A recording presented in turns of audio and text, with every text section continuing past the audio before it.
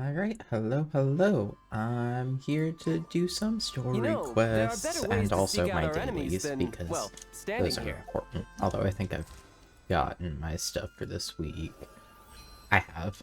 So that's less pertinent.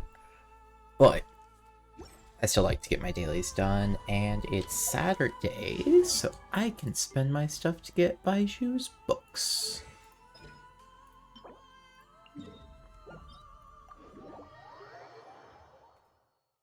Hello. How are you?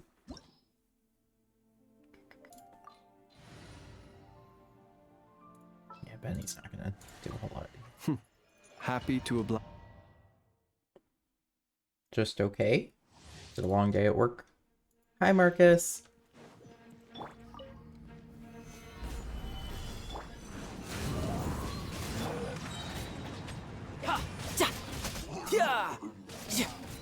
Go together, please. Brace yourself. This is gonna hurt. Be silent. Ah, that guy's still alive. Okay, now he's not.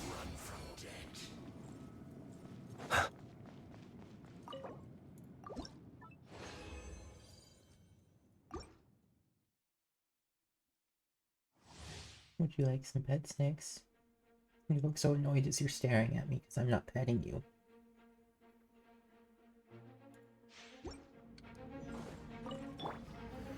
Solidify! Into the wind. As one with wind and cloud.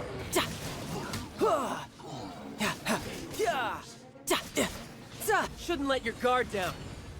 The long sleep beckons. Well, hopefully your evening will be better at least.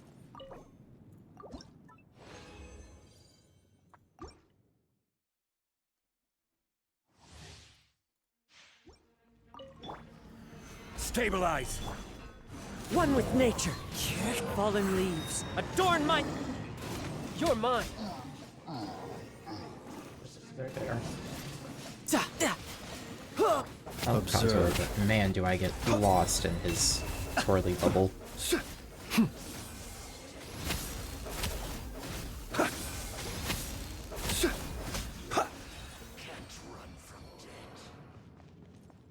Boop.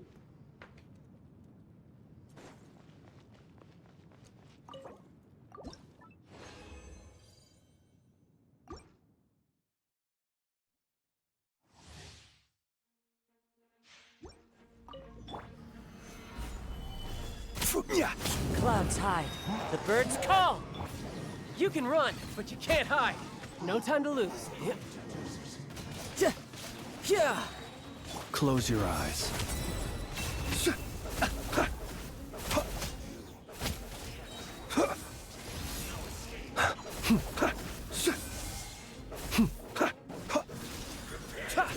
Steady now.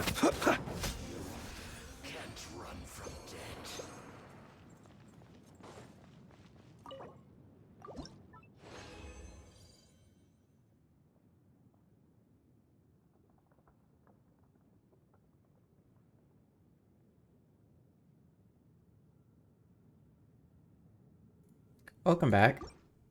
It took me a minute to figure out what was going on in that Marco Polo. But yeah, that's a little funky. Solidify! Riptide. Observe.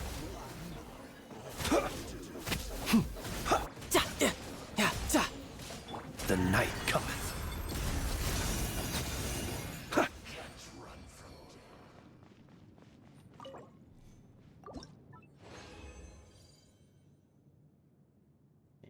That's all my resin. Okay.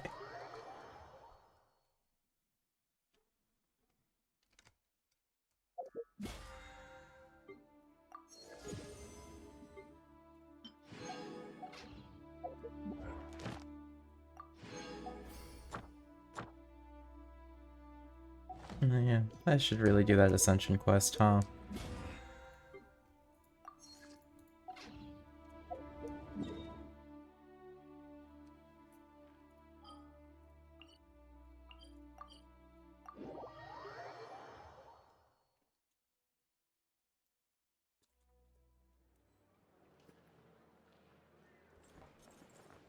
Ad Astra. Thank you for complete. Ad Astra.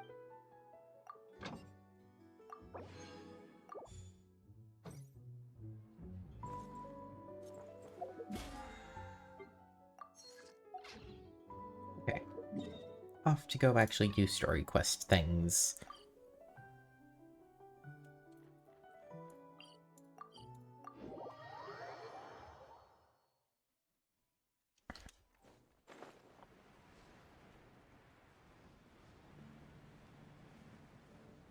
Hey, Durin. Oh, straight into the cutscene. Any more clues for us? We're all set for the next chapter. Yeah, I was just about to come find you. Let's see what it says.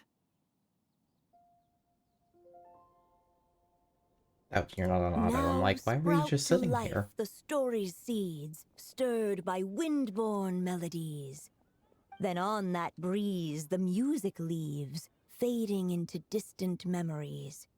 Seek the place where wind and tale entwine, and once there, make 3 riddles into verse, and 3 melodies into song.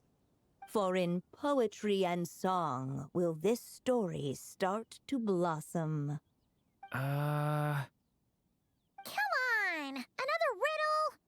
All that talk about wind and melodies? What do you think the answer could be? Paimon, why would it not be another riddle? That's kind of the whole point, is that it was a clue on where to go. Oh! Care to elaborate? Wind, music, poetry. Tone-deaf bards gotta know the answer. You mean Lord Barbados? Albedo introduced us when I first arrived in Mondstadt. I mean, someone like me was bound to catch his eye sooner or later. It's better that it's out in the open anyway. Now, how should we track him down? Literally just check the tavern? Or let the wind do its thing? I'm pretty sure he's already caught wind of what's going on here. Why don't we just see where the wind takes us? Right. He definitely makes it easy to forget he's a real god sometimes.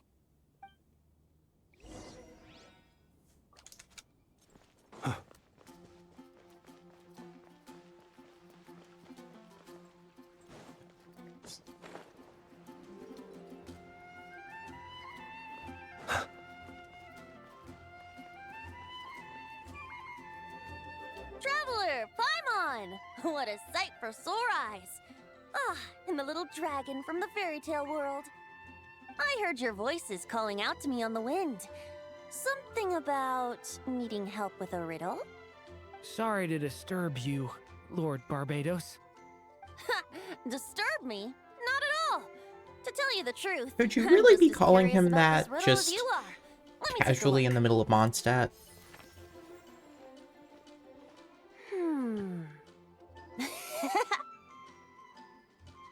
What is it? Did you figure out the answer? 3 riddles and 3 melodies. That sure takes me back. The answer you seek lies hidden in memory. Looks like running to Tone-Deaf Bard was the right call after all. Long ago, those mages came to Mondstadt, seeking to test their strength against mine. But I replied, let us make music, not war, and resolve our conflicts through song. So I strummed my lyre and sang them this verse. Just had to be up on the wall to be dramatic. Oh wind, welcome now, my guests.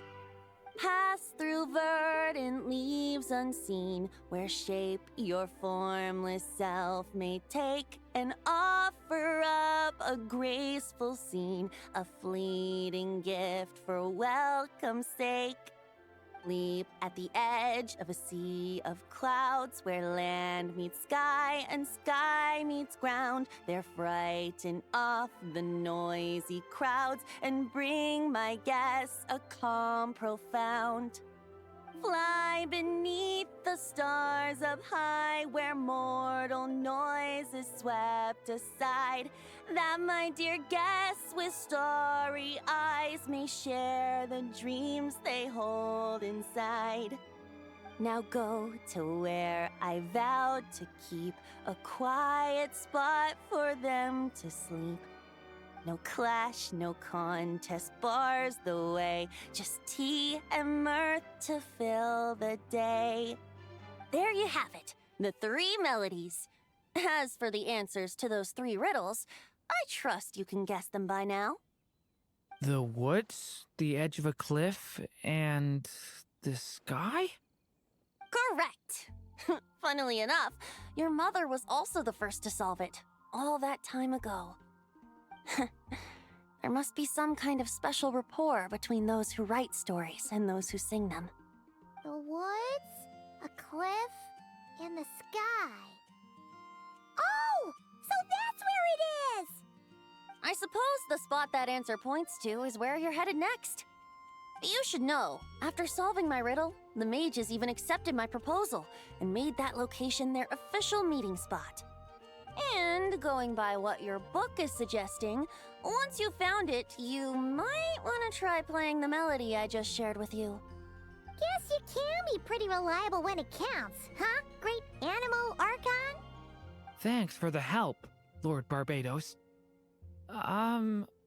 Still got questions for me, huh? Yeah, you must have read countless tales in your time, being a wandering bard and all. In your experience, why might an author consider a story unfinished? Unfinished? Well, I guess if there's something left to accomplish in the story, or, oh, if the last line goes, "To be continued." Huh? Wow, your helpfulness lasted for like 1 second. In all seriousness, I would think the answer to that question lies in your mother's story itself. It's not my place to pry any further. All right then, we should get going.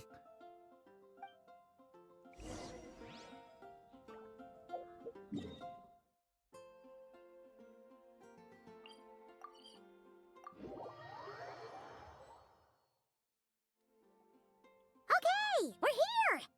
Now, we Speaking just of need this to play the location, I 3 need to do melodies, this fight. and we should be able to gather the memories for the next chapter, right? A musical performance? Huh.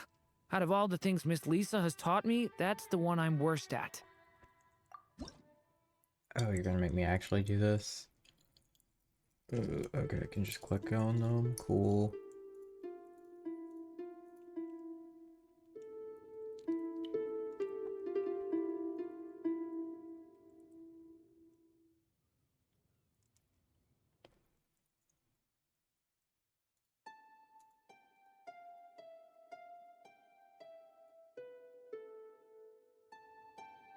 Doing anything on the lyre is always so difficult for me. Because, like, I want to be able to just read the music. But I'm bad at reading music. Something about being a drummer and not having music to read.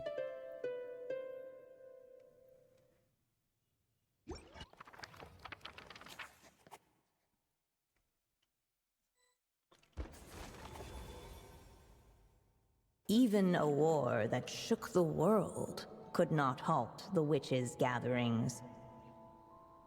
Yet even so, with the passing of time, 3 of their teacups no longer came to be set.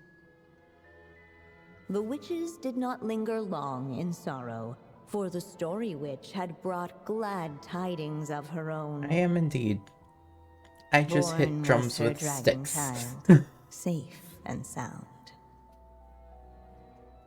Her fellow witches offered up their blessings, And it's not for lack of eagerly trying. debating how to I tried to celebrate learn the both guitar child's and birth. piano, but David's teaching style did not mesh with my learning style. Is there a right or a wrong? I don't know. We'll go with In candy. the end, they settled on the sweetest candy they could find. After all, what could be sweeter than the arrival of new life? And so, the witches' gathering turned into a birthday celebration.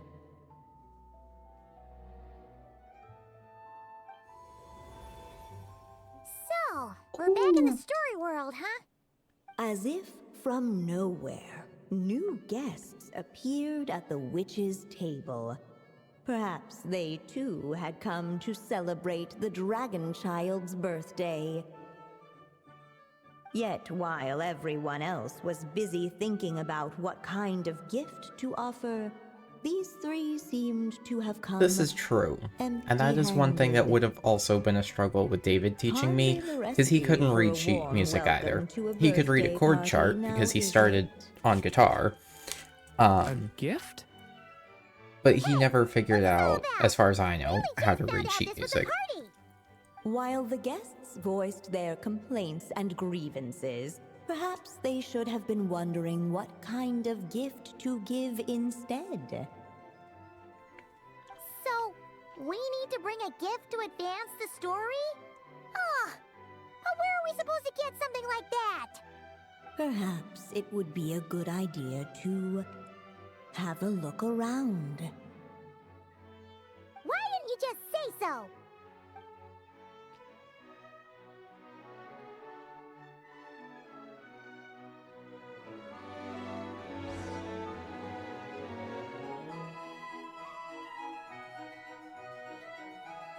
My boy! Hey! Could we use these as gifts, maybe? At last, the guests found something to give the dragon At last? child. This is the first place I Guess looked. that's a yes, then. Which one should we go for? Still, the guests wondered what kind of gift might the little dragon really want. Should they put a warrior's sword in his hand and send him out on an unstoppable quest to save the world? Or perhaps a wandering hero's slingshot and the promise of a life of endless, uncharted adventure? Or maybe even a scholar's tome and the chance to take on all the world's unsolved mysteries. Okay. Wow. That's a lot of pressure all of a sudden. Oh yeah! Technically, we're actually picking a gift for you. So, which one would you prefer? You want me to choose? Wow, this feels kinda special. How come? For as long as I can remember, I've spent most of my time living in the stories my mother created. I always thought my mother had everything written out for me already, just like the toy figures in Constellation Metropole. What I wanted to do with my own future. Huh. That's something I've never really thought about. What did I want back then? Ah. This is the first time I've ever asked myself that question. Sounds like this is the perfect opportunity to answer it then. It's been a while since you left Simulanka, and after everything that's happened, it might be about time to start thinking about your future. Then let me give it some thought.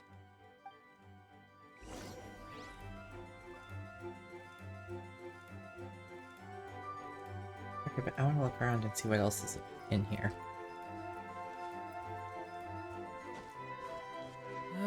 No mark had been left on the page ahead. Oh, The group found themselves unable to move forward. The witches went on chatting away, ignoring the empty-handed guests.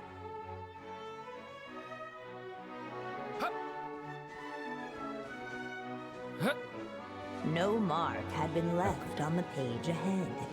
The group There's not much found else in here. themselves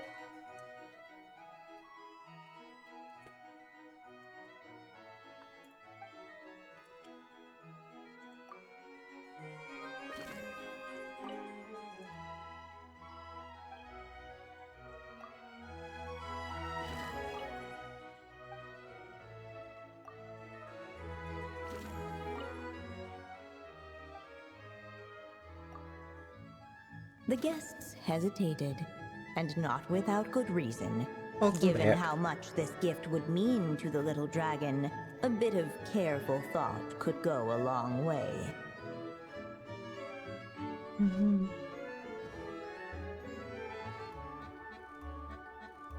I think the book. In the end, the guests settled on the Scholar's Tome. I you're finished the my scholarly chocolate type, orange and huh? now I'm sad. I just feel like I should learn more about the way the world works. What makes you say that? I'll give you an example. Did you know that in Mondstadt, using fire to catch fish is a punishable offense? I thought she was just teaching me regular hunting techniques. It was only after Master Jean caught me and sent me to solitary confinement that I realized I'd misread the situation. So much of what's considered common knowledge in your world just wasn't in Simulanka.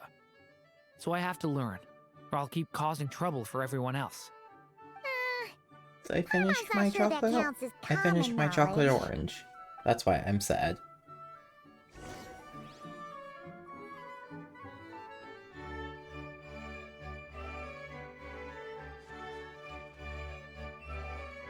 Alright. They should let us in now that we've got a gift, right? Hello there. Brought a gift this time? The newly arrived guest presented his gift, wishing the little dragon a future as a wise and accomplished scholar. Accepting the guest's blessing, the Story Witch invited him and his friends to take their place around the table. Finally, she could introduce them all to her dragon child, telling all in attendance about the moment of his hatching, and of course, the name he'd been given. It was then that the Seer Witch, diviner of the stars, withdrew her gaze from the heavens and turned a sorrowful glance upon the little dragon. You gave him the same name as that evil dragon? That's right. But the life I intend for him shall be very different. What folly to love so blindly. For as you must know, a name is the mirror of destiny itself.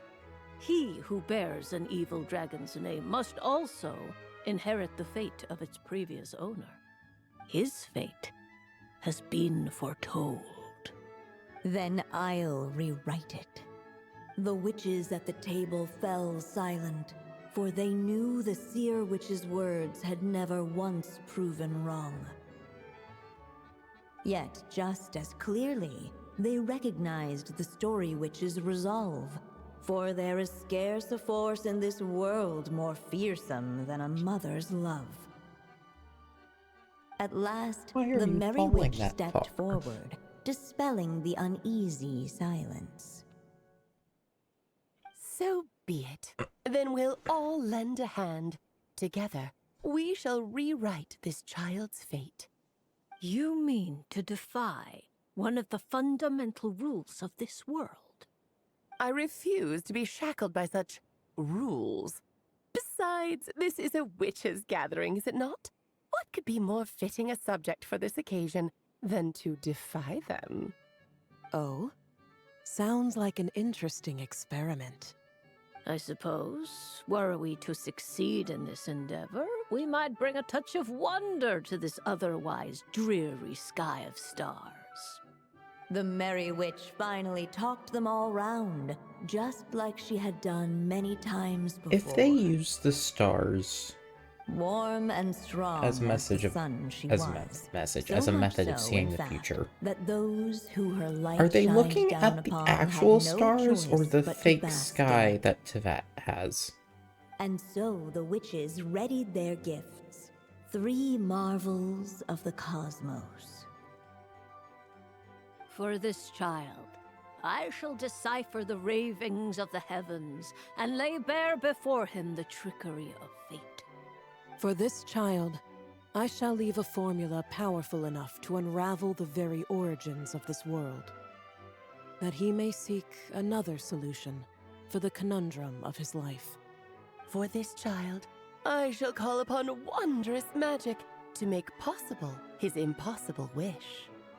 All the Story Witch had was the pen in her hand, yet with the love that flowed from it, she resolved to bring forth a marvel of her own.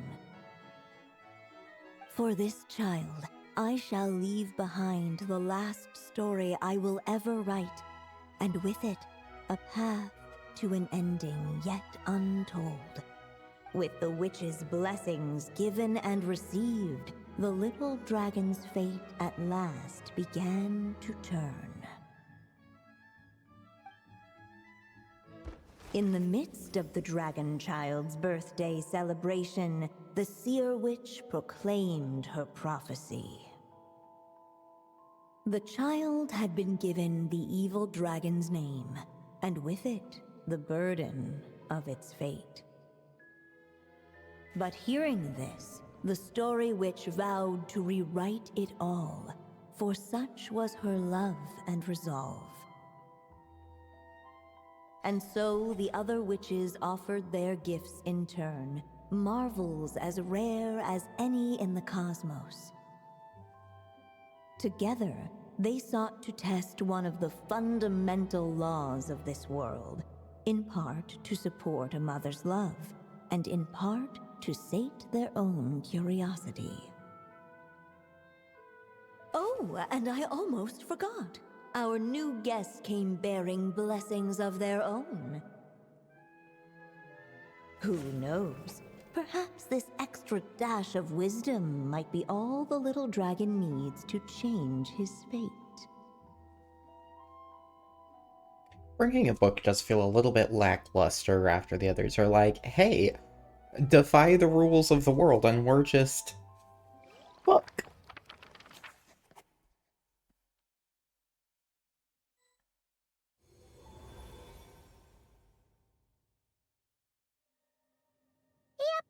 Looks like we've completed this chapter, too. Those witches in the story were the mages of the Hexen Circle, right? They sure seem to care a lot about you, Durin. But, Paimon kinda had trouble following their conversation. Just a bunch of mystery, as usual. The evil dragon's fate. Oh, is that what you're worried about? But didn't we already take care of that? Ah, the mages must have had a hand in that, too. Also, I was just thinking, which part of the story are we even meant to be completing? Oh, it feels less like we're filling in the gaps and more like we're adding something new altogether. But we use the ink, right? And the book hasn't given us any more clues, so that must mean our task is complete. At least for now. Yeah, I guess we're doing something right. Maybe I'm overthinking things. It's just... this is my mother's final wish, so I don't want to mess it up. Anyway, I don't think you could. I think the point is about learning more about yourself. A hint about the next chapter. So as long as you're learning and doing things, you're doing what she wants. Just don't turn into an evil dragon.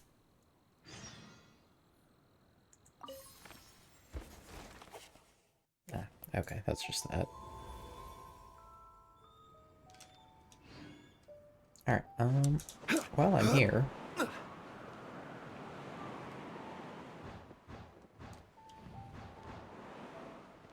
I'm gonna go fight these chess pieces. Because somebody here still needs these friggin' things. And the game refuses to... Yeah, that's fine. I can use the other stuff. Right. Let's get to work.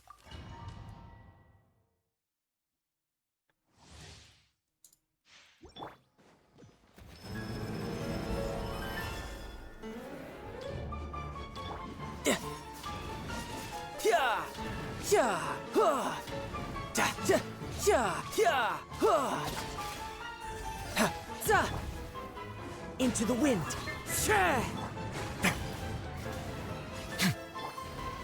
Gather! One Ceres' time is far too slow. Ramming speed! Yes, this is more like it.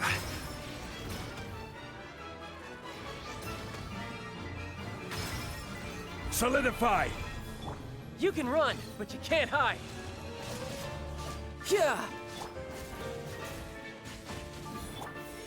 One with nature.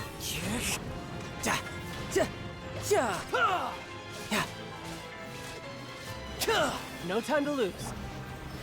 Stabilize! I'm flying! The wind knows me. Let's begin.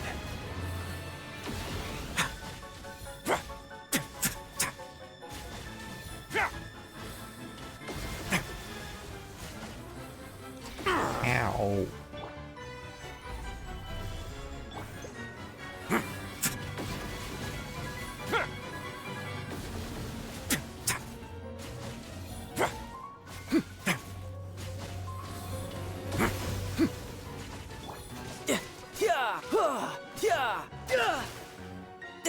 Who's next? King and Queen should present a united front. I will have order! That was bound too soon. No, it didn't. Cool. One with nature. That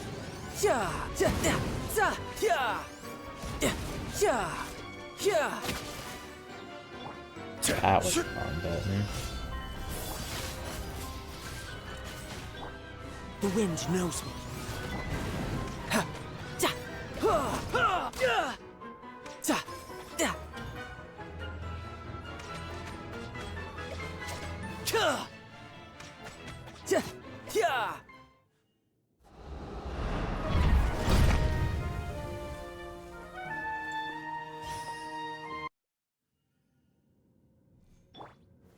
Gather! Falling leaves, adorn my night! Brace yourself, this is gonna hurt!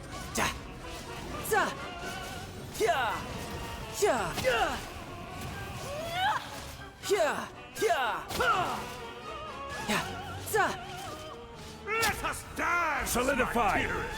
Try to remember the steps this time. Oops! I thought I had it memorized. A moment, please.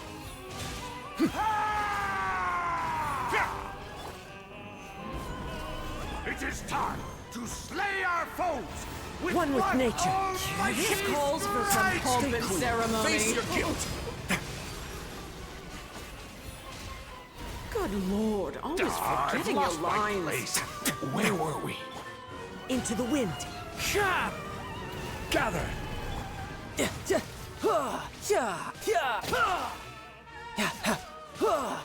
A symphony of No time to lose. fire. One blast is quite enough. Don't run away now.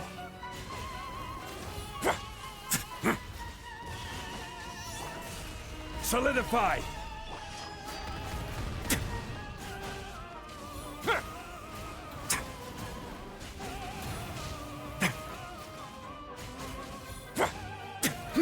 A moment, please. Oh, this is all getting rather dreary.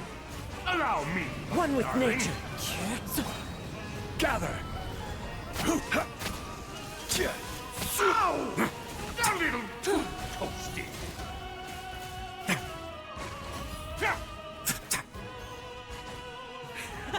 And now, a towering Clouds return high. to The birds fall. come.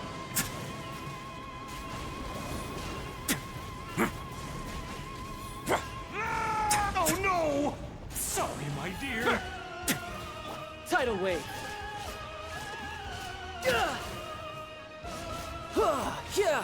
Blundering oaf! You're ruining the show! Stabilize. Into the wind.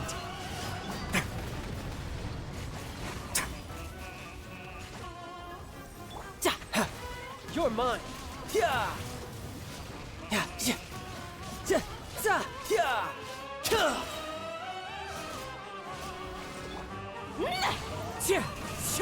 Let's begin. My power is immense! This is order! Stuck in the barrel. Riptide!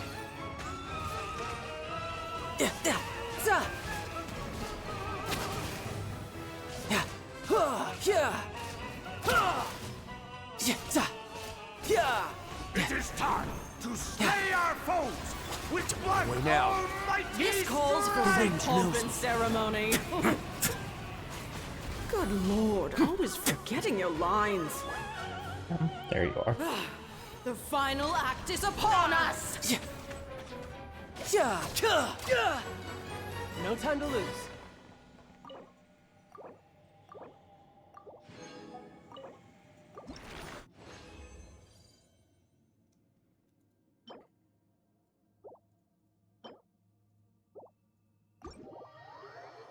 Remember if that's the right one.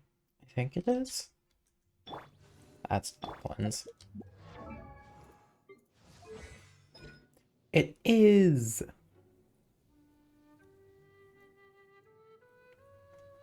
Yippee! Oh, and I actually have enough money. That's a shocker. And now I need 2 more. I'll need 2, 4... 2, 3, 4, 5, 6. Still 6 more weeks before I can I wonder actually what the rest of the finish triple Harbingers are crowning up him. to. Plotting and scheming on an ever greater scale, no doubt. That's the wrong button. Next chapter unlocks in 9 hours.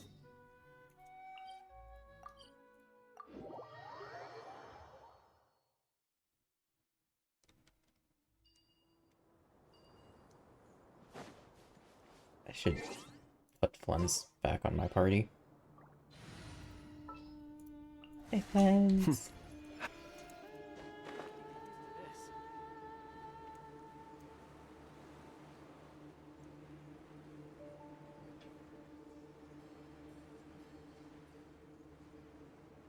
Ooh, there's a fishing spot and some fungus.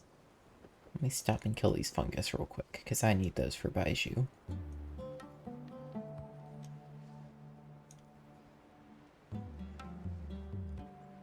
Yeah. One with nature.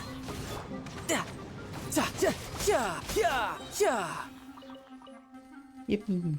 Oh, hi there, buddy. I didn't realize there's a crocodile down here too.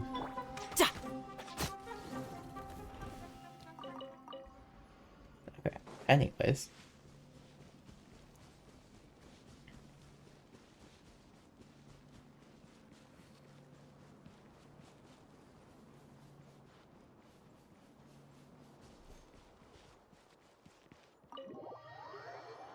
I didn't realize there were going to be more than one button there. Okay.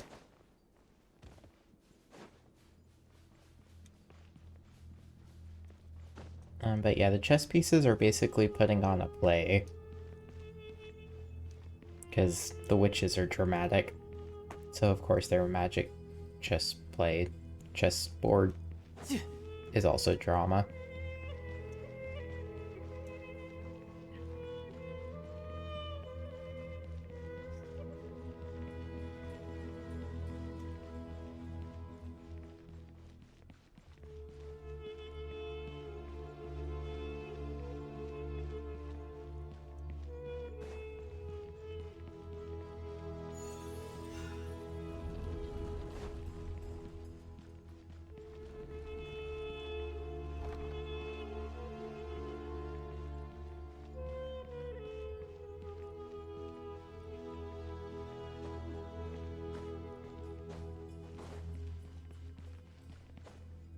Oh yeah, I was playing as Kaveh with this. Not my friends, that's not what I need. I wanted Kaveh to come with us. Is that the client?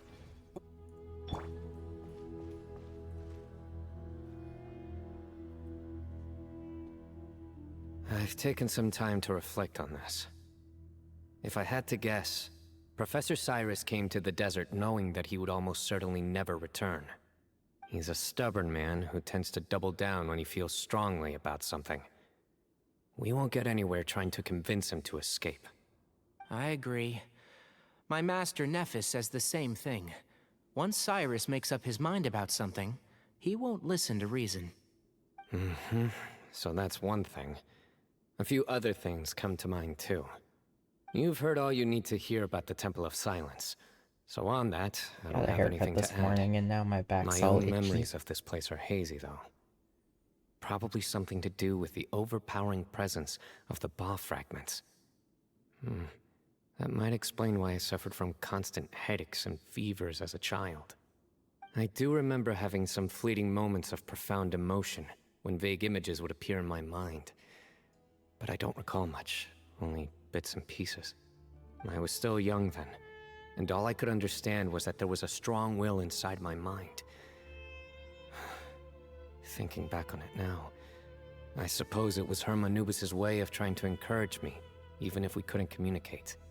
The power that came to inhabit my spirit was probably one of the cornerstones of their whole faith. So if the will and might of Anubis is a real, intangible thing, and they are its rightful worshippers, then... You're not gonna give in to their demands, are you? Surely there has to be another way. No. I have no intention of returning it. I need this power to protect Sumeru. But the temple has the right to make the final decision over its fate, since it belongs to one of the 7 pillars of King Deshret. So I will challenge them head-on, and win the right to wield this power for myself, fair and square. A lot less This dramatic reminds me when of you can something only see Alhaitham one mentioned eye. to me just before we left. He said that the Temple of Silence was originally founded by the ruling elite of the day. Traditionally, such organizations are bound by a strict and ancient code of nobility. Kaveh has made similar observations about the desert tribes from his work trips there.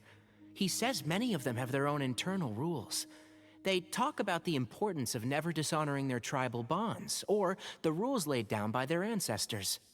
I think we could turn that to our advantage. Go back to them with a proposal of our own. Wow, and just like that, we've turned the tables on them. Looks like we have the same idea. Turn it back on them now while we still can, in terms that they cannot refuse. That's how we win this. Great. And I know just how to start the conversation. Let's go find Sethos. We'll tell him that I know a thing or two about medicine and would like to take a look at his grandfather's condition.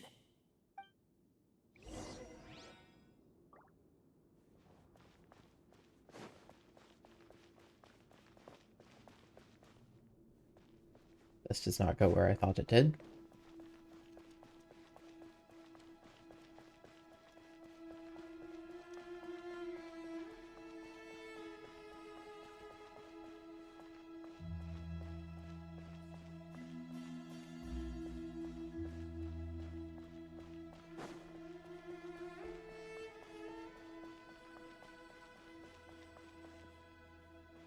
I thought that was going to be a lot more impressive down there.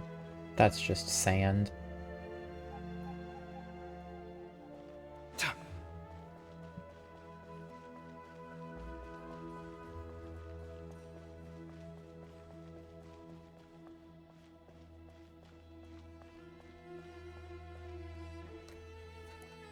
Sethos, let's talk. Have you made up your mind? We'll get to that, but first, I have some degree of medical training, so I was wondering if you might let me take a look at your grandfather? I have no objections, although we do have our own doctors here. I doubt you'll be able to tell us anything we don't already know. Only one way to find out. Follow me. Keep your voices down. We don't want to disturb him. I mean, if we're going to do an exam, we're gonna disturb him a bit. Let's talk outside.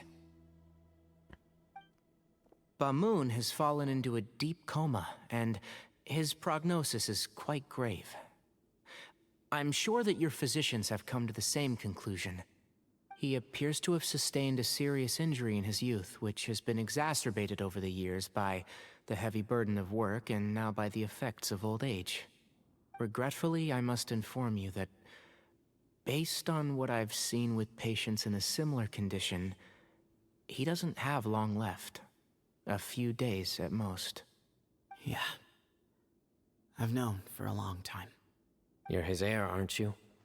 You clearly have a lot of respect for the man. But you also see things differently. You have a broader range of concerns and a more pragmatic approach. So tell me how we can end this on your terms. Who is she calling her Let's minion? find a way to bring all this to a resolution while Bamoon is still alive to see it. That's what really matters to you. I know it. Yeah, there's no time to waste here. You know that better than anyone. You know, the two of you are actually in a very similar predicament right now. Both of you have a very different perspective from the men who raised you. Right. And you didn't create this situation. They did, but somehow you've ended up having to make the tough decisions. You're right. We both look at this problem very differently than the people we inherited it from. I accept, Cyno. This all began because of Hermanubis, so let's end it with the rite he himself created. Legend has it that when Hermanubis first arrived in Tuletula, he sparred with the city's residents. He and his two companions proved their mettle by fighting over several days, What is winning she the playing? support of many fine people. That group of supporters were some of the first members of the Temple of Silence, and the sparring matches were enshrined as one of our founding rites, the rite of duels. It's where it all began. Sounds very fitting. I'm in. As a fellow vessel of Hermanubis, your ties to the Temple of Silence run deep. So I will permit you to participate in this rite, along with your chosen companions. 3 against 3. Sounds good. However, I have some additional terms. As the challengers, you must Never win heard of all it, 3 of your fights to win. But and Cyno, she's a small child, so I both don't of expect us to play the must same put games. our Ba fragment on the line. The winner takes them both. Letting Cyrus leave with one of the Ba fragments was a mistake, made by my grandfather out of pity. It is a long-standing issue that must be addressed for the Temple of Silence to move forward. I can make no concessions on that front. None needed. We're on the same page. If I win, the Temple of Silence must release Cyrus, and consider this past dispute resolved. If you win, I'll return my power to you. It's a deal. Then let's meet at the ceremonial hall tomorrow evening, 8 o'clock. I want to know how these little thingamathings stay in Sethos' hair. They're really cute. I love them. I don't understand them.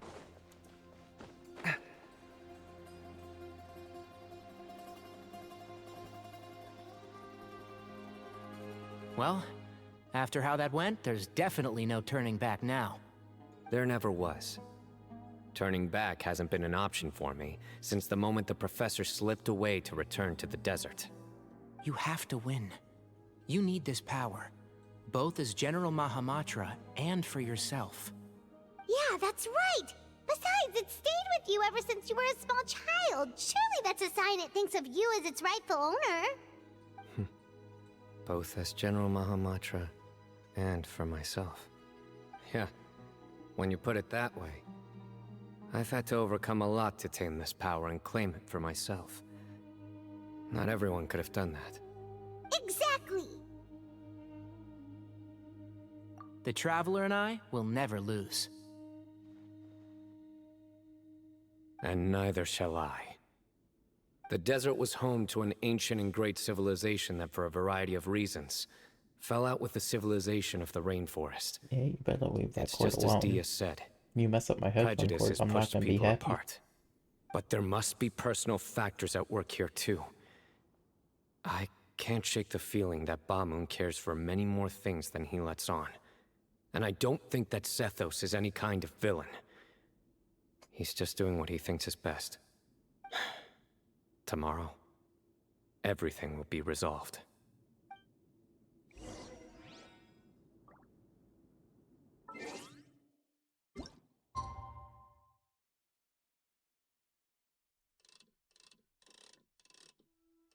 It's at 8 p.m., right? I think so.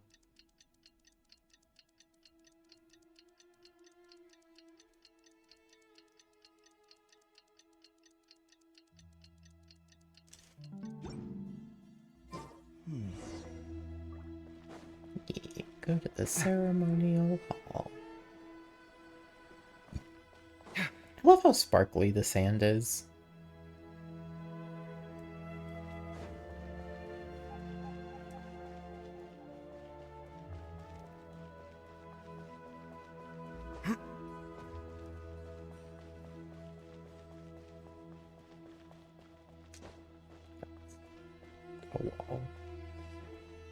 We didn't just run into the wall. Don't worry about that. We gather on this day to perform once more the rite of duels, with the greatest of all sages, Lord Hermanubis, as our witness, for his power and authority is present in our midst. This is our most sacred of ceremonies, and no disruption from the audience shall be tolerated. It is incumbent upon all to observe the duel with the utmost respect and reverence throughout the proceedings. Representing the Temple of Silence, the Defenders.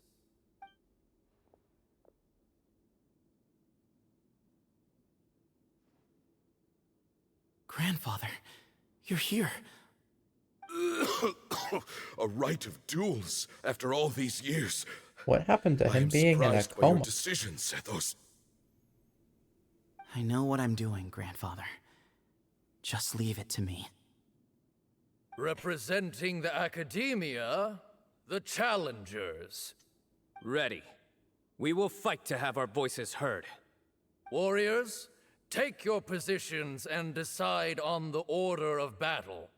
We come not to debate what brings our challengers here, nor what will become of the defeated duelists. Duelists, the might of Hermanubis himself is at stake here. Now, fight. Fight until the rightful victor is proclaimed. Huh? Are you sure? I agree. He's very strong. Sending him out first will definitely intimidate the opposing side. Okay, then you're second. Sure. We have decided. So have we. Let's begin. Duelists of the first bout, please step forward. Can we please at some point give Aether a new sword?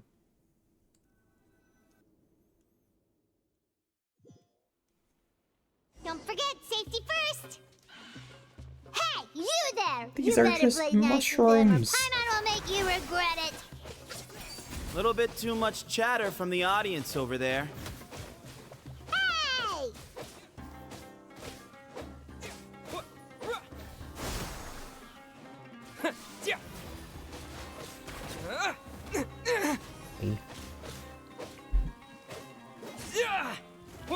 Scatter! Yeah. A swift end to the first bout. I now invite the duelists of the second bout to please step forward. When you're both ready, you may begin. Aether, yeah. Let's begin. Because, you know, he's a world-renowned hero. He's conquered enemies in drank every plenty of water before the nation bout, and fought so he against should be fine. Archons and this, that, and the other. I hear everything. But then he just has the dull blade. He has the wimpiest looking little sword.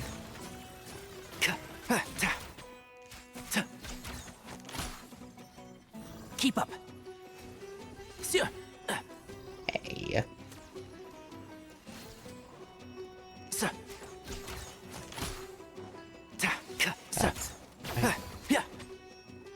One with the forest.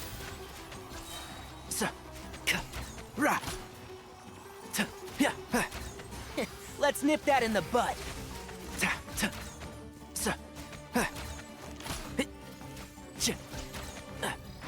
Can't see?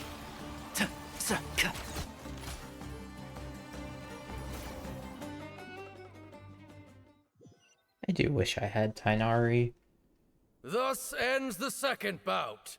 We will now move to the third bout. Anytime his banner's been up, I'm Please, always like step waiting for forward. someone else, or I'm just I So am didn't I. care that much at first when he This came is out the because I final don't play stage archers of the rite. a whole lot. I remind but you both that the terms you I do agreed kinda upon wish I in had him. advance are binding. Or do I have him? When He you're is on both standard. ready, Maybe I have him. you may begin. In which case I need to level him.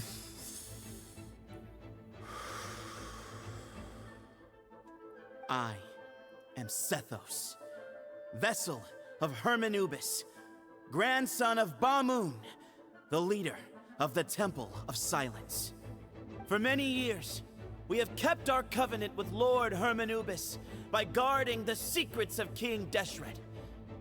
And even in our darkest hour, when we could not see a way forward, we chose not to abandon hope, but to embark on a brave new experiment so that we might prevail.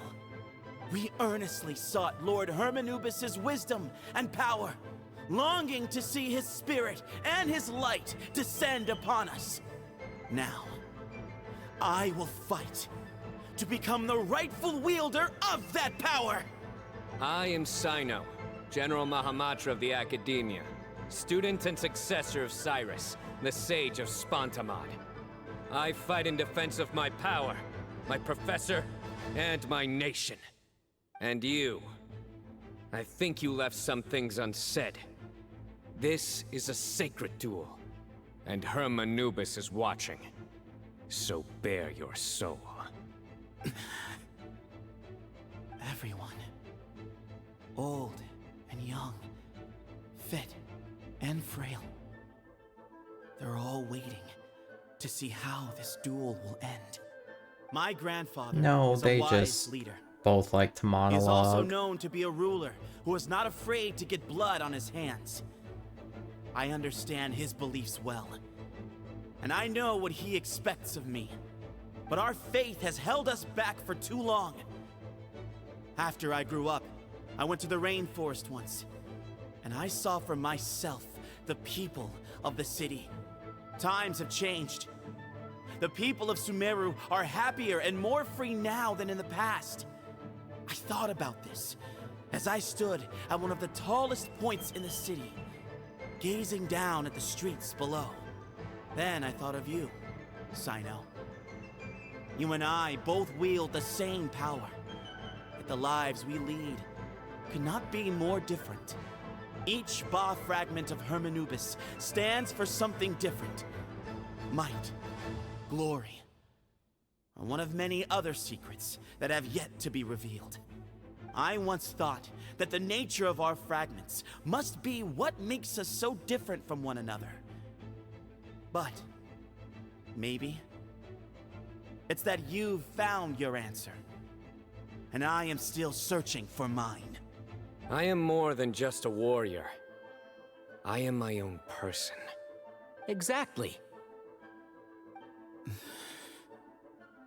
The name Hermanubis has left its mark on both of us, shaped the course of our lives.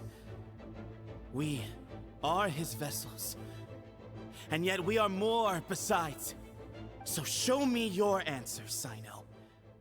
Show me I can be more than my faith, more than the power I wield. Show me the person I can become!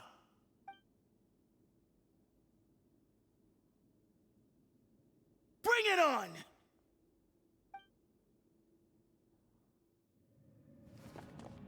Do I actually fight, or does this just turn into a cutscene?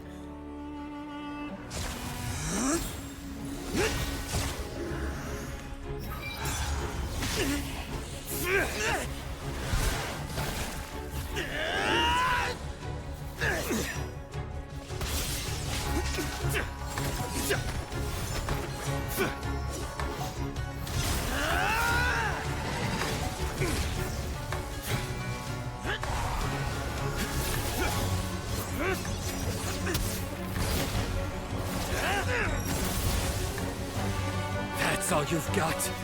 What happened to searching for your answer?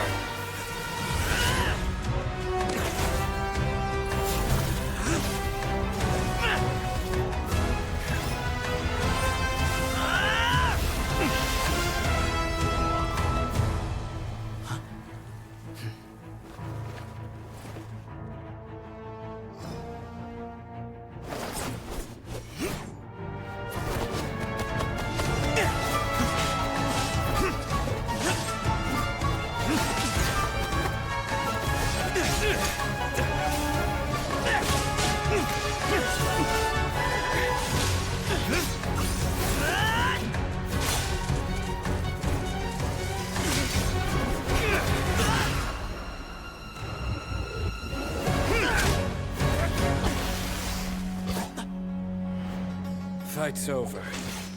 Do you yield? You won. Well then, looks like you found your answer.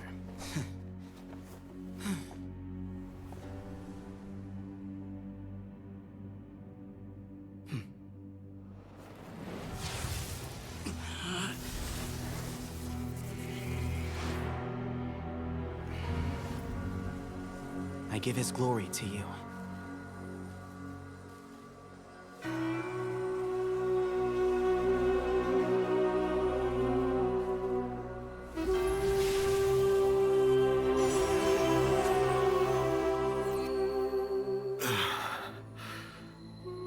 I've seen that light.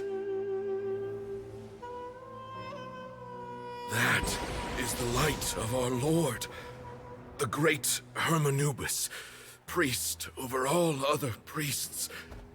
His spirit dwells within that lightning, and his will lives on. Once a warrior of Tynar, he emerged from the barren desert sands to serve the god king Al-Ahmar. After the death of the god king, Hermanubis gathered his followers and the Tynarian priests and led them to the city of Tule-Tula. There, they founded the Temple of Silence, and from that day forth, we became stewards of all knowledge that survived from King Deshret's civilization. Barely a century passed before war ravaged the desert. One by one, Eremite leaders took up arms against each other in battles that would devour what little remained of their civilization. Only the wise city of Tule-Tula was spared under the guiding hand of the Tynarians. Why are my neighbors setting off? Did not last. Coveting the knowledge of King Deshret, the beasts set their eyes on Tule-Tula. The king of Gurabad laid siege to the city and ordered the sages to surrender to him the Temple of Silence. Weird time to do fireworks. But it'll be warmer. The It's supposed to ruling be 70 or elites something. colluded with their oppressors, betraying the temple so as to hold on to their rule over the city. They declared that the knowledge guarded by the temple was the true cause of corruption. These were dark days, and we faced enemies on all sides. Our Lord had long since exhausted his strength, keeping the forbidden knowledge introduced by King Deshret at bay. To ensure the temple's continued survival, he broke his being into many pieces and began the ceremony of Hermanubis' legacy, bestowing his power upon his mortal followers. With this power, the temple was able to defeat the tyrant's army. Yet, we were not hailed as heroes. Strange and unfamiliar as this power was, it struck fear into the people's hearts and drove them to reject us. In the end, the people of the temple and the Tule-Tula Tynarians left the city for good and made their way to the rainforest. What followed next was inevitable. The elite of Tule Tula fell and were decimated. War engulfed the desert. And we wandered from place to place, always in hiding, all the while keeping close watch over our secrets and staying true to our mission. Betrayal forced us out of the desert and into the forest. Then mistrust drove us from the forest into the desert once more. We have lived in exile for far, far too long. Yet, today, the Temple of Silence has borne witness to the glory of Hermanubis once more. Thank you.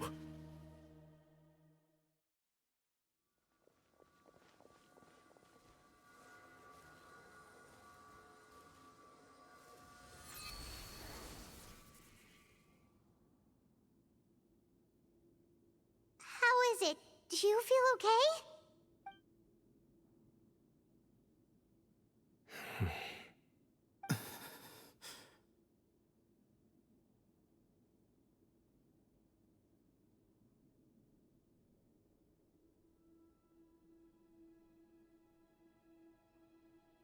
Figured he'd have at least fallen over. Rigor mortis ain't gonna kick in that fast.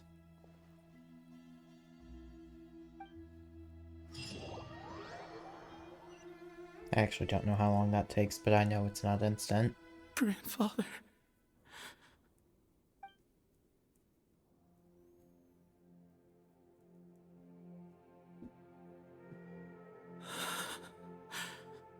Hey, Sethos.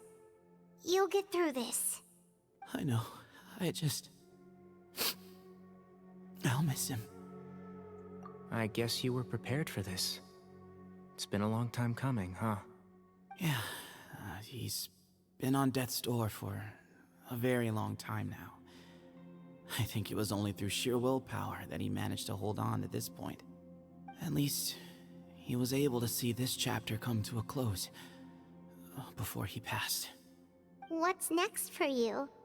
Per my grandfather's last wishes, the Temple of Silence should submit to whoever possesses the largest number of Hermanubis fragments. That entitles you to be our new leader, Cyno. But that's never going to work, as I'm sure you realize. I'm the General Mahamatra. I am needed back at the Academia. I did foresee this possibility, and I gave it some thought. The fact is, I know next to nothing about the staff, records, and environment here. As such, I am ill-suited to be your leader, Sethos. I believe the honor should go to you. Were it not for this duel, or indeed if you had other intentions, the Ba fragments would most likely be in your hands by now. I'm sure Bamoon never meant for anyone but you to be his successor. You really think so? I do. Still, I didn't think Bamoon looked very surprised by the final result. Perhaps he had an inkling that this would be the way things end. Well, in any case, since the Ba fragments are with me now, I guess I can call the shots. Sethos, I would like you to succeed Bamoon as the new leader of the Temple of Silence. You are more suited to the role than I, and I have complete faith that you will be an excellent leader.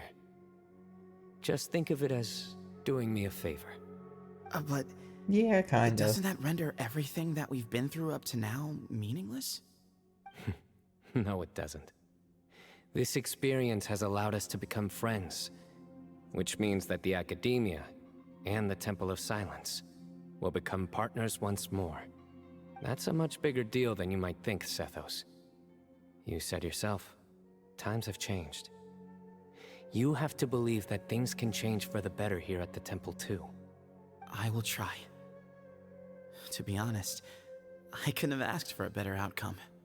Actually, part of me wonders whether Bamoon's intentions from the very beginning was just to create enough pressure to force us towards a duel. That way, No matter who won, one of us would have to surrender our Ba fragment, and the power of Hermanubis would be concentrated in one single person. Had you won, So I get the Temple of that the Silence would have funeral doubled was its important strength. and all that, but where And is were I to Cyrus win, during all of this? he Did they correctly ever free anticipated him? that I wouldn't suddenly drop everything to become the leader of the temple, much less integrate the temple into the academia by force. He knew that the temple's future would depend not just on the guidance of Hermanubis, but the support of the academia too.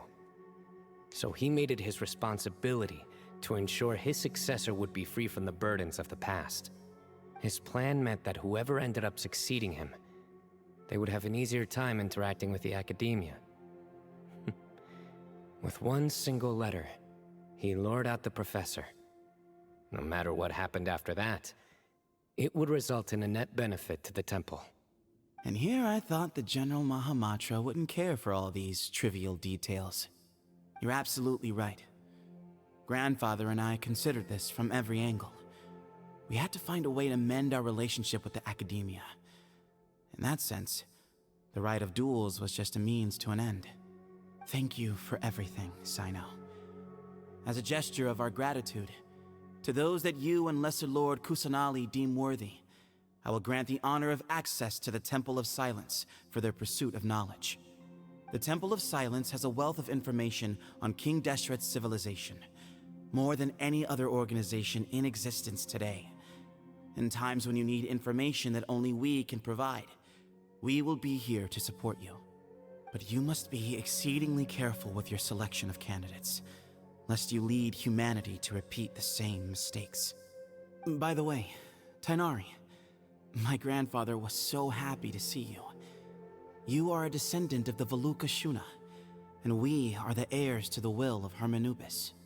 The story goes that King Deshret chose the sage Hermanubis from among the Tainarians and appointed him as his familiar. He went on to fight many valiant battles with his Tainarian companions. They always stood by each other, from the founding of the Temple of Silence to the fall of Tuletula. The Tainarians who left Tuletula joined their human counterparts in the rainforest. A few centuries later, when some of the group returned to the desert, many of the Tainarians chose to stay and put down roots in the rainforest. In all likelihood, those were your ancestors. How fascinating. My father once mentioned that I was named after the Tainarians, but I never knew that my forebears had such a history with the Temple of Silence. I like this story. By the way, has anyone seen Cyrus? That's what I'm asking. Yes, Cyrus. You'll probably find him in my grandfather's room. He wouldn't show it in front of me, but I think he still has many fond memories of my grandfather.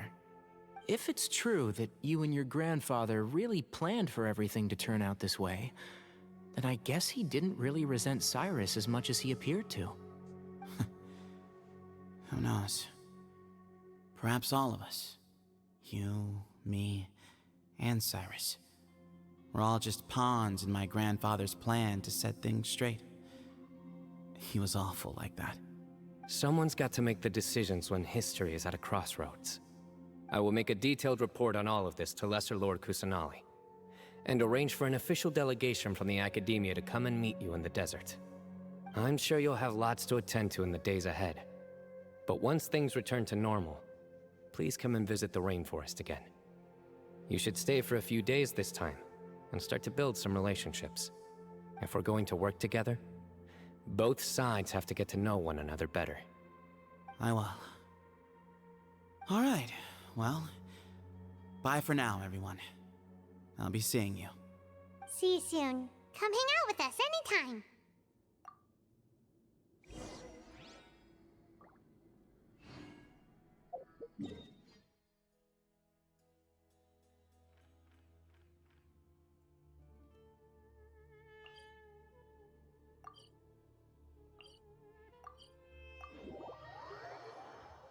I get so washed out on this loading screen. It's so bad.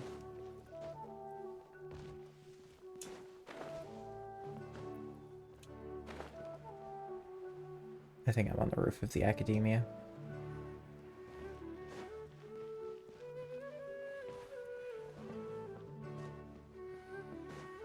Where's the front of the building? Over there. Maybe?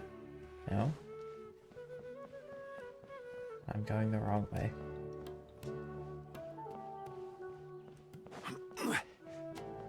Oh.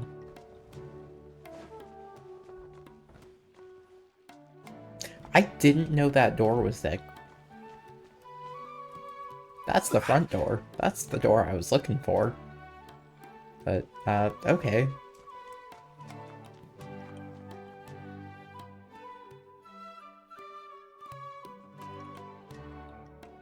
What were you thinking, gallivanting off into the desert alone at your age? What if you take the bucket, hmm? You told not a soul what you were up to, designated nobody to handle your affairs, and left everyone scrambling frantically to try and figure out how on earth to clean up the colossal mess you'd made. Oh, please, will you stop your yelling? What other choice did I have?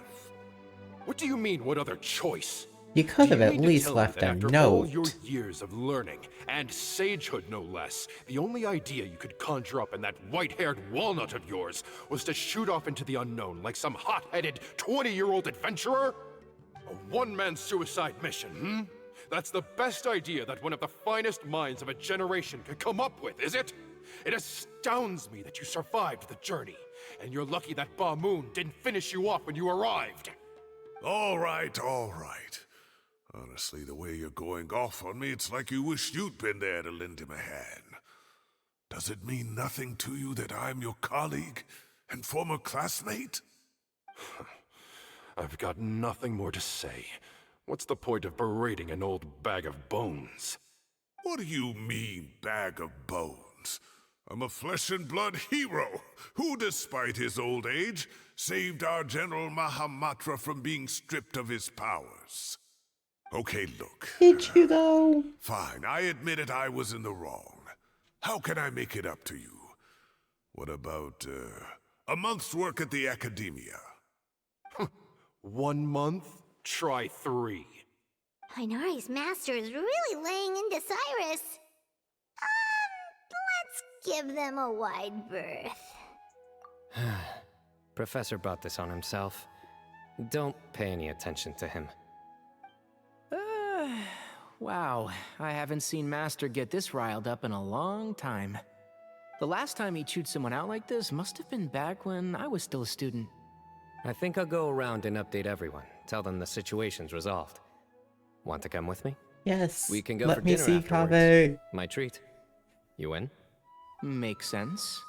I'm in. I am doing this to see Kaveh, not doing this for the food.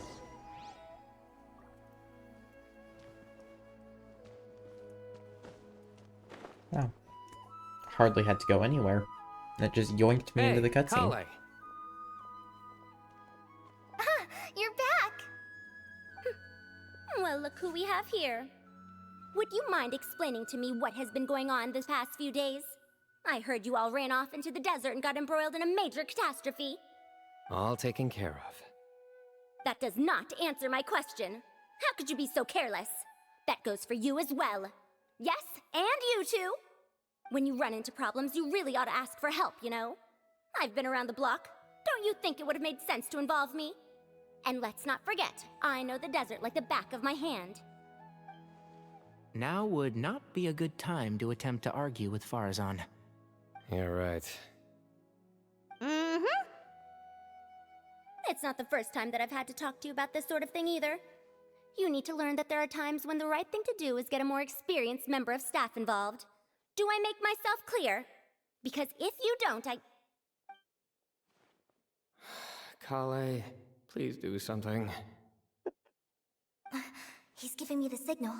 All right, guess it's time to play my ace in the hole. Say, Madam Farazan, I can see you're pretty upset, but, I was just wondering, remember that time you offered to give me a tour of the Academia?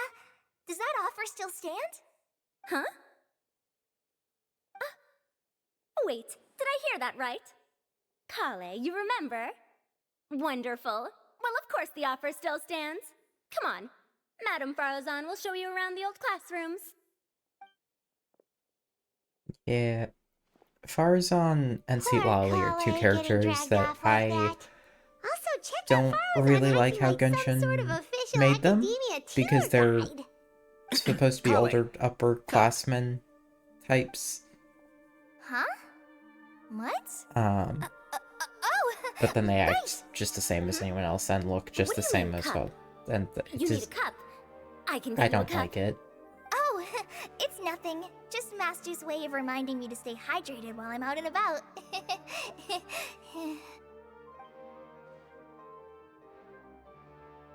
It's code for let's reconvene at the cafe. Tighnari and I used it while we were in school, and it's become something of a family tradition now. Oh, that's kind of fun. Mm-hmm. Family tradition, as none of them are too. actually family.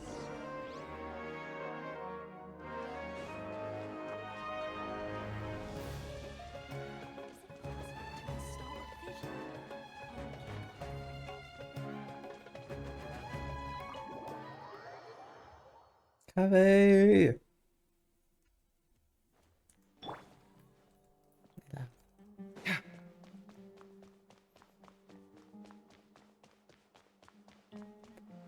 There he is! Oh, I know, I hate them. But Kaveh! Am I hallucinating? Or do I see Kaveh and Alhaitham engaged in diligent studying? We're just reorganizing all the books You we do, used. yeah. Look, there's a whole mountain of them. There's no rush. Nobody reads these books anyway. How do you even get My a hold of a sincere book thanks this to you big? both. Yes, with your help. We resolved the issue rather swiftly and painlessly. And the outcome was better than we could have hoped for. I only made a few friends in college that I'm actually still I in contact see. with.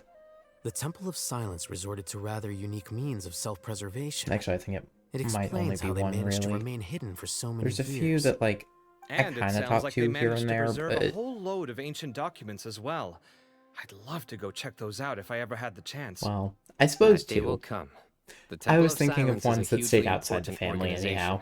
and we'll be sure to maintain Sra's good the only one relations that's with them like in the still future. just a Now, friend as a token of my bond. appreciation, I'd like to treat everyone to coffee. But Tommy was technically a college Sounds friend good. before he was family. Yeah, sounds great. Although after And- the last few days, I don't know if I can handle another coffee. Yes, But I I do can just remember order Mom's something school else. books, but they weren't Sure.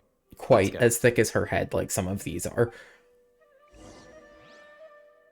You also weren't... You didn't go through your entire college degree, and you were only part-time, so you didn't have... But he wasn't always a cousin. Because he was my friend before Aaliyah was even in the picture. I knew Tommy before Aaliyah knew Tommy.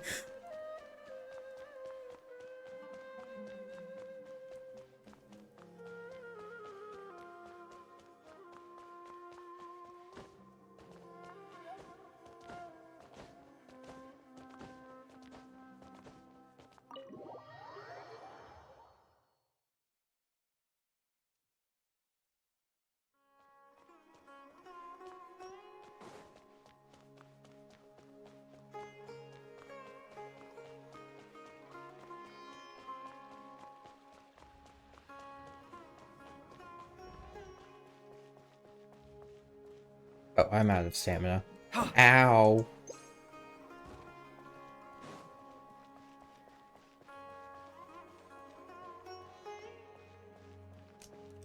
Yeah, I did full-time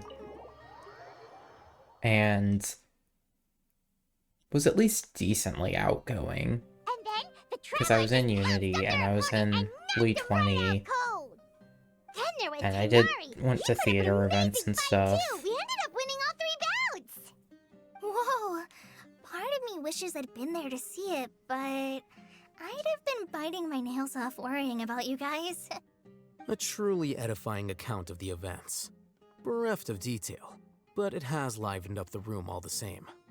Hey, Paimon included all the juicy details. The Traveler just pounced and then waved their sword like this, then spun around and blocked. Despite winning 3 bouts in a row, you still ceded the position of leader to him. That's very dignified of you, Cyno. Of course. Being dignified comes with being a true champion. I got to be a champion too for once. I've not sparred much with desert folk before. It was a pretty unique experience. You weren't fighting people, though, Tainari. You fought machines, and I fought fungus. Cyno's the only one that actually fought a desert folk. Yeah! Huge place! It felt like something right out of an epic poem! Imagine this. It was like there was... Maybe save that one for later, Paimon. Dessert's here.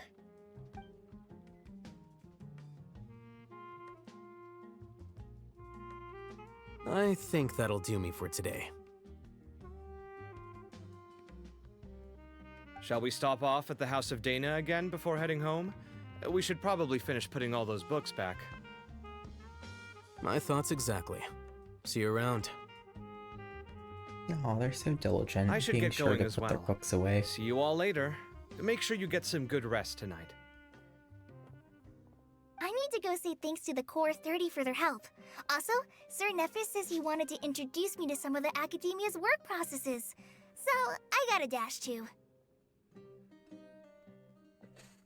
Kale's come a long way. She's much more confident at dealing with other people these days. Everyone's a work in progress. You never stop learning. Yeah, true.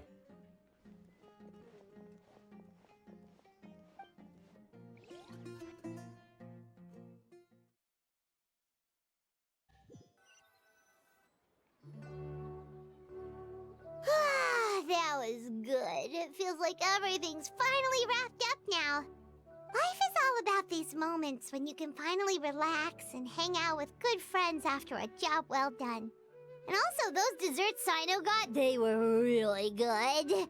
Paimon definitely needs more of those in the future. Do you three have anything planned for the rest of the day? If not, would you come somewhere with me? That's a secret for now. Wouldn't want to spoil the surprise. Okay. When have you I had think I can time guess where you're talking about. to plan a It'll surprise definitely and be a all nice of this? surprise. Well, now Paimon's curious. Come on, let's go.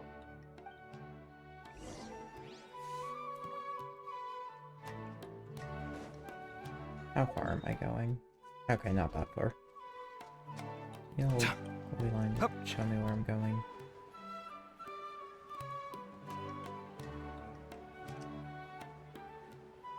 I think I needed to go the other way.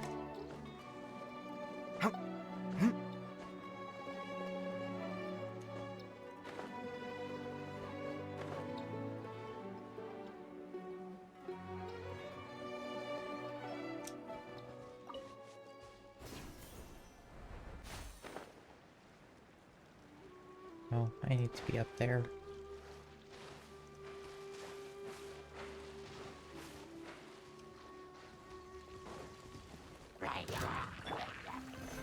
I see your power. Yeah. Hey. Breaking new ground. Hey.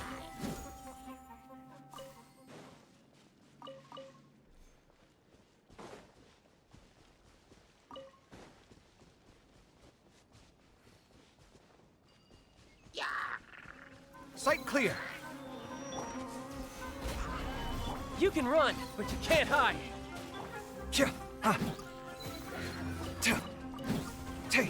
Close your eyes. Scanning.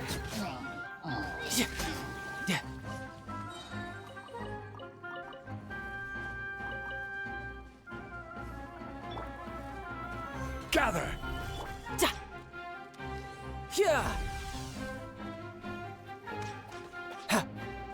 Oh, okay.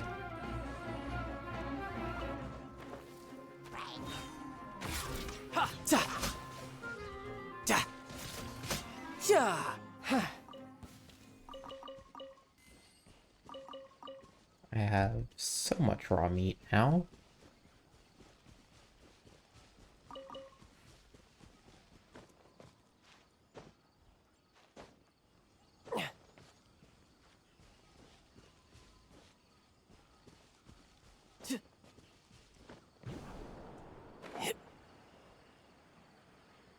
really did need to be way up there, huh?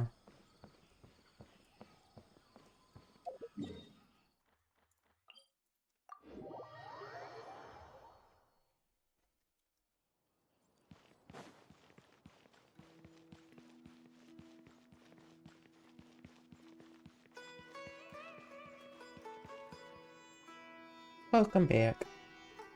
You missed me running off to the wrong part of the Been a map. while since I last made my way up here.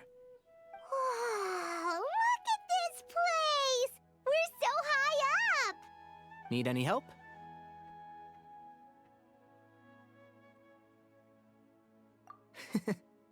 As you wish.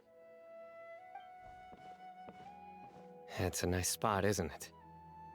What a great view! We're so high up, we can see for miles! Traveler. Turn around.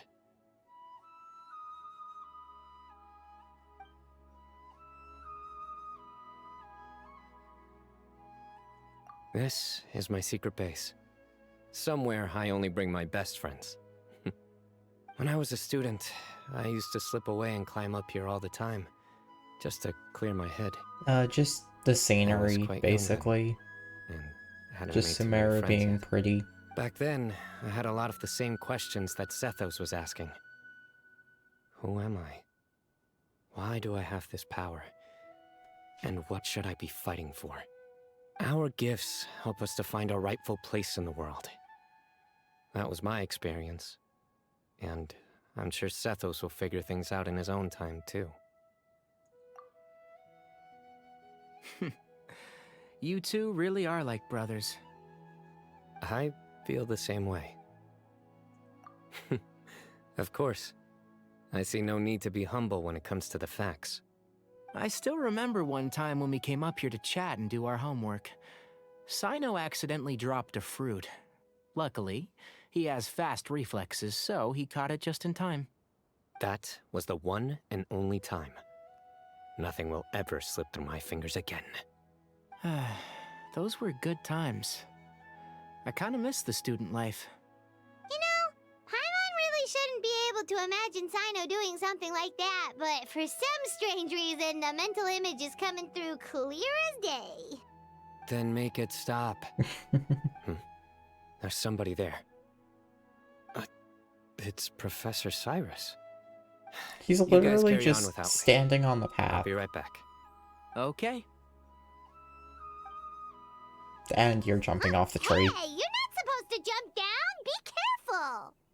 Not that I don't do that all the time myself, but... Oh. I guess I'm Cyno now. Hi, Professor Cyrus. Oh my days.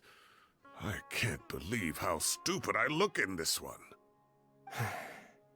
Professor, what are you muttering to yourself about? Cyno, just the man I'm looking for. Guess what I found in some old notebooks? Some old photos? Oh. Can you believe it? This notebook was just sitting in a pile of odds and ends in the Little sage's baby office. Cyno. I must have forgotten to take it with me, and no one's touched it since. It was still right there. I was at the Academia earlier to discuss my workload with Nephis. I swung by the old office to have a look around and just happened to cross it. Well, time flies. Look how tiny you are in this picture. Still a kid. You look quite young yourself in that one. Ah, it's this one. I remember that. Lisa took it, didn't she? Yep. Looks like her work, all right. Who else could have found just the right angle to make me look so unbelievably hideous? And this one. Looks like we're both dozing off. Oh, cheeky girl. Taking secret photos of us without our knowledge. Is there something you'd like to say to me, Professor? Like what? Like, these are good photos, aren't they? Hey, at moments like this, I hardly know where to begin. I can't pretend I'm a good person. Bamoon had every reason to despise me. And well, so do you if you feel the same way. Don't be ridiculous, you old codger. Is that not what you wanted me to say? Oh, I've dreamt of that place many times after leaving the desert. Sometimes I've dreamed that I was doing a search with them again. And other times, I dream of the day they saved my life. Oh, it was one of the happiest times of my life. We all learned so much from one another. You've matured so much over the years, Cyno. Since you're my professor, I should save you some face by not calling you out on all the non-answers you just gave. So, I will do the right thing and keep my mouth shut. Good thinking. Take your own advice next time. Seriously, why bully an old man like me? I thought heroes were supposed to be gracious. Hey, wait, how did I not notice this one earlier? Lisa strikes again. Just how many did she take? Look how cute you were when you were little. I remember how well-mannered you were back then, too. Yeah, and look how serious and professional you used to be. Oh, I can't compete with you anymore. First you get better than me at the deadpan jokes, and now you're besting me at those little quips, too. Don't say that. I still have a lot of respect for you. That's more like it. Hey, what would you say to meeting up with Lisa again sometime? I'd like that. Let's find a time and pay her a visit in Mondstadt. All right, I'll add it to my schedule. Let's go next week. Wait, no. Next week is the tomato growing competition. I have got to beat Zaha Hadi. Or you could find a real hobby, Professor. What's wrong with gardening? Let the man enjoy his tomatoes.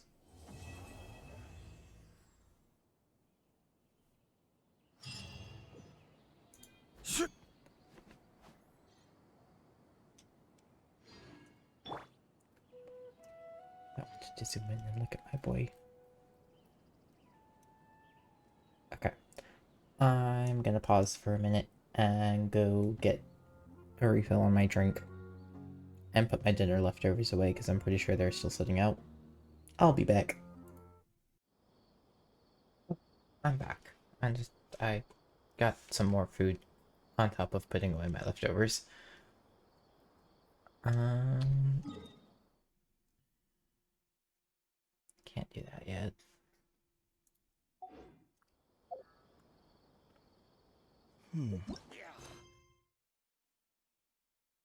What other story quests do I have? I have a lot of them. Let's do Arle.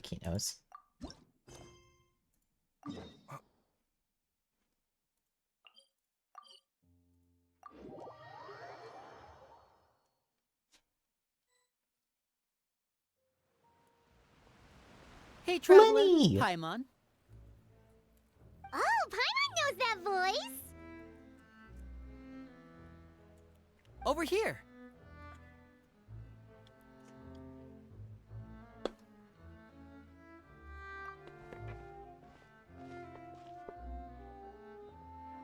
To borrow one of the more popular turns of phrase at the moment, this appears to be quite the fated reunion. Running into you two out of the blue like this has really made my day. I certainly wasn't expecting it. You can say that again. What brings you to Poisson? Wait, Paimon's got it! You must be here for one of your magic shows, right?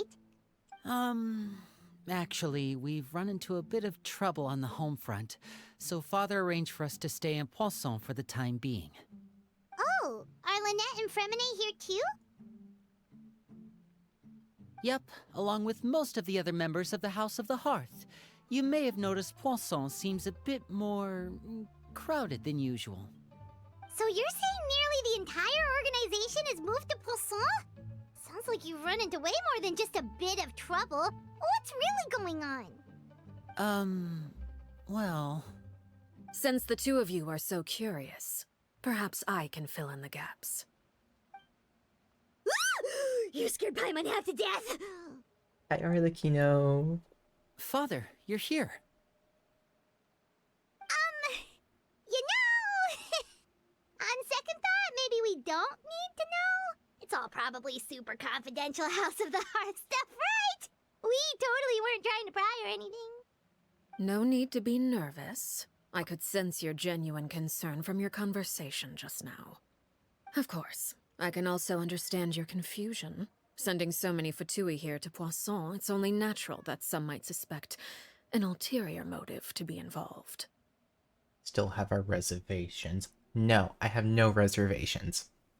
I love her and everything she does. I'm well aware you've had your fair share of confrontations with the Fatui in the past, and I can't exactly guarantee that we'll remain on good terms in the future. As for now, however, this rice is not I warmed up enough. reason to be at odds. Wouldn't you agree? The House of the Hearth could stand to be more open with those who have worked so closely with us in the past. As for the issue at hand, well, it hardly relates to any I guess I'm just eating my beans for now. To now. be frank, it all stems from a certain rumor circulating around the House of the Hearth. It's an internal matter. What sort of rumor? A rumor that a certain phantom child is hiding away in the House of the Hearth. A phantom child? Ooh, just hearing the name is giving Paimon the creeps. A spirit that should have long ceased to exist is lurking in the shadows of the House of the Hearth. So I decided to bring the children to Poisson before continuing to investigate the situation. I expect I should be able to track down the spirit fairly quickly. After that, it's just a matter of resolving the situation, if you will. It shouldn't be much trouble at all. If you're curious, or if you still have some concerns, it might be advisable to stick around for a few days. I'm sure the children would be exceedingly pleased to welcome some visitors. Lenny, I'll leave you to entertain our guests. I have some matters to attend to. Of course, Father.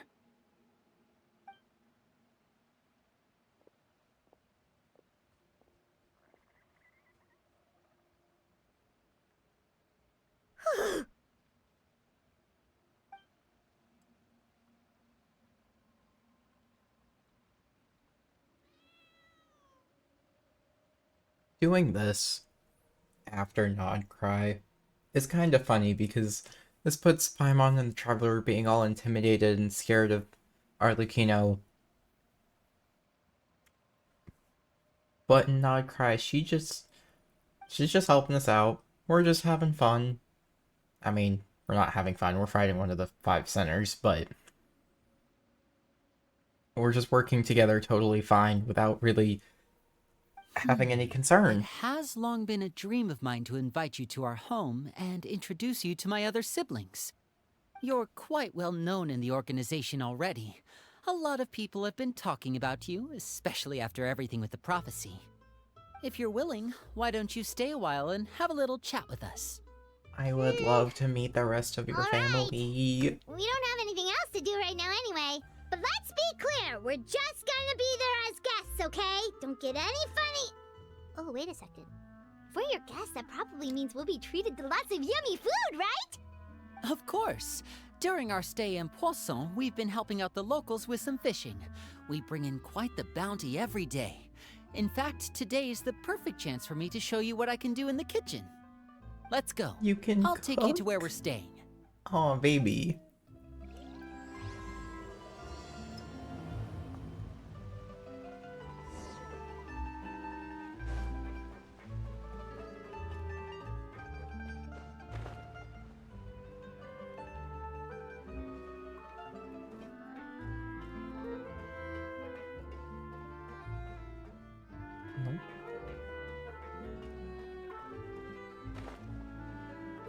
Oh, are we down at this house? We are. We rented this house from one of the locals to use as a temporary base. I'll come back later and tidy up a bit. After that, it should be all ready for you to stay in tonight. Awesome, thanks! So, where are we off to now? Well, when I happened to run into you two earlier, I was actually in the middle of distributing some supplies. With this many people staying in Poisson, we have to bring in outside supplies every now and then. I should probably make sure the rest of these provisions get delivered. Otherwise, people might start to get antsy. Okay, we'll come with. There are all sorts of rumors about your organization floating around out there. Paimon's not sure if she could even take a wild guess as to what's true and what's not. But now that we finally have the chance to see a day in the life of the house, we can take a good look at how you operate. Well, you're more than welcome to come along. Just follow me.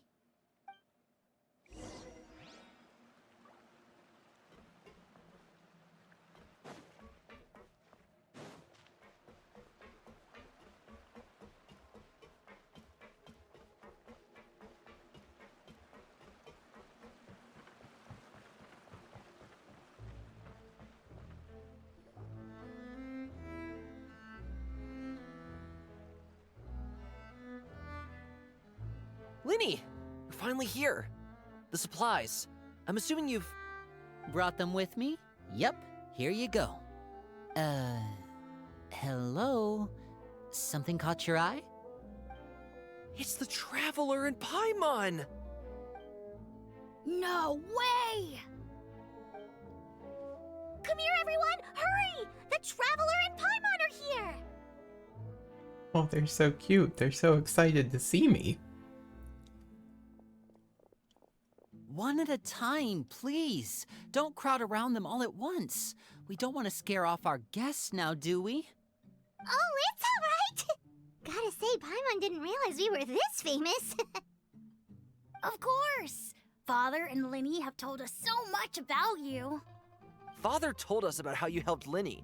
According to her, you're a trustworthy friend. And as far as she's concerned, that's pretty much the highest compliment we've ever heard her give. As you can imagine, everyone's been very curious about you. I heard the Traveler is so strong that he can move a mountain with his bare hands. I heard Paimon eats so much that she can clean out the entire pantry at Hotel de Boer in just 3 days!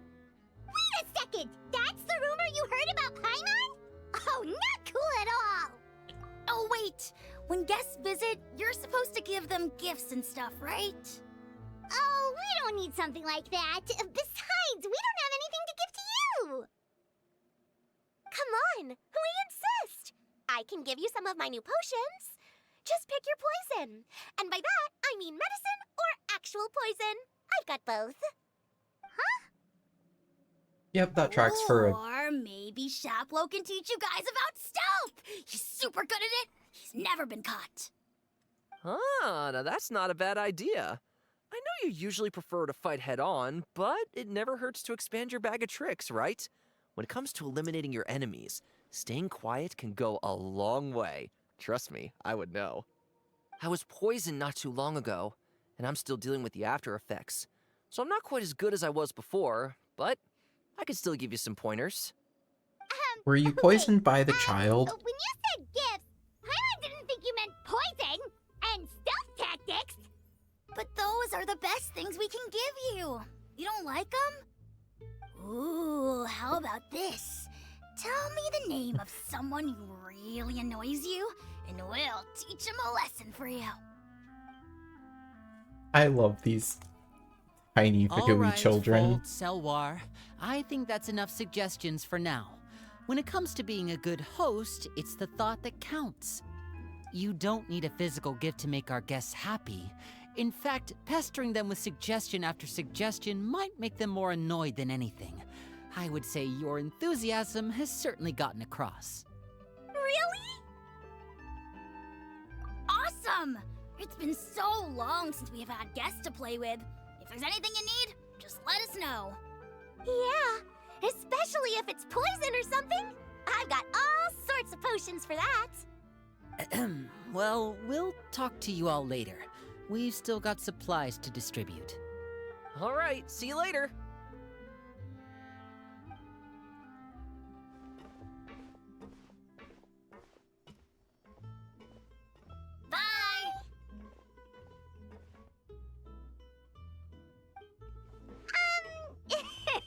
Lenny, about all that poison and stealth tactics talk just now. Scared you, did it? That kind of talk comes with being part of the House of the Hearth. When Foltz was really young, He strangled all of his family pets, just out of curiosity. He was labeled a dangerous problem child and was abandoned by his family. Yeah, Elwar that is has in an fact unnatural obsession with psychopathic potions. Father has behavior. forbidden her from trying all the different concoctions she comes up with, but she still tries to test them in secret. You really have to keep an eye on that one. Chaplot is around my age. While I'm mainly responsible for collecting intelligence, he handles surveillance. He's very passionate about his work and has no reservations about taking on some very difficult missions. I know you two probably aren't used to that kind of talk, but I can promise you they only had the best of intentions. Things like stealth tactics and developing different poisons, they really mean a lot to them. They were just trying to share the best of what they could offer, that's all.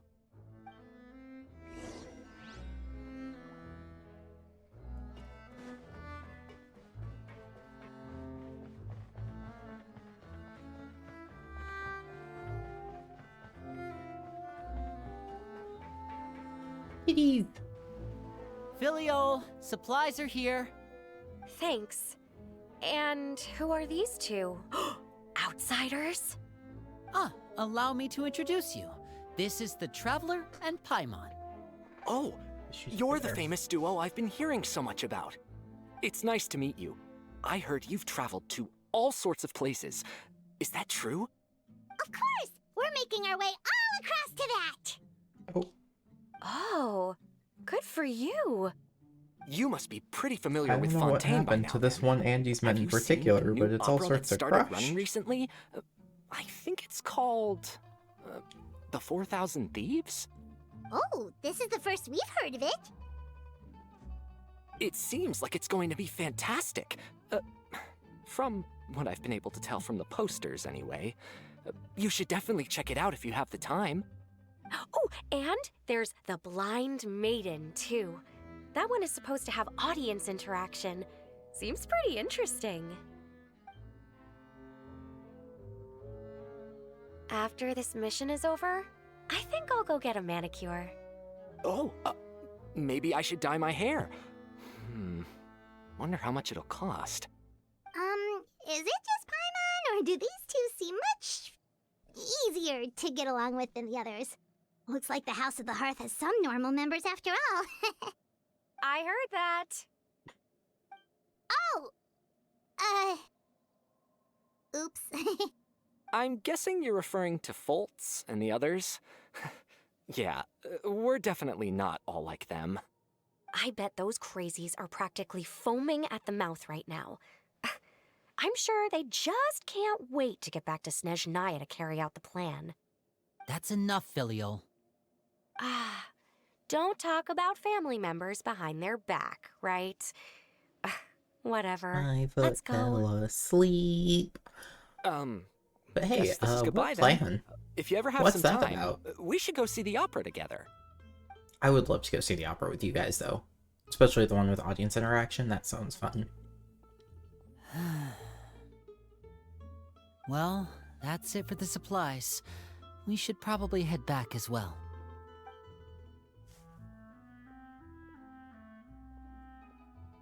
Well, they didn't seem too happy with each other. Seems like there could be something more going on here. You're right. We're only here as guests after all. Oh, Linny's getting super far ahead. Come on, let's catch up.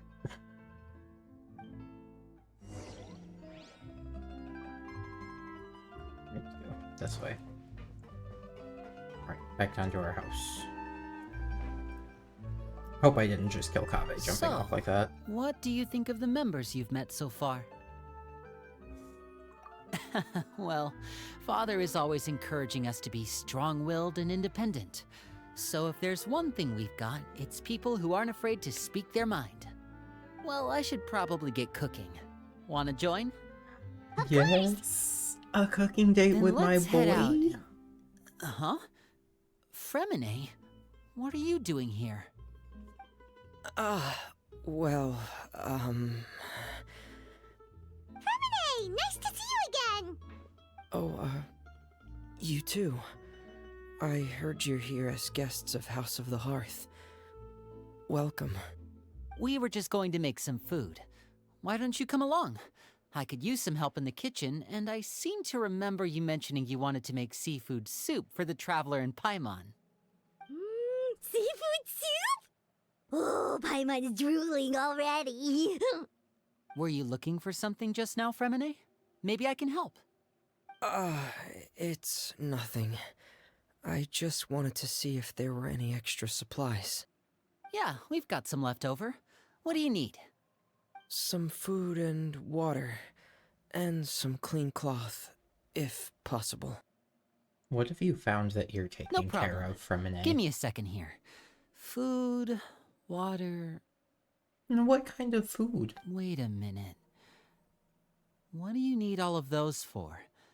You're not on any missions as far as I'm aware, and you were just going to come eat with us. So what's this all about? I thought I'd grab an extra portion because I get hungry at night. Could be because I'm growing, you know? And... Baby. Fremine. Baby boy. You remember what I told you? You're not like me. Your lying skills still need some work. Hey, he's trying Tell at me least. what's going on. Is it really bad enough that you have to keep it from your own brother? Maybe it'll be better if we gave them some space. Huh.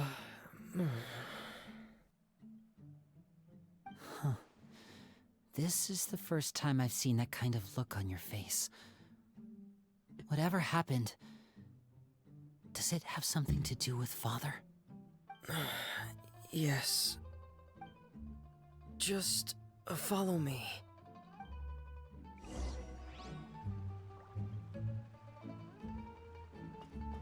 Oh, cool. Kave's not dead. Just, severely injured.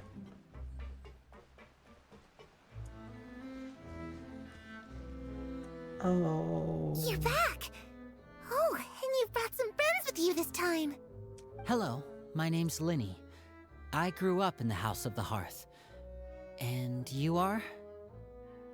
Hi, Linny. I'm also a child of the House of the Hearth, just like you. You can call me Clairvy.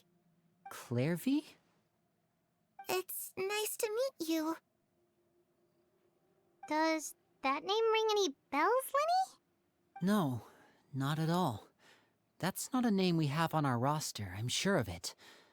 What I'm not sure of, though, is how she managed to sneak in. She must be the phantom child Father's been searching for. From the looks of it, I'm guessing you were the one that found her, Fremine. You, haven't told Father, have you? No, I haven't told anyone. I've just been keeping her hidden. For how long? About half a month now. So ever since we got to Poisson, then, do you have any idea what you're doing? I know what I'm doing. Really? 'Cause from where I'm standing, it looks like you're hiding the very person Father has been trying to find. If Father finds out about this, everyone involved is going to be punished. You know the rules of the house, Fremine. I know you do. Father doesn't tolerate any form of betrayal. So why are you doing this? I've thought it through. And I just can't hand her over like that. Linny, don't you remember last year? Sheplo nearly died after getting poisoned during that one mission. He wasn't able to get back before the poison started taking effect, and not a single person was there to help him. That night, while I was sleeping, I heard a voice telling me to go save him. I opened my eyes, but I couldn't find the source of the voice. From I thought the maybe base I level was of what just they're hearing telling things, us, just, but I went to look hey, for him there's anyway. a ghost haunting us, Luckily, and we need I to got get there rid of with it. enough time to save his life. That feeling of being haunted. But of hearing Arlecchino has a voices. suspicion, I imagine, It's happened many of times who in the this House ghost of the is, Hearth. which is someone from her childhood sure when you've she was noticed. when she was growing up in the House of the Hearth. That was her? She was the one who spoke to you that night? Unless there are other spirits roaming around the House of the Hearth, I don't think there's any other possibility. But if Clairvy were our enemy, It wouldn't believe the matter goal whether would she was just a be to spirit put her or to an actual rest. child. I would have acted without a second thought, because that's what Father ordered us to do. But she's been living with us, helping us from the shadows all this time. I think that makes her family. I couldn't just hand her over to be dealt with. Not when there's so much we still don't know. Okay, but also if you talk to Father, she will So tell what's you your more. plan then? You can't keep her here forever. Someone is bound to find out eventually. I haven't thought that far yet. I don't want to disobey an order from Father, but I also don't want to put Clairvy in danger. Come with me. There are a couple things I'd like to say to you in private.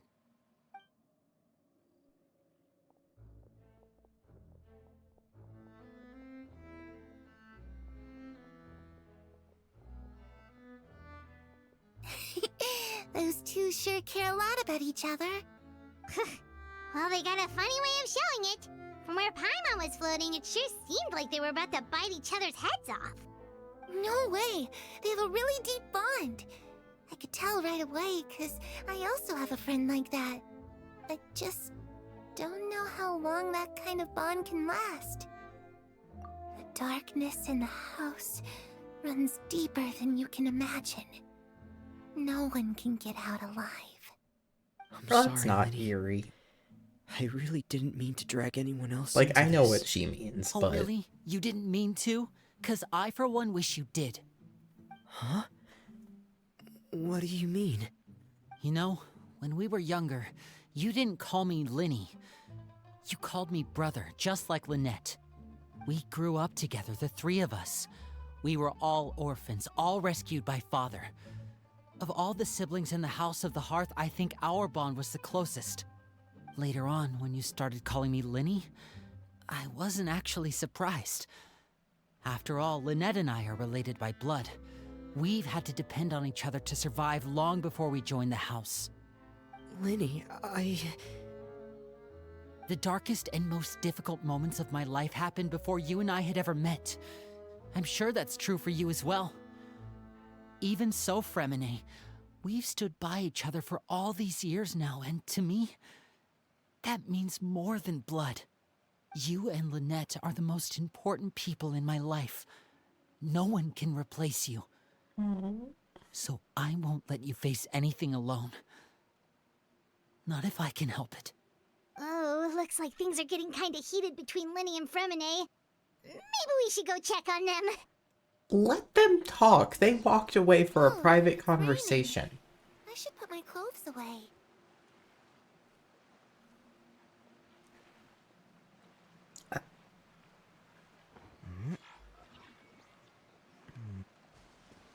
Harry? Looks like she's not here either. Man, I really stopped half a step away from the Hope we cutscene. aren't interrupting anything. Like a fight, or... Oh, wait a minute, Fremine. You're not crying, are you? Is everything alright? Everything's Oh, fine. he's so sniffly. Thanks for asking. Well, we're all friends here, right? We've been through so much together, so if there's anything we can do to help, just say the word. It's just a small family dispute. It's not something our guests should trouble themselves with. In fact, it might be better if your stay ended here. What are you getting at, Traveler? When guests are around, families are often on their best behavior. And any disputes are less likely to escalate. That's what you're trying to say, isn't it? I just... Thank you. I was really hoping to keep you out of it. But even if I could think of some other reason to turn you away, I'm not sure I could convince you. I know things could turn dangerous, so I promise you this. From now on, I'll protect you like my life depends on it. Me too. Well, if Arlecchino back to does the see matter this at as a hand, betrayal and sees us if we don't plan on handing as a part Clary of over to that, Father, then our only other option is then to yeah, your solve the life may mystery of depend her on it. identity before Father is able to track her down. That means finding out where she came from and what she's doing here. Then we can send her on her merry way and pretend like none of this ever happened. I've tried that already. And? And nothing. I tried taking her somewhere really far away, but after some time, she just reappeared. She even came with us all the way to Poisson. It seems like wherever the house is, she follows. I don't know much about spirits. Do you two have any ideas? Let's see here. Paimon remembers hearing something like, if you fulfill a spirit's last wish before they died, they'll let go of whatever's keeping them here and return to the ley lines. Oh, it's just that Paimon doesn't really remember where she heard that, so it's not guaranteed to work or anything. Well, sounds like it's worth a shot. Guess that means we should go ask her about her wish. But first, Fremine, I need you to promise me something. What is it? I need you to promise me that this will stay between the two of us. We're the masterminds behind this whole thing. No one else gets involved. Can you do that for me? Of course. I promise. All right. Okay, but what if Then let's Lynette seal the shows promise up? just like when we were kids. Fist bump on 3. Ready? 1, 2, 3. That's cute. I swear. Oh, okay, they brought Lynette in. Or she brought herself in anyhow. Whoa! Lynette! But what a surprise! What brings you here, dear sister? Maybe the fact that you were about to keep her out And, the same way Fremine was keeping you when out. exactly did you get here?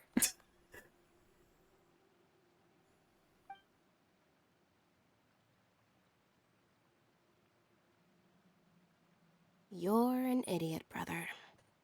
And you too, Fremine.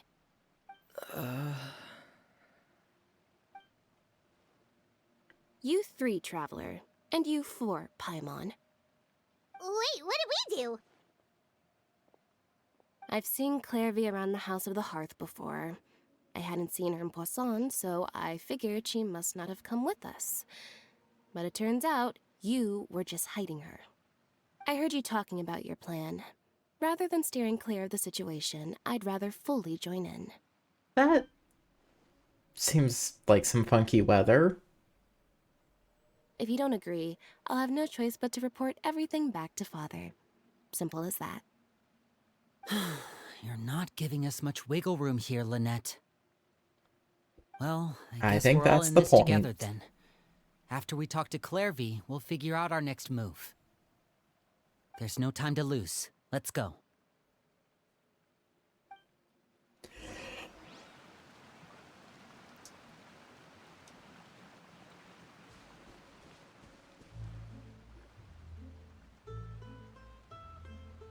I'm full. Thank you for bringing me this food, you guys. She said she's full, but the food doesn't look like it's even been touched. That's right. Based on what I've been able to observe, it doesn't seem like Clairvy can interact with the physical world at all. Still, when she's presented with food, she'll always linger around it for a good little while. Maybe, in her mind, she really is eating those things. Does she know that she has already passed away? I've tried to ask her, but she didn't answer. My guess is that she's just as confused as we are. Or maybe she couldn't understand the question at all. Clairvy, if you've got some time, I'd like to ask you a few questions. Sure. Oh, another new friend. Hi, I'm Clairvy. Hello. Clairvy, how did you join the House of the Hearth? Huh? Isn't it the same for everybody? The knave brings you here and then you can't leave. It's just that Your name, it's not on the roster. And I've never seen you before. The roster? Oh, I get it now. I think there might be some things you don't know about this place. The people in charge, they're not as nice as they look. They say they keep a roster, but it's not complete. There are a lot of people who aren't on it, and never will be. In this house, some people are family, and other people are just test subjects. Those kinds of people aren't ever going to get a place on the roster, unless it's the roster of people who've been executed. Wait, does that mean the name... She... Is there anyone that can vouch for you? Perry, she's my best friend. She's the only one I trust in this place. Have either of you heard of that name before? No. Me neither. Clairvy, Perry. Neither of those names are on the roster. But it seems like she's telling the truth. Either that, or this kid's already got a bag of tricks bigger than mine. Maybe we should try a different approach. Clairvy, do you have a wish? A wish? It can be anything you want. Just imagine, it's your birthday, you're blowing out the candles, and your wish is...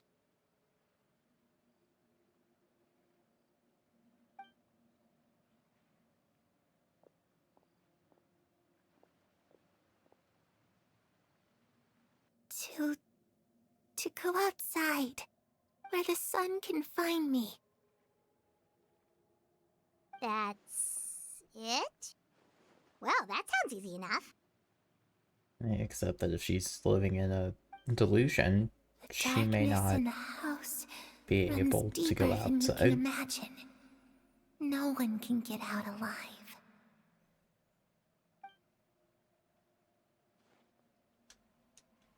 Okay, time to divide and conquer. Listen up, I've got a plan. I'll try and find a way to use basic illusory magic to take Clairvy outside and bring her somewhere with sunlight.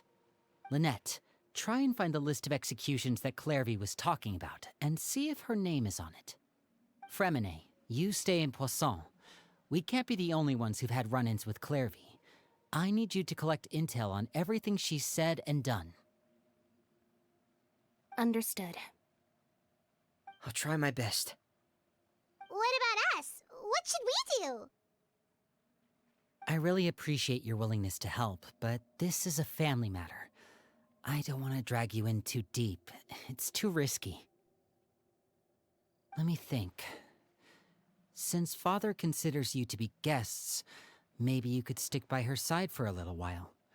You don't need to do anything except keep up some nice, casual conversation. Ah, Paimon gets it. You want us to distract her. I'll give you a magic bird. If Orb. Father suspects something, all you need to do is release it when she's not looking, and it'll alert me that something's wrong. Of course, that's only as a last resort. If Father doesn't seem to notice us, there's no need to make contact. We'll reconvene here tonight after all's said and done.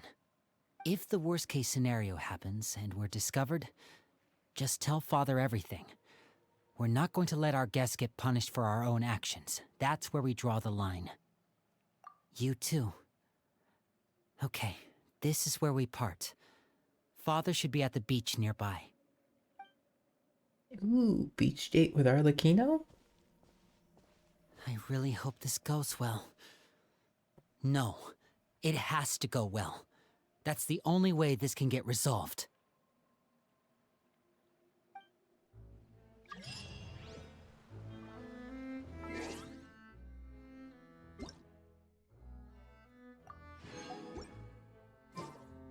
Easily a little 8,000 more.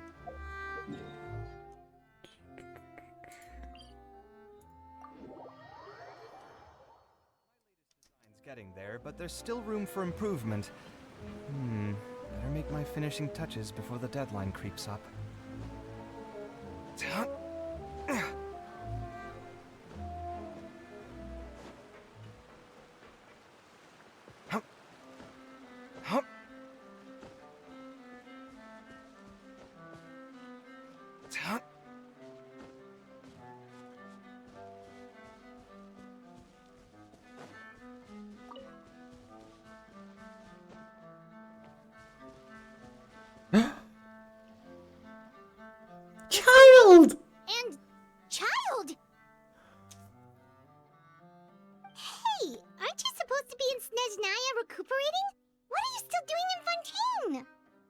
Oh, it's you two. I didn't expect to run into you here. I was unconscious for quite a while after the fight in the Primordial Sea. After I woke up, I realized I was being taken back to Snezhnaya, and well, I couldn't have that now, could I? Not when I've still got unfinished business here in Fontaine. So, I mustered up all my strength and made the journey back on my own. What sort of unfinished business are we talking here? It has to do with Skirk, my master. I really wanted to meet up with her, but by the time I got back, she had already left. I still have so many questions for her. Without any other leads, all I could do was ask the knave to help me track her down. She must have left behind some traces from her time in Fontaine. Oh, okay, so have you found any clues? Unfortunately, no. While the House of the Hearth is adept at collecting all manner of intelligence, certain existences can still manage to escape our purview. Basically, unless Master feels there's a need to meet with me, she's not going to be found. But that problem has an easy fix. I just need to become stronger, and then... Paimon thinks you should focus on getting better first. The worst of it is over. Sir, you are still coughing. You are not It's all thanks to okay. that one kid from the House of the Hearth. Elwar, I think her name was. She gave me a bunch of random potions to drink. They didn't go down easy, let me tell you. Pain and chills all over. But they really did help speed up my recovery. And that's good, because it looks like I really do have to head back this time. The old man's been putting the pressure on me. He sent someone to tell me I'm needed for some sort of project. Project Stuja? Yeah, that's the one. I heard Regrator's involved too. I'm not looking forward to having to listen to all his monologuing, that's for sure. Hey, maybe you could think of a way for me to stay in Fontaine for a little longer. Helping Linny and the others brush up on their fighting skills would be far more interesting. If you and I could spar, that would be even better. I've been waiting for a chance to see you go all out. And what a sweet little daydream that is. But I also have a role to play in all this. I'll be leaving Fontaine shortly as well. Besides, considering how little they see fit to step outside the homeland, being called on to return to Snezhnaya by such illustrious dignitaries, what a great honor. Wouldn't you agree? One I could do without, I'd say. Is it just Paimon? Or does it kind of seem like they're...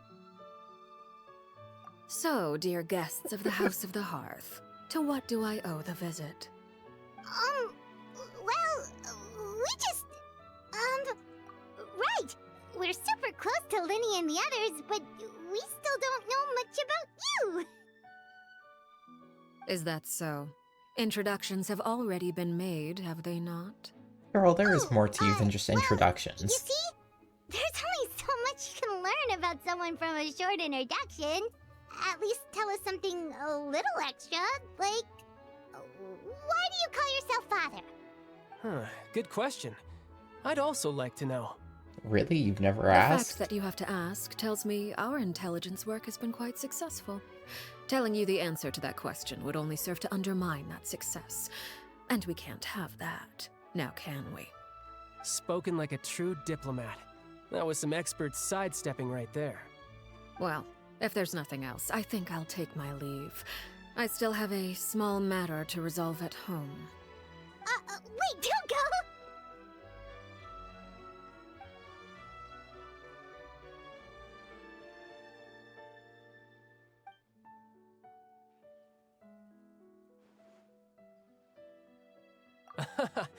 I'd also like to hear the answer to this. I've met some of the members of your organization, and they all seemed like really good kids. They actually reminded me of Tonya and Tusser.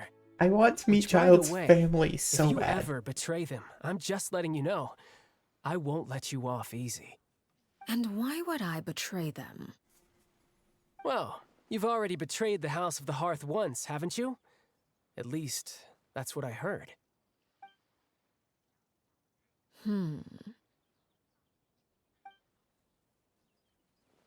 Okay, I admit. That's just what the old man told me. The rooster, I mean.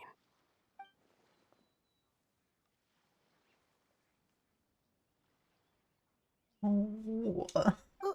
Wait, did you really do something bad to those kids? Never mind what I've done. I'm more curious as to what the mighty rooster had to say. Care to enlighten me? Ah, well, nothing much. Just some stuff about you taking out many other members of the House of the Hearth, and even going so far to attack your own family. I see. Huh. Based on Spinning your that reaction, I'm guessing it's in a all a way bunch that of doesn't tell the lies. whole story. Hardly. I don't appreciate his particular turns of phrase, but I suppose he didn't say anything untrue. Although, it would be more accurate to say that there is a certain level of prejudice involved, but I don't intend to clear that up just yet. Prejudice has a funny way of concealing the real truth behind certain things, an attribute that I find to be quite advantageous. Call yourself a Fontanian, for example, and people will assume all sorts of things, when the real truth is that this is simply the land where I was raised. Huh? You're not actually from Fontaine? But then why did you try to help out with the prophecy and everything? I was trying to protect the children born in Fontaine. Claiming that I myself was a Fontanian simply made it easier to operate. People would hardly suspect a fellow Fontanian of having any ulterior motives. Who wouldn't want to save their homeland after all? The primordial sea wouldn't have any effect on me, but it would have caused great harm to the House of the Hearth. Well, you wanted extra information, didn't you? There you go. I hope that satisfied your curiosity. I think if anything, that just leaves for more questions.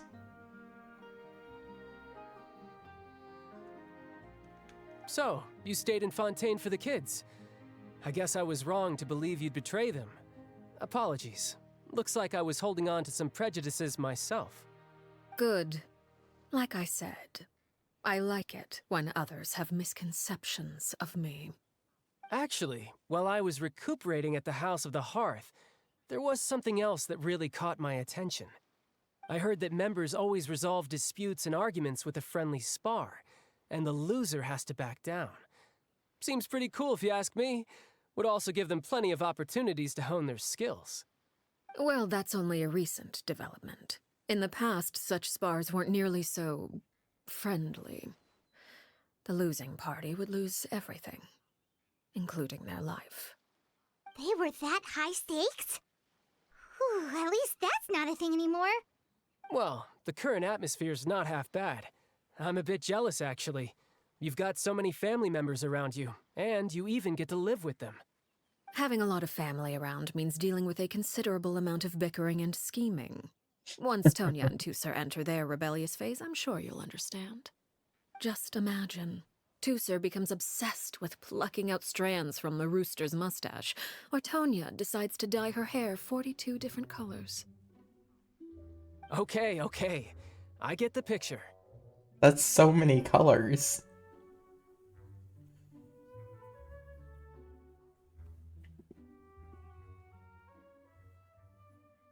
Well, would you look at the time? I should probably get going. No, Traveler, child, Paimon? stay. I'm not please. sure where our paths will cross next, but the next time we run into each other, we should definitely try and find some time to spar. It'll probably be in Shnesnaya. Maybe this is a conversation we can have when you look less like you're gonna kill over. All right. Well, thanks for everything, Arlecchino. No thanks necessary. You also played a part in obtaining the Gnosis. I would say we can call ourselves even. I like the sound of that. Well, I'm off. See you all some other time. No. Come back. We should probably get going too.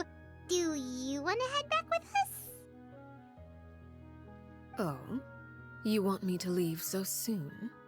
Oh, well, you see, Join us for I'm rather dinner. enjoying the evening breeze. If you don't mind, I think I'll stick around for a bit. I have some things to think about.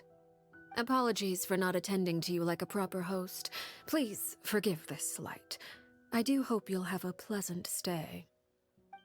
It's okay, your kids are doing good. We managed to keep her distracted until nightfall. Good thing Child was there to keep the conversation going. You don't think she suspected anything, do you? Probably. I wonder if Linny ran into any issues. Let's hurry back and see how everything went.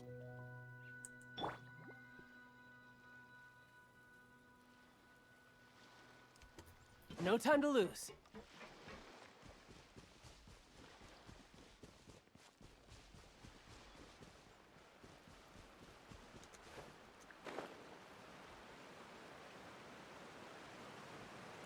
Zah!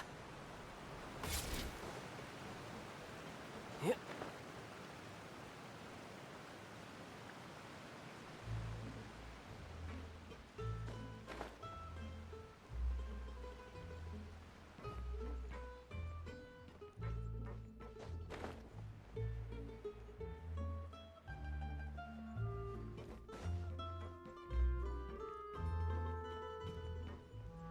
Yeah. Oh, hey, a tea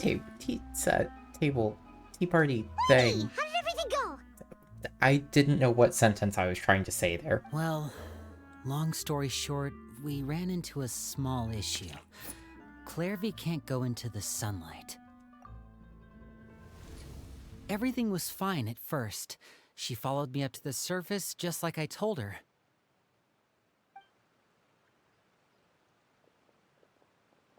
But as I led her out of the shadows and into the sunlight, she vanished. I turned around and there she was, standing at the edge of the shadows, silently watching me.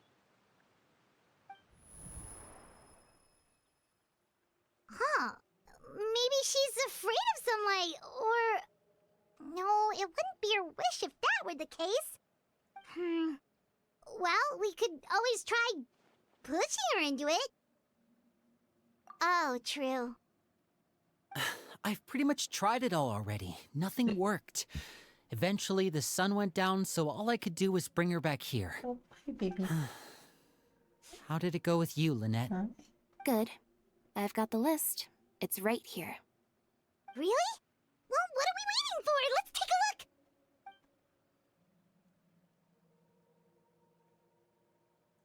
Oh, that's a lot of pages. Oh, it's gonna take forever to get through it all. Well, luckily there each are take a several of section. us. Here. La Pouillade, L'Endroit, Chambel, Horaire.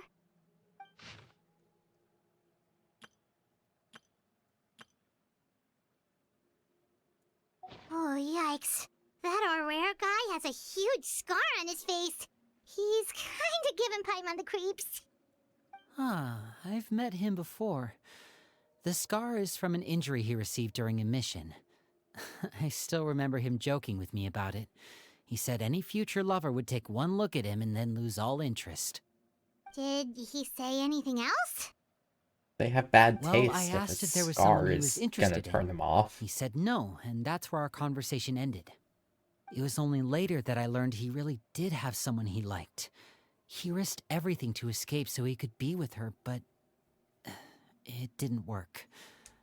One day, Father asked to see him, and, well, I never saw him again after that. Wait, so that means the knave, It may seem cruel, but it's just one of the rules of the house. Betrayal is not to be taken lightly. We know too many secrets to come and go as we please. So, if you do try to leave, you pay with your life.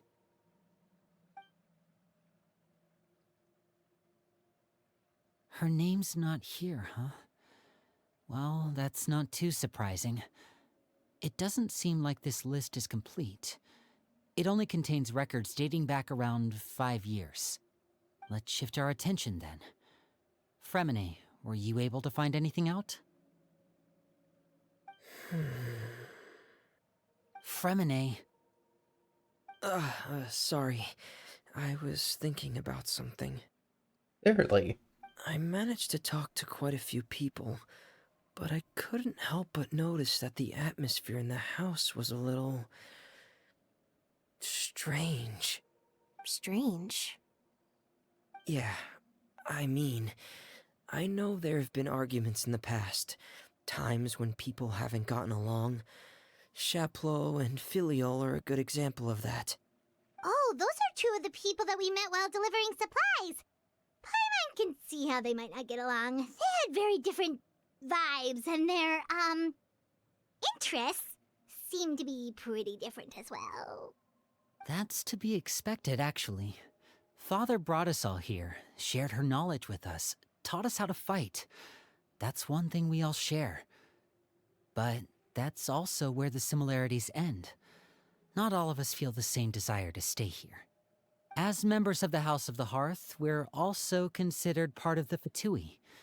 And to a lot of people, that's an identity they never asked for. But when I go up to the Certain Fatui members get recruiter older in and Nod-Krai, realize he they want won't let something me else for join. themselves. But considering the rules of the house, most people would never say that out loud. People like Chaplot and Foltz are loyal to Father and her vision. They're proud to be part of the Fatui. Filial and Nantoy, on the other hand, well, they aren't quite as enthusiastic. These kinds of conflicts have always been there. It's not like Father is in the dark about any of this. Well, that's true. But it just feels like things have gotten worse lately.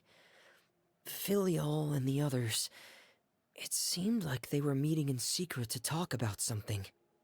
I can't say for sure, but I think they've met Clairvy. You think she's been inciting them to act out? No, not exactly. But I wouldn't be surprised if she said something to them about the darkness in the house and how deep it runs. She's told me about it before. Experiments being run on children. People being used as pawns on the battlefield without so much as the strength to survive. And they just believed all that? Without any evidence? Clairvy's words probably gave them the excuse they were looking for. Whether they actually believe them to be true is secondary. This is all because of Project Stuja, isn't it? Whoa. Hold on a second. What's this Project Stuja all about, huh?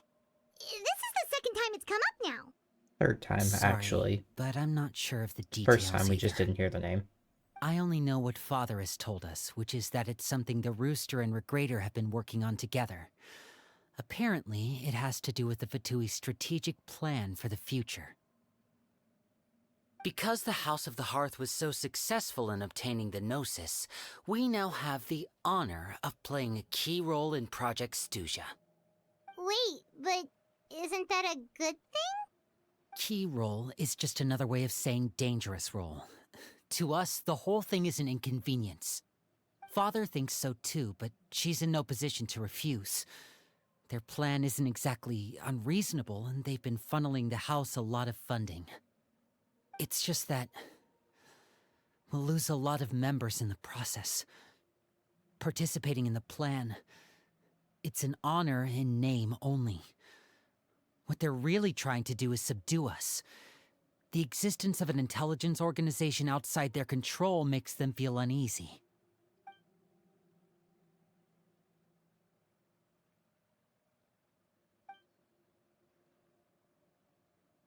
Okay, super complicated top secret Fatui business aside, what does all of this have to do with the conflicts you were talking about earlier? Paimon doesn't get the connection. External pressure has a way of exacerbating internal strife. You can't overlook the power of fear either. People are afraid of dying, and that fear is often the impetus for a lot of stupid decisions. I thought resolving the Clairvy situation would make everything go back to normal, but it looks like things are more complicated than I thought. If we leave Filial and the others to their own devices, sooner or later, Father will be forced to take action. We can only focus on one situation at a time, brother. You're right. Even if we confront Filial and the others, it won't do any good. It might even make matters worse. We should focus on Clairvy for now. Well, it's getting late. We should head back and get some rest. We'll try again first thing tomorrow. Lynette, you stick with me this time. Fremine, keep a close eye on Filial and the others. Make sure they don't do anything they'll regret. Good work today, everyone. Have a good night, and I'll see you tomorrow.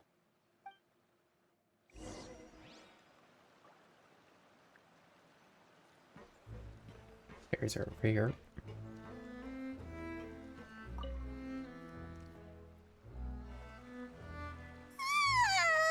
Oh, I'm always looking forward to an early night, but she can't sleep at all.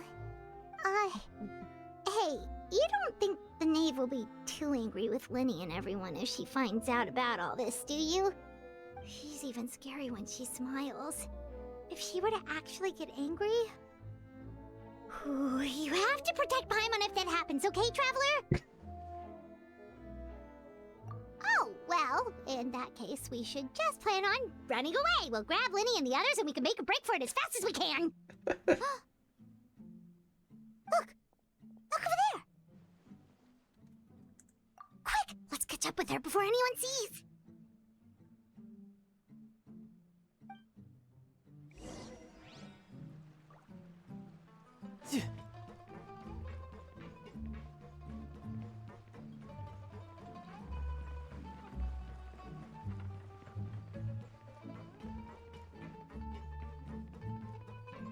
Over there!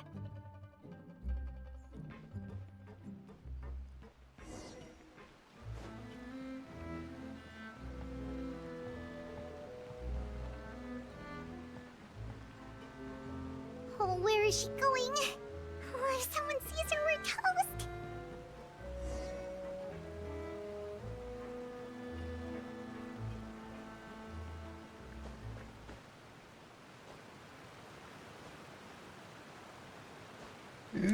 Yeah. Okay. Oh, I almost ran out of stamina. That was scary.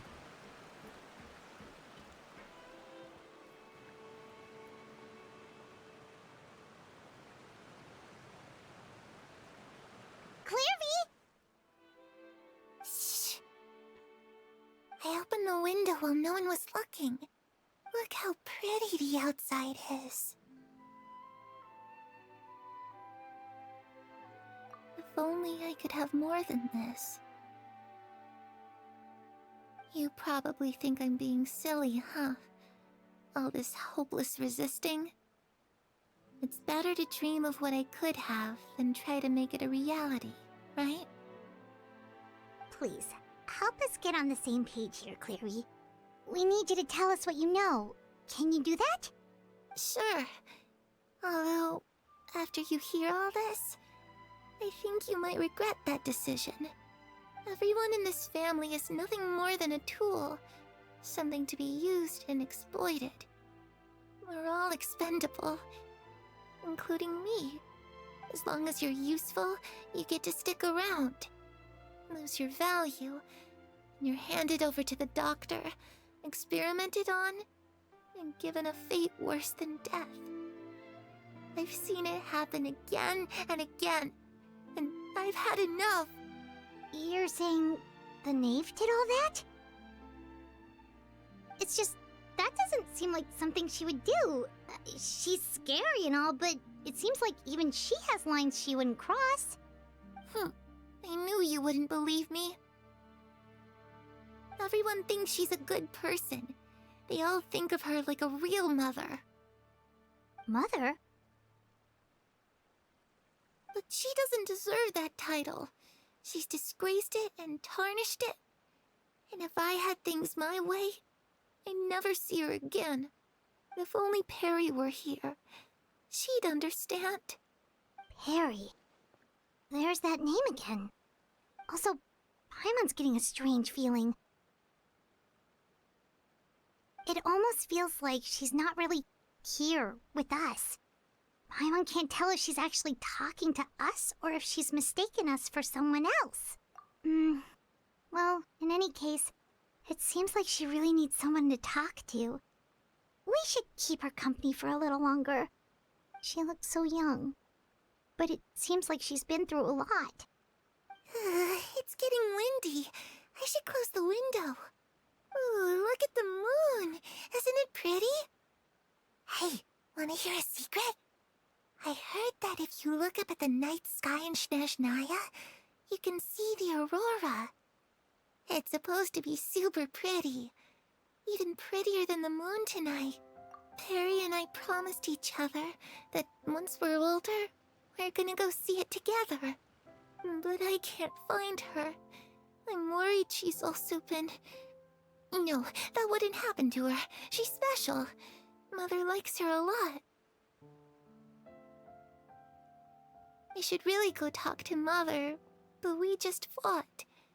She doesn't want to see me, and I'm too scared to face her. What should I do?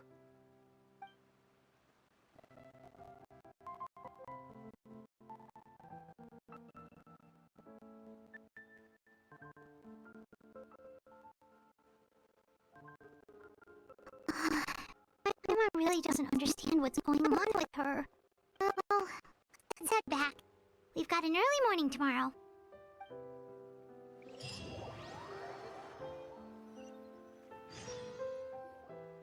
All right, looks like we're all here. Let's go ahead with the plan. Oh? What is it? What makes you ask that?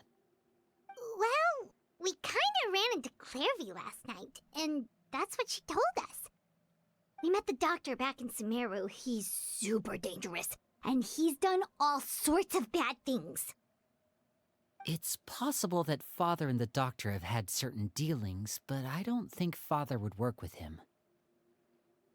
We're not really on the same side, so there's not a lot of trust between them. That doesn't exactly set the stage for a successful partnership. I did hear, though, that when Father first became a Harbinger, the Doctor offered to work with the House of the Hearth.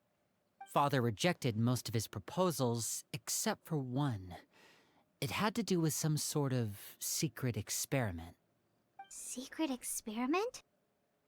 Could that be what Clairvy was talking about? I don't think so. I don't know any details about the experiment itself, but I do know it's an entirely independent operation. The Doctor only proposed a direction for the research. That was the extent of his involvement. I still don't think that counts as working together. The details of the experiment are confidential, but complete records are kept on all participants. That doesn't seem to be the case with the situation Clairvy referred to.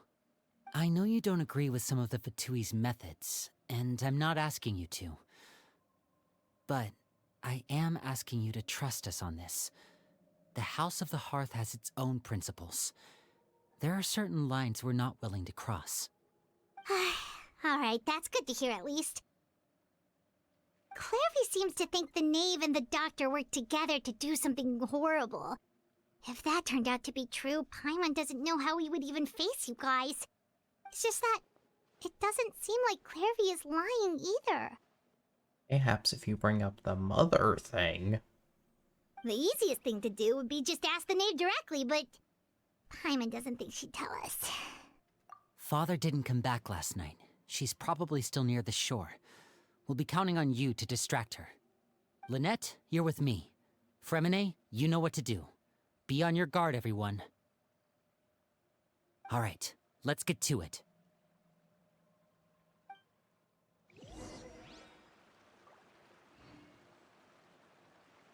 Hey, another beach date.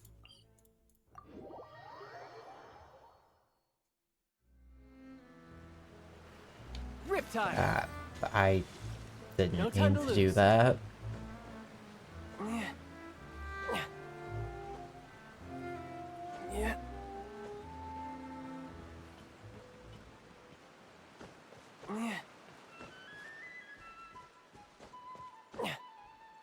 Yeah.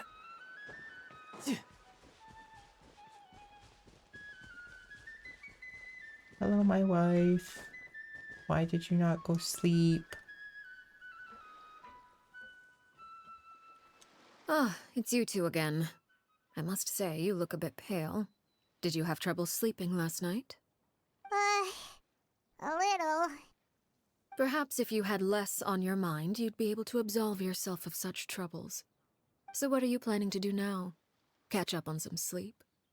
Or should I give you some time to rack your brain for a topic to discuss before I ask any questions? Although I must profess to being curious. Without child here, Okay, tell them how do you plan on goodnight. distracting me?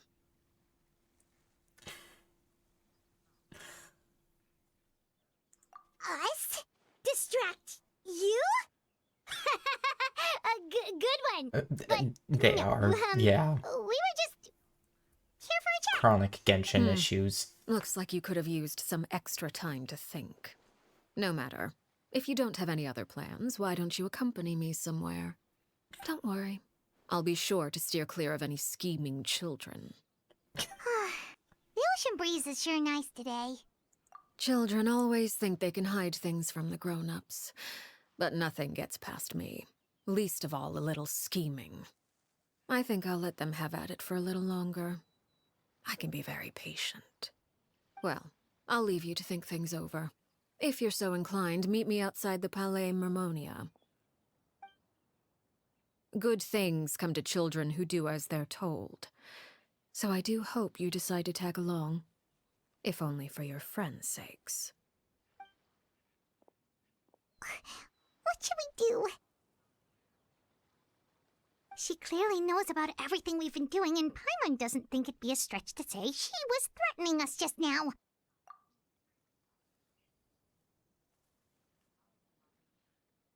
Oh, good idea. Hopefully he sees it in time. Well, we should probably head to the Palais Mermonia. Paimon doesn't want to find out what happens if we don't show up. Based on what the knave was saying just now, it sure didn't seem like it'd be anything good. Okay, then we probably shouldn't keep her waiting. It seems like Linny and the others are on thin ice, so let's do our best to not get them in any more trouble.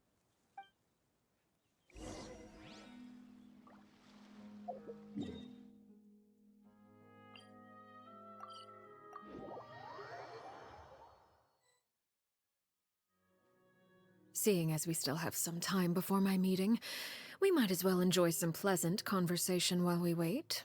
Meeting I'm with glad who? to see you get along with my children. Being surrounded by good companions is necessary for a child's development. Oh, you think we're good Planning on companions? doing anything to them, are you? I assume you're referring to Linny, Lynette, and Fremine. Although, there's that situation with Filial and Nentoy as well. It appears quite a few people have been acting out lately. No matter.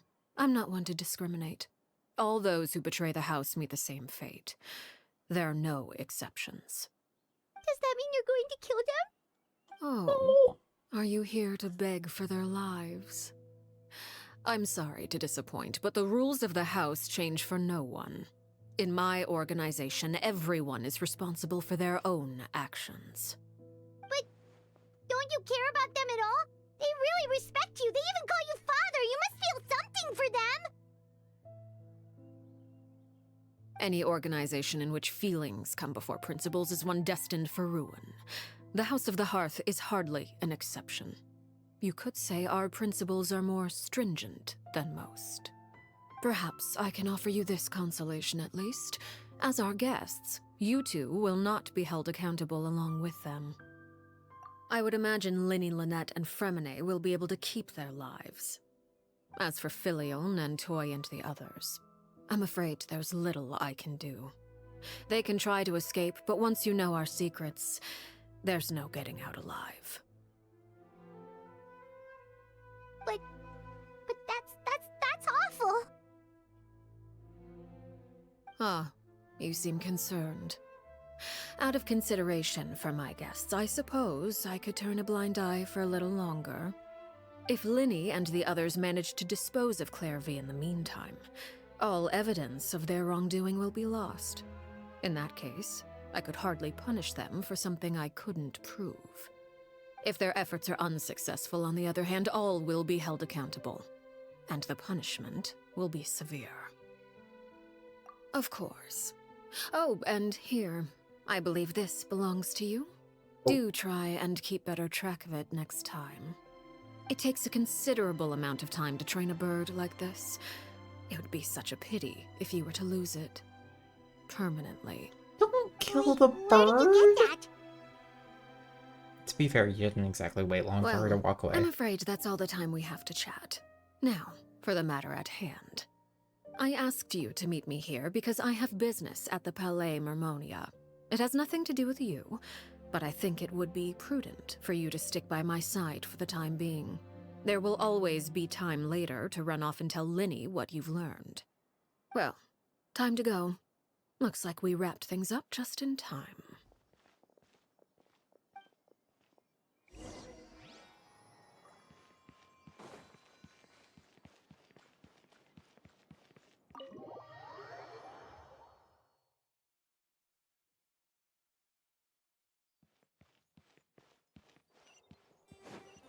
Nuvalet. Hi, Nuvalet.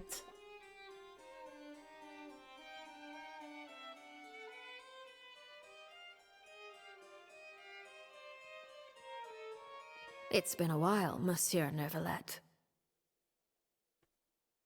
I must say, I wasn't expecting my meeting request to be approved quite so quickly.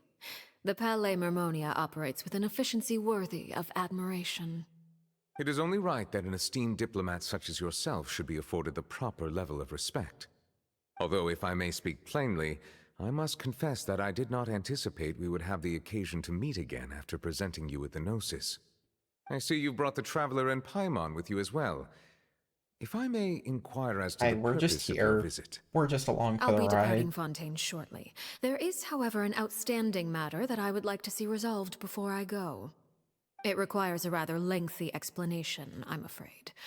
So I took the liberty of explaining everything in this proposal. Please review it at your leisure, Monsieur Neuvillette.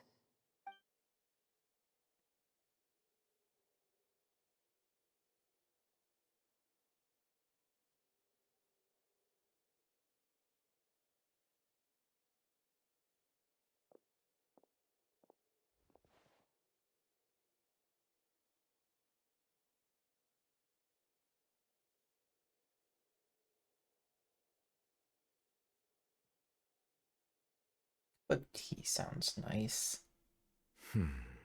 I understand your request. However, at the risk of causing offense, I must admit that I fail to see why you would wish for such a thing. I heard you That's have a a certain very large fondness for quill. water tasting, Monsieur Neuvillette, so allow me to use water as an analogy. A family is like a large body of water with countless rivers flowing in and out. As someone who watches over this system, I would hope that each river that flows from the source will eventually reach the ocean. Of course, objectively speaking, I know this is impossible. Most of the rivers will dry up along the way, disappearing into the ground and leaving nothing but a barren riverbed behind. Not all rivers are destined to reach the ocean, but I would not see their existence rendered meaningless. I believe the water that flows within them is simply meant for a different destination, like a field in need of irrigation. Or perhaps the glass of a certain water-tasting enthusiast. Did you get any of that, Traveler? Your words paint an optimistic picture indeed. Allow me to remind you, however, few among us are willing to sip from a glass filled with tainted water. It may have been tainted at one point in time, but not to worry. I'll make sure it's drained of all impurities and returned to its cleanest form.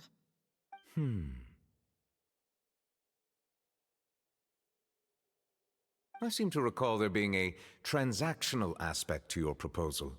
Perhaps you could expound on that? If you accept my proposal, Monsieur Neuvillette, I will gradually withdraw my forces from Fontaine. And, unless absolutely necessary, I will no longer carry out any special missions within Fontaine. I presume I can take your words to mean that, in the future, cases similar to the Tartuffe assassination will cease to cross my desk? Tartuffe? Ah, that thief who embezzled funds from all those charities, you mean?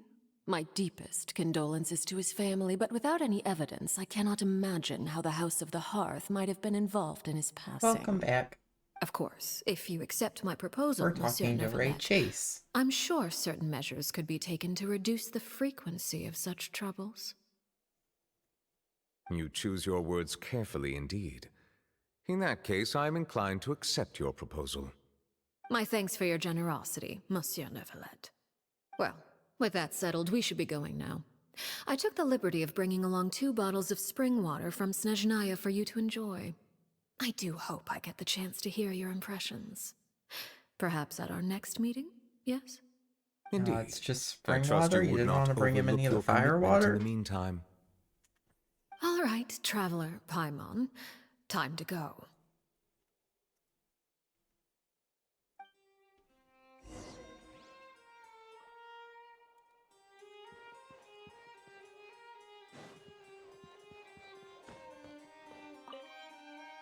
I believe I've told you before that my emotions easily resonate with those of others.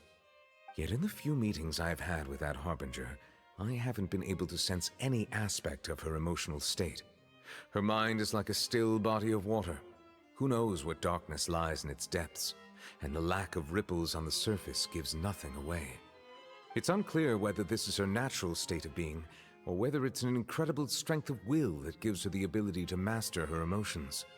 Either scenario, however, suggests she is a very dangerous individual. I do not expect an explanation as to why you two are by her side. Whatever your reasoning, I would only advise you to take caution.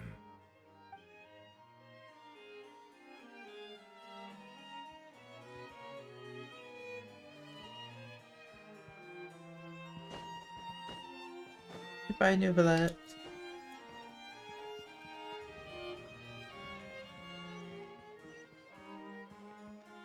Are you good over here, buddy? You look like you're stressing over that book.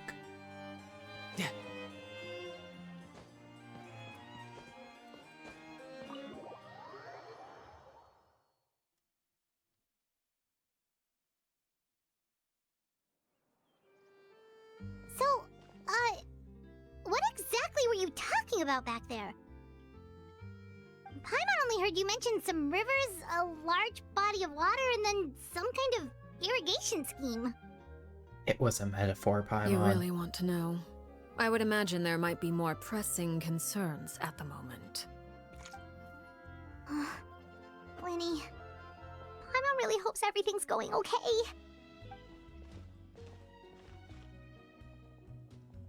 Oh, Paimon recognizes that look.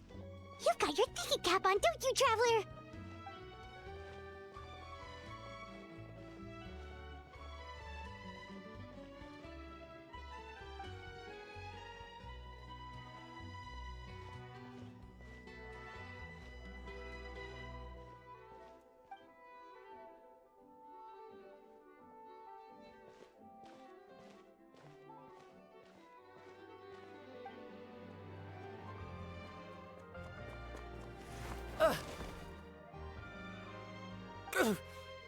Oh, shoot. Are you alright? Oh, jeez. I'm so sorry. I was so focused on selling these papers, I wasn't looking where I was going. Well, let me make it up to you at least. Here, take this paper. On the house.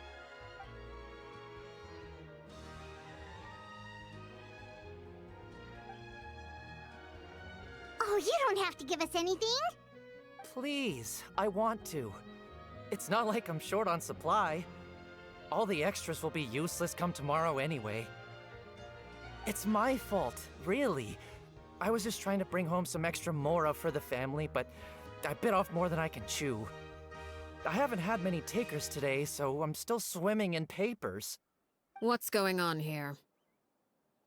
Nothing much. I just ran into your friend here on accident. I should probably get going, actually, so... Hold on. Of course, I'm happy to compensate you with mora, it's just... I don't have any on me at the moment. I'll take 3 papers. Here. Your payment. Oh! Thank you for your patronage. May the Archons bless you with good fortune. If only I had the chance to run into such generous customers every day. I should probably just take on a smaller inventory though, right? I'm getting married soon, so sometimes it's hard to not get ahead of myself. Anyway, I should head out. Goodbye! Well, now that my affairs are settled, we should take the boat back to Poisson. We've even acquired some light reading to enjoy along the way. Actually, why don't we stick around for a little longer? Paimon just realized how hungry she is. She can't head back to Poisson on an empty stomach.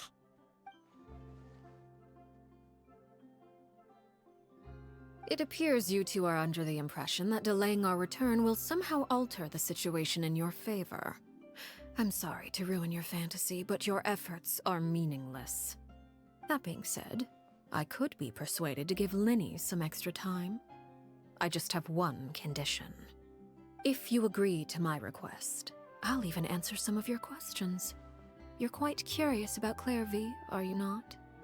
And my relationship to her. Wait, why are you being so generous all of a sudden? You're not gonna ask us to do something bad, are you? You overestimate yourself. You don't have the talent for bad things. Yeah, that's very true. Possibly. The most Paimon, important anyways. consideration in a negotiation is that Aether both would sides receive absolutely something they want. wreck somebody. Demands and threats only get you so far. Wonderful. Here it is. When the time comes, make the choice that you deem most appropriate in the situation, and lend your help to the House of the Hearth. Okay, sounds normal enough. But what do you mean, when the time comes? When is that supposed to be? That is for you to decide. Then we have a deal. Follow me.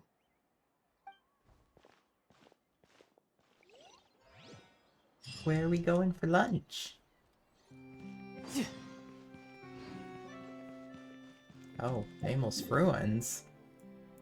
That's not lunch.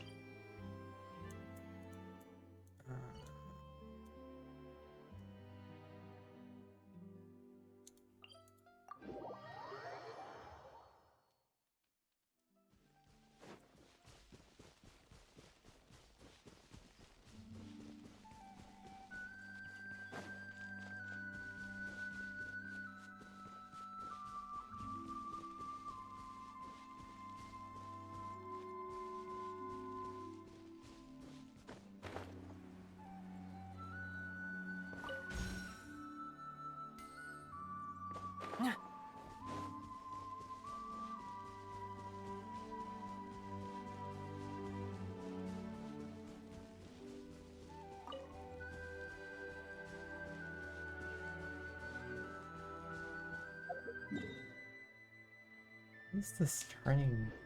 Oh, because I am very close to the edge of the map there, aren't I? Okay. How about we explore the area ahead of us later?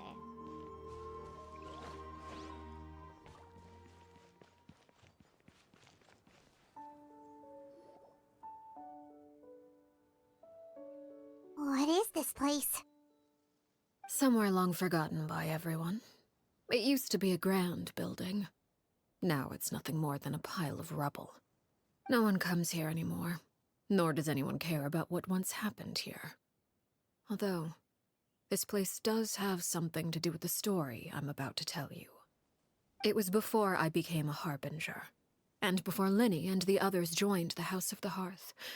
Due to certain events, I first killed Clairvy and then her mother.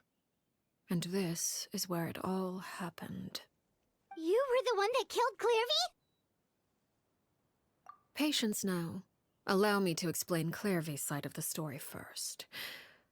I'll start from the beginning. Clairvy was 6 years old when she was brought by her mother, Crucibina, to live in the House of the Hearth. From the outside, it seemed like a fairy tale. A thriving family made up of kind adults and friendly children. Crucibina was the knave at that time, and the House of the Hearth was under her control. She was Clairvy's mother by blood, but she was also the mother to all the children in the house. Clairvy was happy here, for a time. But she quickly realized that being part of this family wasn't a fairy tale at all. It was a kind of purgatory. Purgatory? Exactly. The House of the Hearth takes in war orphans from all over Teyvat.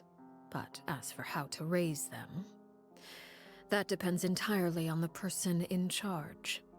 Crucibina came up with a novel idea. She would teach the children to fight, force them to duel each other, and then crown as the king of the house the child who proved themselves most worthy of inheriting her title. It's difficult to estimate the number of children who died or were maimed in the process. There's little I can say about the ones who died. The ones that emerged with permanent injuries, on the other hand, well, they still served a purpose. They would be handed over to the doctor to be experimented on, or sent away on dangerous missions. Nothing more than tools to be used and then discarded. So those were the experiments Clairvy was talking about. But what actually happened to her? You said that Clairvy was Crucibina's daughter, so if Clairvy tried to convince her to stop what she was doing, Crucibina probably would have listened, right? Despite being forcing Clairvy's mother, kids to Crucibina fight cared little each for other her to the daughter. death. She is She forced not going to Clairvy care. to join the House of the Hearth only as a means to demonstrate her own impartiality as a mother, to prove that she treated all her children equally. Clairvy did try to convince her mother to change her ways, but it was to no avail. After her efforts failed, the only other option was to rise up and try to fight back. Unfortunately, the other children had already been thoroughly indoctrinated into the illusion of happiness Crucibina had created. Of course, there was one exception. Someone Clairvy's age who knew the truth about the House of the Hearth. Her name was Peruere. Wait, the friend that Clairvy mentioned? Friend, huh? I suppose we can call her that for now. Clairvy was a cheerful and passionate person with a tenacious spirit. Peruere, on the other hand, was rather cold-blooded. Her cold-blooded nature allowed her to see through Crucibina's facade. Yet, it was also this cold-bloodedness that prevented her from acting against it. At least at first. While Clairvy longed for freedom, Peruere was convinced that, amid all the fighting and violence, she would make it until the end. Despite their differences, the two became fast friends, united by their knowledge of the truth. Clairvy told Peruere that she hoped to create a real family, where no one would be killed or sacrificed. There may have been a certain naivete to her ideas, but Clairvy proved her determination many times over. She tried countless times to run away, ask for help, or expose the truth. But her efforts only earned her beating after beating. The only thing that kept her going was her strength of will. Even with her body racked with pain, she would still stand on her tiptoes and open the window at night. She and Peruere would look out at the moon together, a fierce longing for freedom shining in her eyes. But one day that light simply vanished. Oh no. What happened? Her hopelessness resulted from a culmination of things. 10 years had passed. 10 years worth of failure after failure. She and Peruere weren't children anymore, but finding any chance to escape still seemed as hopeless as ever. It was during this time that Peruere suggested a new plan.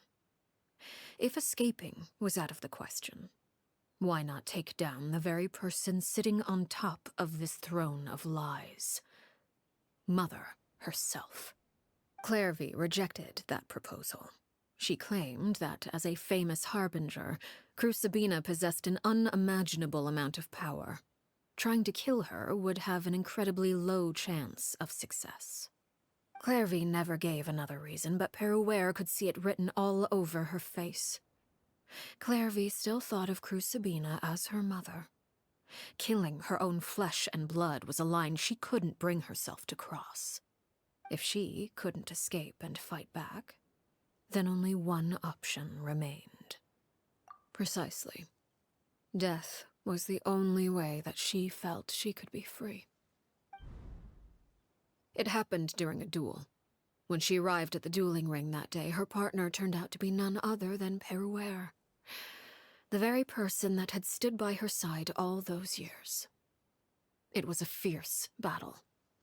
But ultimately, Clairvy decided to let Peruere end her life. From that moment on, Peruere's journey was one written in flames. When the rain finally came and washed it all away, there she stood, the sole victor in Mother's endless game of slaughter. A trail of corpses strewn across her path to success. It was the very result she had predicted 10 years prior. Even then, she believed she would make it until the end. She wasn't surprised by the fact that she emerged as Mother's undisputed heir. Rather, her success left her with an inexplicable sense of restlessness. She was unsettled. And there was only one thing that could quell that sensation. Perhaps you two would like to take a guess as to what it was? Crucibina, you mean? But... Correct. This is the place where Peruere killed her best friend. A mere year later, this is also the place where she fought tooth and nail to kill the mother they shared. The moment she acted, any conception of what was right or wrong ceased to matter. It's one of the principles of the house. Only those who survive get to write the rules. Peruere won the battle, and became a harbinger herself. After which Her Majesty, the Tsaritsa, bestowed upon her a new name. Arlecchino. So the Perry Clairvy was talking about... It was you all along. You're Peruere. Arlecchino is just a name you got later. I left that name behind long ago. I must say, hearing it now does bring back memories. After I defeated Crucibina, the moniker of Mother died with her. I chose to forego the title she called herself, and even chose to give up my own name. I rebuilt the House of the Hearth under a new identity. Not only as Arlecchino, but as father. And that is where the story ends. Any more questions? Yeah. Based on what you just told us, Clairvy wasn't a little kid when she was killed. So the Clairvy we met... Was she really a spirit at all? I suppose you could call her an illusion born of flame. Her existence is like ashes to a fire. Something left over in the wake of blaze and ruin. You see, a certain power runs through my veins. It's not unlike a curse. My flames leave behind shadows of anything they consume. Of course, the chances of those shadows morphing into a sentient entity are exceedingly slim. Clairvy is a very special case. Clairvy died when she was 16 years old, but what emerged from the flames was her 6-year-old self. Her appearance wasn't the only thing affected. Most of her memories were lost to the blaze as well. Memory is a mysterious thing indeed. Losing a portion of your memories will alter your sense of self. Lose 10 years' worth, however, and it would be like living in the past. Like returning to a version of yourself that never grew up. No wonder Paimon got such a weird feeling when we were talking to her. Perhaps I should put it this way. Clairvy is someone trapped in time. It may seem like she exists with us in the present, but she truly lives in the confines of her own past. So if all of that is true, then you must have known about Clairvy for a long time. Indeed. She's a rather volatile and unstable entity. Sometimes she would look after the children. She's even saved some of their lives.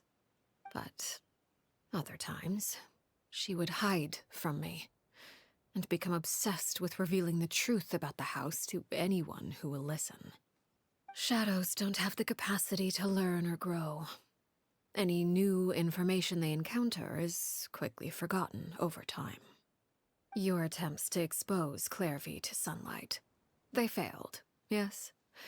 The reason is actually quite simple. In Clairvy's mind, the house is impossible to escape, and it is this very perception that traps her there. But no matter. All I have to do is kill her again, and all will be resolved. I don't anticipate so much as a single speck of ash will be left behind this time. Wait! Paimon can understand why you might want her gone, but isn't there another way? So what if she's trapped in her 6-year-old self? She's still your friend! At least talk to her first! It's too late for that. She broke the rules, and now she must be punished. That goes for Filial and Nantoy as well. She's had quite the effect on them. I hope you understand the difference between Crucibina and myself lies in our formulation of the rules, not our policy for enforcing them. Upholding the rules without question is a trait we both share, because that is how a household should be run. Is this really what you want to do? Whatever could you mean? Don't you want to say a proper goodbye at least? I love when they Whether let as a killer character or talk. as a father, there are two things that must be avoided at all costs. Especially since this one's an older Anger quest, so he and wasn't sorrow. talking as much. Anger makes you impulsive. Sorrow causes you to waver. Well, it appears it's about time to proceed. Before we arrived, I told some of my well-behaved children to bring our troublemakers here by nightfall. I do believe I've kept my end of the deal. I gave your friends quite a bit more time. As for what happens now, we'll just have to wait and see.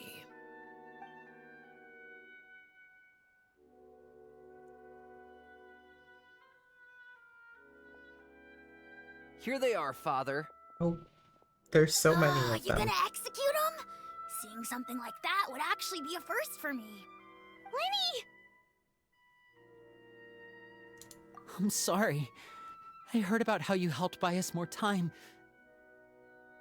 But I still failed. I couldn't find a way to fulfill her wish. Huh? Are you... Perry? Indeed, it's been a while, Clairvy. Perry! Shh, stay right there. I'm sorry to postpone our reunion, but first I believe certain scores need settling.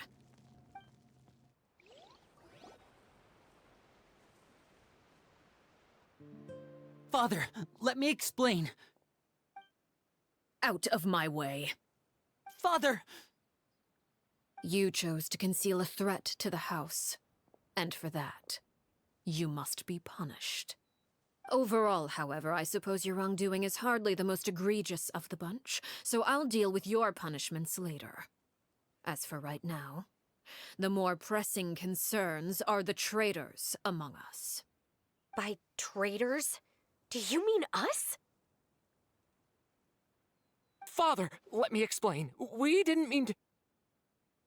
Fultz, why don't you share what you heard? Yes, Father. Secret Midnight Meeting number 3. Participants, Filial, Nantoy, Sato, Toddy.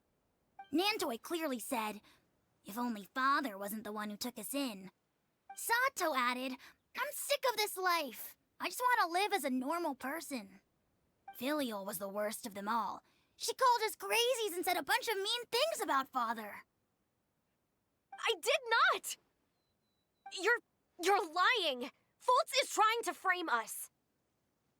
It's not like I'm the only one who heard those things. After that, you and Toddy and a bunch of other people started talking about Clairvy. You were using all those things Clairvy brought up as an excuse to question Father. We're birds locked in a cage. The only way out is to destroy it. That's what you said, wasn't it? You little... You just want me gone, don't you? What did I ever do to you, huh? And you, Sheplo? Have you forgotten who stood by your sickbed, watched over you, and changed your dressings? Come on, let's hear it then. What's your reason for all this?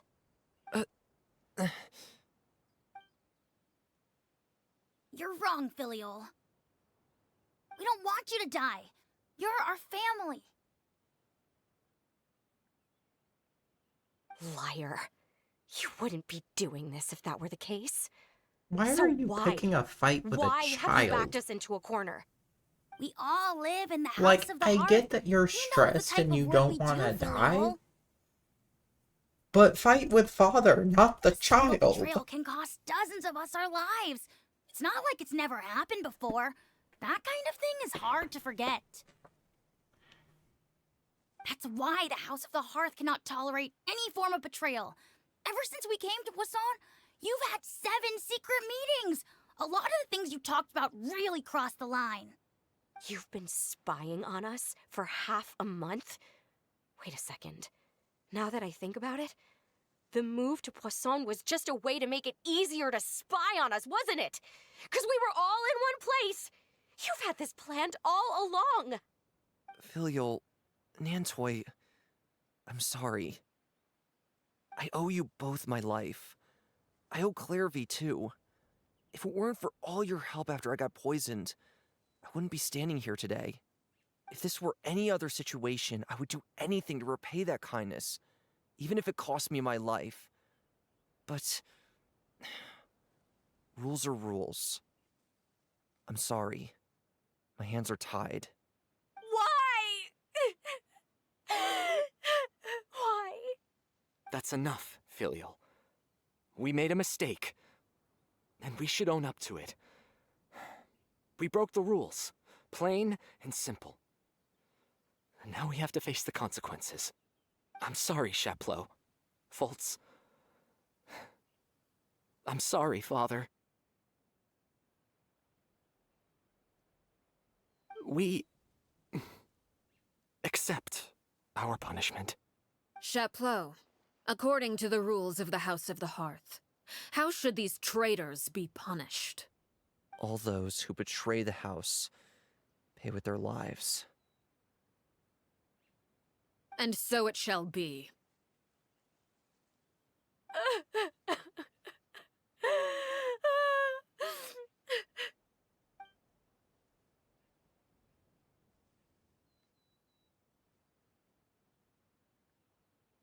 Father, please wait!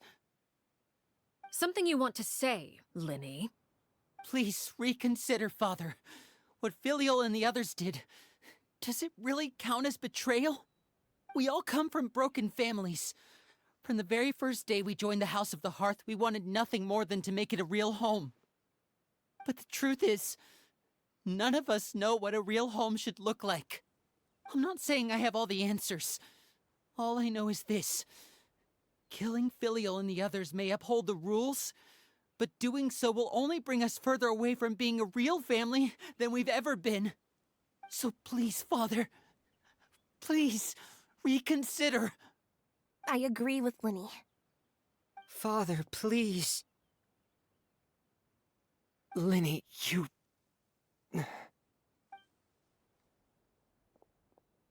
I also agree with Linny.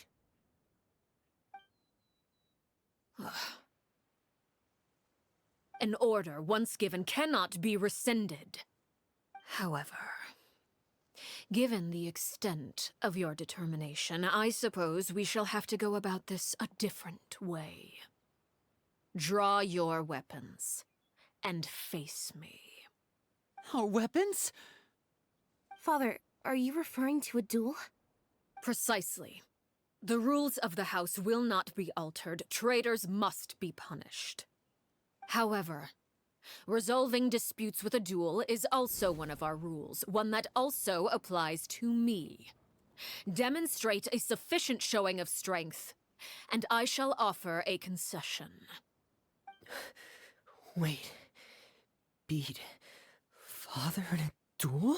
She didn't say beat. Father She is said way show too a strong, good even bit for of Linny. strength.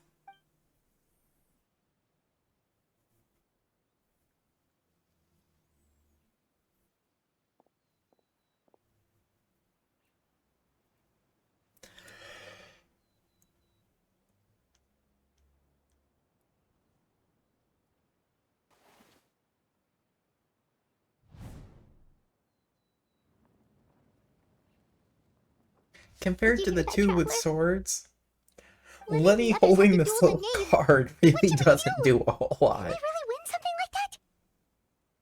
If they lose, Sir, those where people is from the your house are really bow? gonna be executed. Hey, are you listening?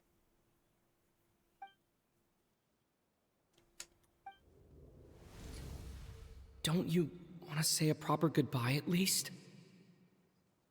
Anger makes you impulsive. Sorrow causes you to waver.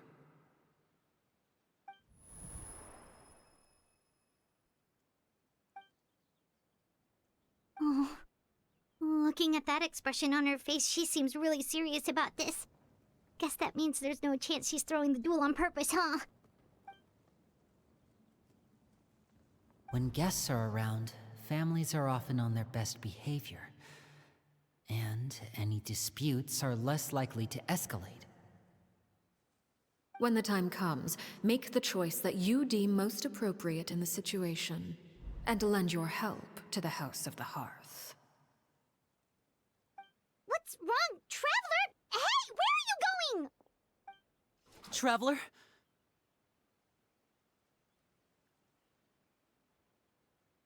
You're asking to join the duel against the knave? I'll allow it. We do have a ready-made dueling ring at our disposal, after all. All I would advise is this.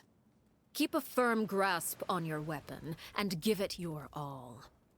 Any less, and you may just lose your life.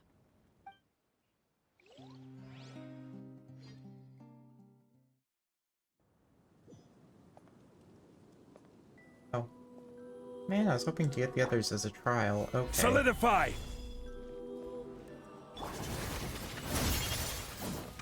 Is it my turn now?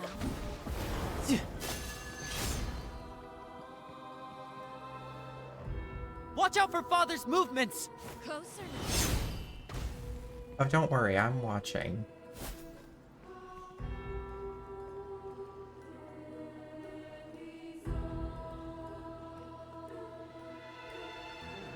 With these rising flames... Stabilize! Over here! Oh! Thanks, Lenny.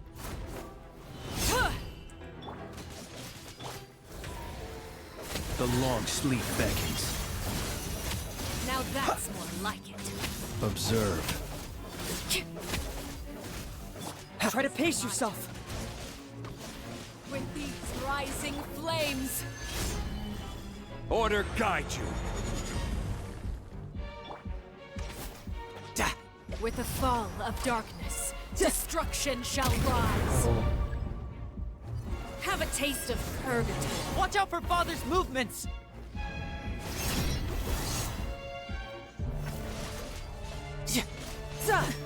Look at you. No time to... Trapped like a bunch of Solidify! animals. Is it my turn? Close your eyes. Father's even stronger than I expected. Oh, yeah, she's number 4 in the Fatui Harbingers. Do you fear the dark? Yeah!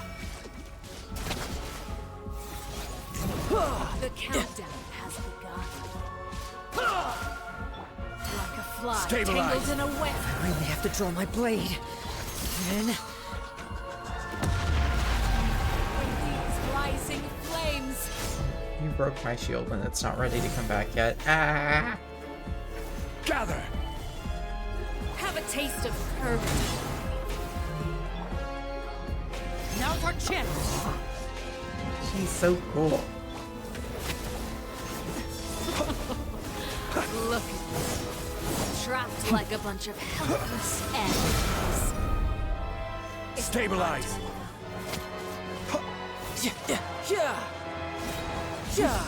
Over here! not bad. You proved Just to be moves. a worthy opponent. My time to shine. Oh, just healing food on my thing. To dust. Spare your energy. Running is of little use.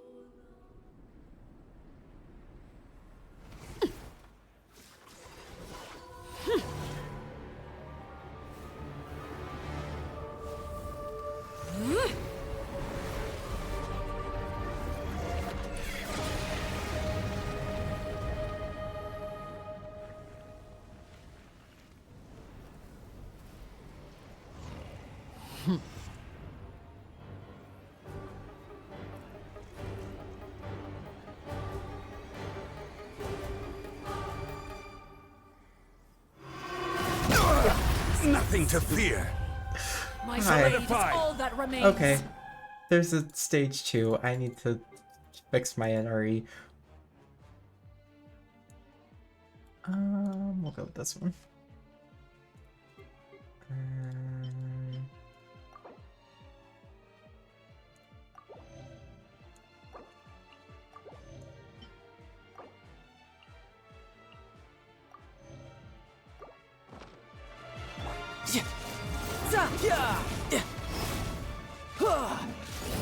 Observe.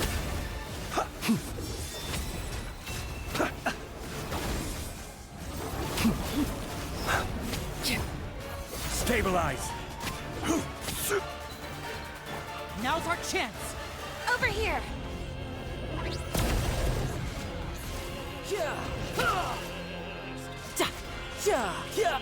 Close your eyes. The sun and moon have set. Only ruin remains. Gather! Watch out for Father's movements. Look out! My shield!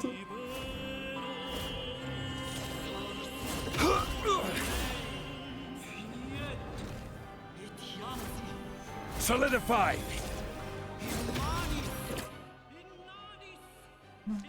Now's our chance. Look into the settings. here. I want just the music. Be silent. Observe. To dust.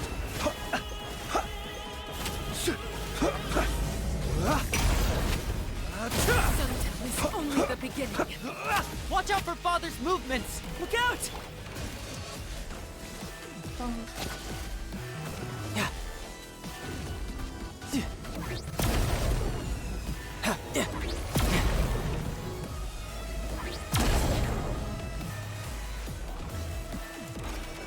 Sundown. Now's our... Over here.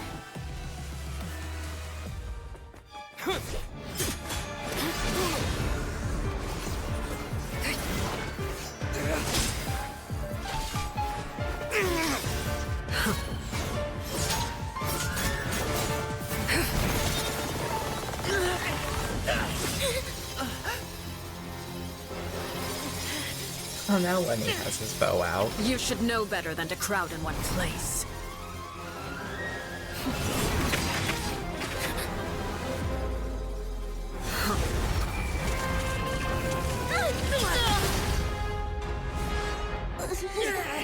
Oh, I know.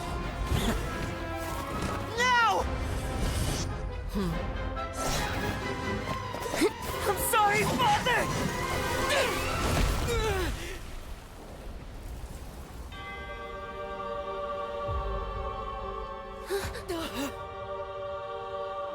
Sorry for what? This pitiful excuse for an attack.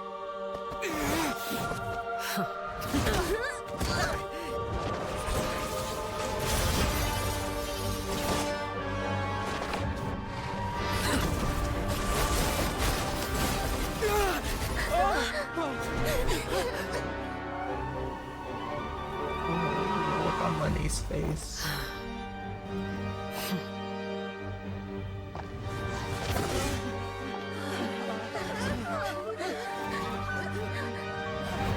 Father, no!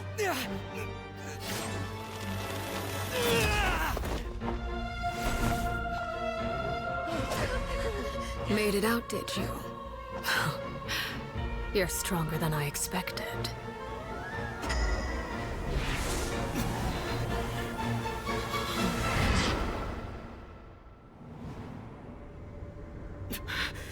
A crimson moon? I can't move.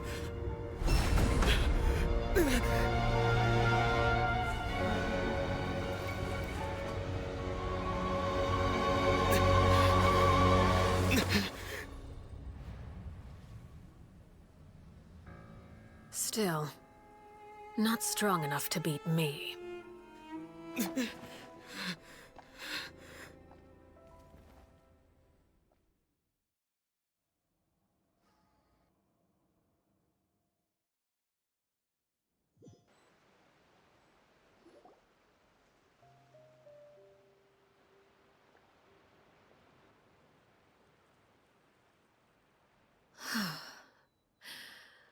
I believe we can end things here.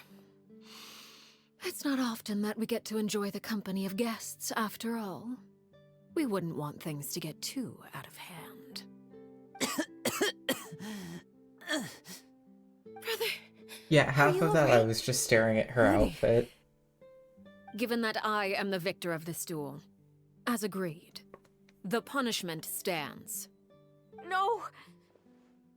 I never thought things would end like this. However, everyone involved in the duel demonstrated a remarkable level of strength and determination. In light of this, I'm prepared to change the method of execution. Elwar, the bottled flames I gave you for safekeeping. Do you still have them? Yes? I wasn't sure what they were for, but I've kept them super safe. I didn't lose a single one. Wonderful. Then, in just a moment, I'll have you administer them. Bottled flames?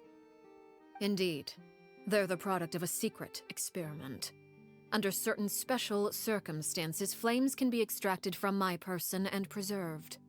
Once ingested, searing pain will spread across every inch of your body. No harm will come to you physically, but your memories will be burned away. If you can withstand the pain. When you awake, you'll have forgotten everything you know about the House of the Hearth, and will be expelled from the organization. In other words, administering this concoction will kill the version of you that grew up in the house, and give you a new identity.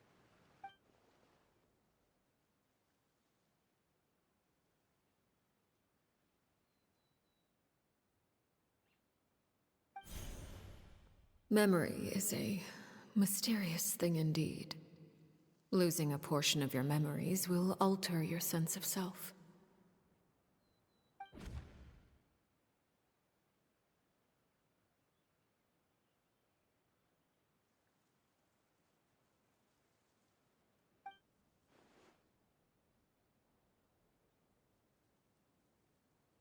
But what if those guys So, don't have the same interest just in theater anymore? letting us go, Father? You misunderstand. Memories are extremely important. Once consumed by flame, the version of you standing before me will die, and our secrets will die with you. So no, I don't intend to just let you go, because the person who survives will be nothing but a stranger. Even so,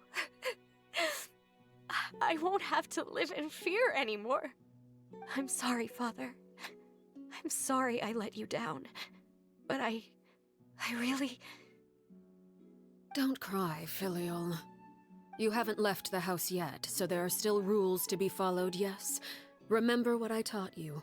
Anger makes you impulsive, sorrow causes you to waver. Don't let yourself be controlled by your emotions. Of course. I'll remember. Dry your tears, and go pursue the life you really want. Yes, Father. Chaplot, Foltz, Elwar. Take them back to Poisson. And bring Linny and the others as well. I prepared 3 extra vials of bottled flames. As for whether to take them, the choice is yours. Goodbye, children. The next time we meet, I will no longer be your father. Thank you for all you've done for the house. Why did that bird just I phase hope you out have of bright existence? futures ahead of you. There was a bird on the wall and it just disappeared.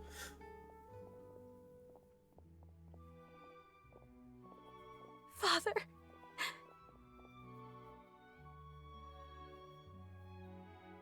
Let's go.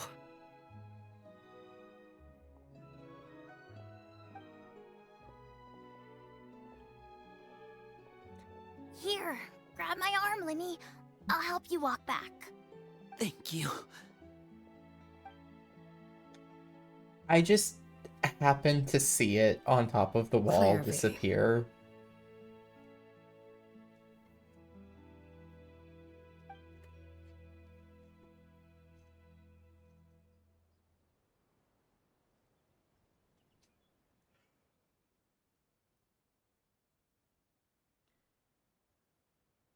Can we talk now? I've been waiting for a super long time. You really are Perry, aren't you? I haven't seen you in so long. How come you're all grown up? Wait, did I somehow travel to the future on accident? Or am I dreaming? What a long dream. Neither. You died, Clairvy. That's what happened. You could have at least sugarcoated it a little. Look, she's done speechless. Oh. Okay then. Huh? That's it? You accepted it just like that? Yep. If that's what Perry says happened, then I believe her.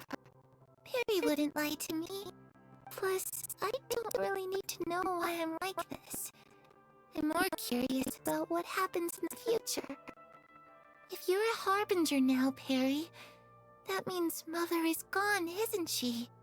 Can you tell me about it? I want to know what happened to her. And to me. You never stopped trying to defy fate. At first, no one believed you. You could only vent your frustrations to the moon. In fact, you often sought comfort in the night sky. You wanted to see the aurora, so one night we promised each other we would go to Snezhnaya to see it together. Later on, you tried to run away, but you were brought back each time. Mother spared your life, but it wasn't out of kindness. Instead, she decided to make an example of you by slowly torturing you over time. That way, the other children would know what happens to traitors. Still, you never gave up. Mother hoped that through ruthless duel after ruthless duel, she would be able to crown an ultimate victor among the children she raised. But you called on everyone to unite, to fight to a draw in order to reduce casualties. Your efforts may have only delayed the inevitable, but still. You gave them hope. You tried everything you could think of, but every attempt ended in failure. Still, you never turned your sword on Crucibina, and you never turned it on me. On that gloomy day, you told me, "For the last 16 years of my life, I've done everything I can to fight for freedom. But now, I realize that the only freedom I truly possess is the freedom to choose to die." I never imagined I would say something like that. I must have been feeling really worn down. But somehow, I still think I understand. According to Mother's plan, only one of us was going to make it until the end. And I always hoped that person would be you. If I could do it all over again, I still don't think I would make a different choice. Even when I first met you, I knew you'd be able to do what I couldn't. Is that so? Even now, I'm not sure I truly understand what kind of freedom you were trying to pursue. But as the head of the House of the Hearth, and as the children's father, I've tried to give them the most basic of freedoms. The freedom to choose their own fate. It's something I discussed with the Eudex of Fontaine. The children who want to leave the house will have their memories wiped clean of all secrets pertaining to the organization. In return, they will be allowed to live a normal life in Fontaine without being prosecuted for their past. Of course, I won't simply hand freedom to them on a silver platter. They have to fight for it and prove themselves worthy of it.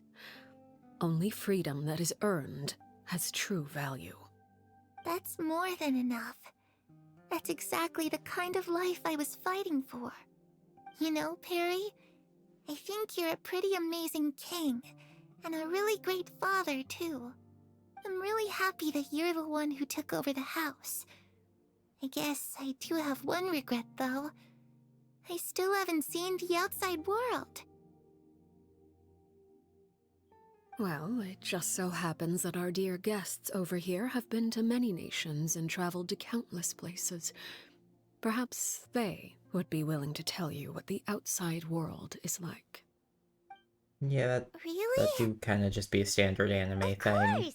We've traveled all over the place. We've got so many stories, we could probably talk your ears off for 3 days straight.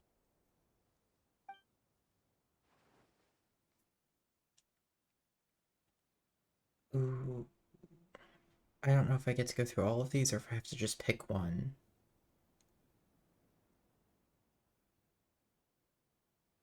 You know, I used to dream of being a bard, playing the lute while singing into the winds of freedom.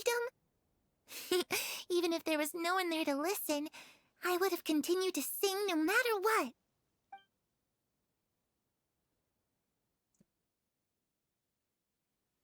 Yeah, it was... I was torn between starting with Mondstadt, because her whole thing is freedom, and that's the Nation of Freedom. Geo, because I love Zhongli, or Dendro, because Kaveh. Sorry, Inazuma, but for a child who's looking out for who's looking for freedom, the land with the closed off borders and civil war, not a very free kind of country. Ah, that's where Mora comes from. I never knew that before. If I had some Mora, I would buy 3 new dresses. One for me, one for Perry, and one for Mother. It's just too bad Perry doesn't like wearing dresses. And Mother, well, she probably wouldn't accept something like that either. I guess I'd just have to keep them all for me then. I could wear a different one every day.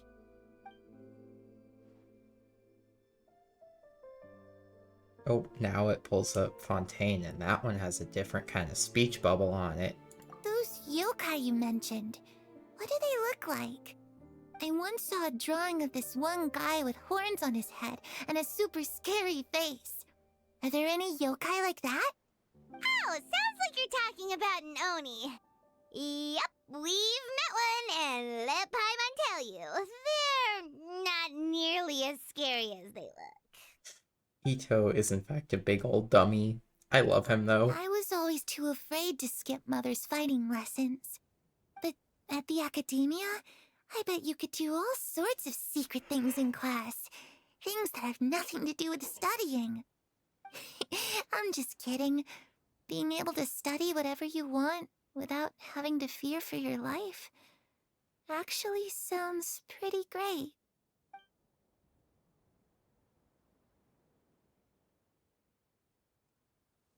The situation was super dangerous. Lenny and Lynette were accused of committing a crime, and they were going to have to stand trial at the Opera Epicles. Oh no! That must have been hard for all of you. What happened next? Don't worry, we were able to turn the situation around super quickly, all thanks to Detective Paimon, of course. How'd you do that? Come on, tell me. Okay, so it was like this. After the failed magic show, we rushed to the scene and...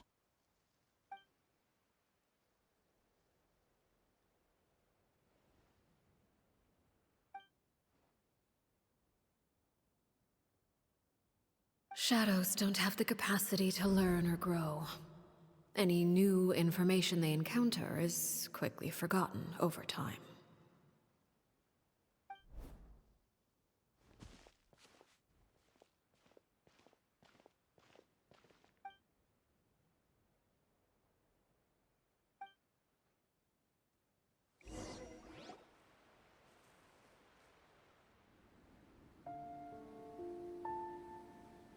Clairvy, you've worked tirelessly from the shadows to overthrow the House of the Hearth. Now, by my authority as the Knave, I shall announce how this matter ends. You are hereby expelled from the House of the Hearth. You are no longer tied to this place, nor are you bound by its rules. You're saying that I can finally leave? I get to experience the outside world as well? Oh, I almost forgot. There's no getting older for me. Still, seeing who you grew up to be makes me really happy, Parallare. Take care of yourself. Goodbye. May we meet again someday.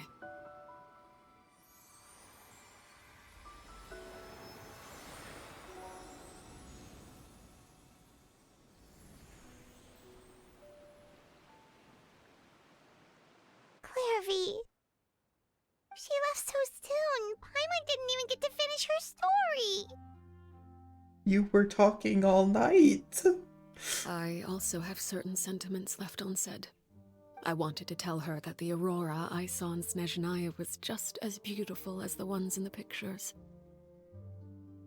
But a shadow's memories reset at dawn.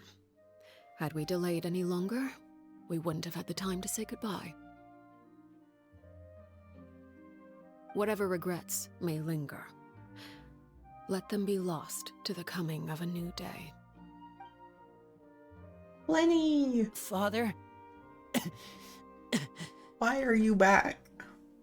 It's Linny! Hey, Linny! I love you, but shouldn't you be resting? What is he doing back here? Let's go check it out.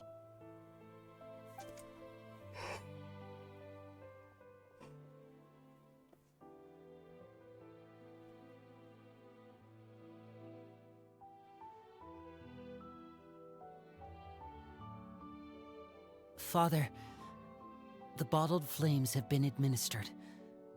Filial and the others have left the house. And you? What have you decided? Well, he's still here. Thank you for giving us that choice, Father. But we never wanted to leave the house. It's the only home we've ever known. Lynette and Fremine feel the same way. They're recuperating back at the Hotel Bouffe d'été. But I decided to come back and tell you where we stood. I'm sure you're well aware of the expectations I have for you. I want you to follow in my footsteps and become the next king of the house. Yet you seem to have different ideas. I must admit, I'm rather surprised by your decision to stay. There's nothing wrong with choosing to live a quiet life. Leading this organization is a heavy responsibility, one not so easily carried by someone forced onto the throne. I just never understood what you saw in me. What made you believe I was deserving of that throne? You're brave, talented, and, most importantly, you cherish your family. You would do anything to protect them, even if it costs you your life.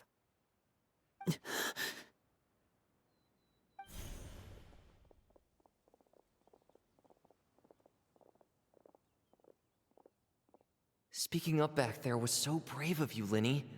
It's all thanks to you that we were able to convince Father to back down. You're a hero, Linny. Hero? Father is the real hero. Had Father gone all out during the duel, there's no way I would have walked away with my life. She must have had it all planned from the beginning, from the very moment she suggested a duel. I'm not deserving of that title. I'm not strong enough or smart enough. You're wrong. You're also in my only opinion, all you 19. need to be deserving of the throne is conviction You got and time. the necessary strength to I don't act think Arlecchino's stepping down anytime We may soon. have different ideas of what it means to be a family, but you can hardly be said to lack conviction. What you truly lack is strength. For someone of your talent, though, that's something that will come with time. Even without that strength, you still chose to face me in a duel, even though the odds were stacked against you. That capacity to honor your convictions is what I truly see in you. Father. No one knows what the future holds, what tragedy or triumph may be in store. Being at the head of this organization requires the strength of will to face whatever comes. Caution will only hold He's you not back. there yet. If reaching a certain he will get standard were there. required to go after what you want, I would never have succeeded in killing my predecessor. Back then, there was still a considerable gap between our abilities. Strength may decide the ultimate victor, but those who let a lack of strength dictate their decisions or undermine their convictions will never be worthy of the throne. I understand, Father. Thank you.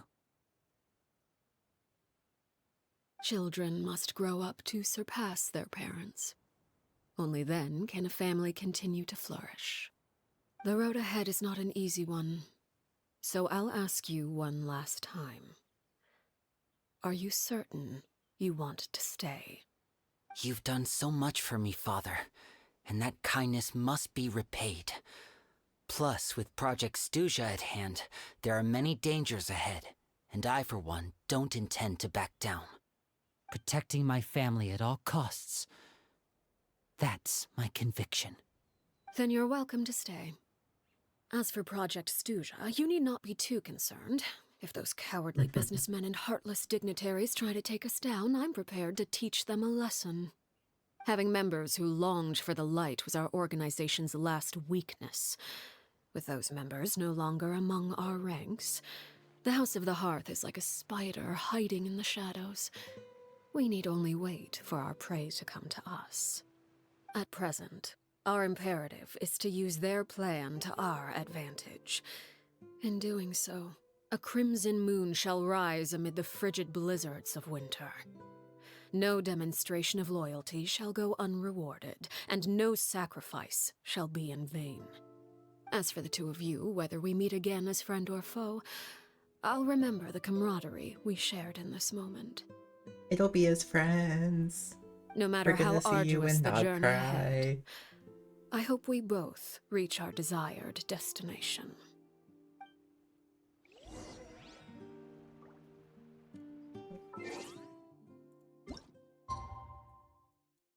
Didn't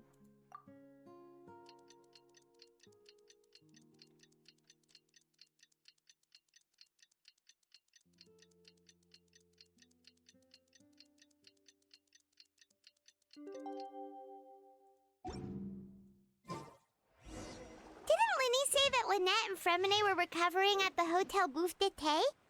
Oh, Paimon wonders how they're doing. Maybe we should go check on them. I think it was that bird right there. That's the one that disappeared in the cutscene. Yep. Yeah.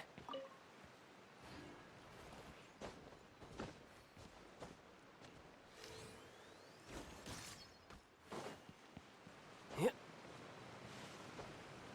Yeah. Yeah. Yeah. Yeah.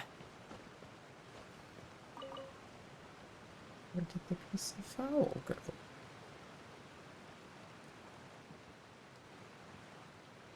I killed the bird and it didn't drop any meat. Also, I wanted to look at something. Yeah. Okay, now I don't have Tighnari. I was talking about that earlier and then I couldn't remember whether or not I had him. And I forgot to ever look. Now I've got these guys that I usually use. The Cyno. I need to finish leveling her. What do I need? Oh yeah. Those things. That fight's not that bad actually, and I do still need more flowers. Oh boy.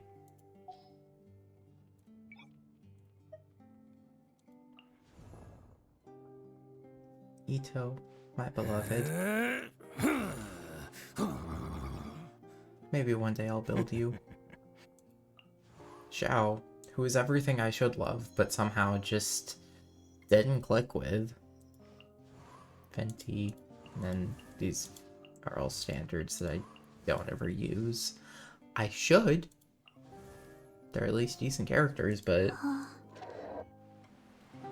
This place is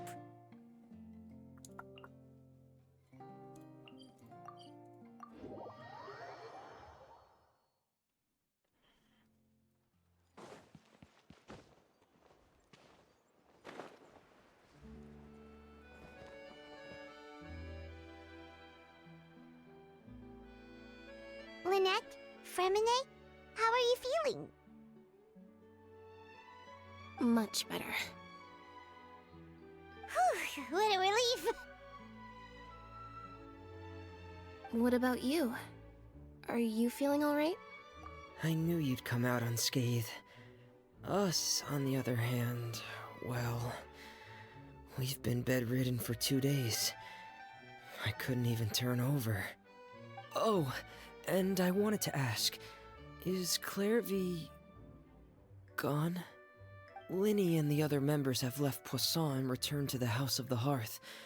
According to him, there haven't been any more sightings of a spirit roaming the house.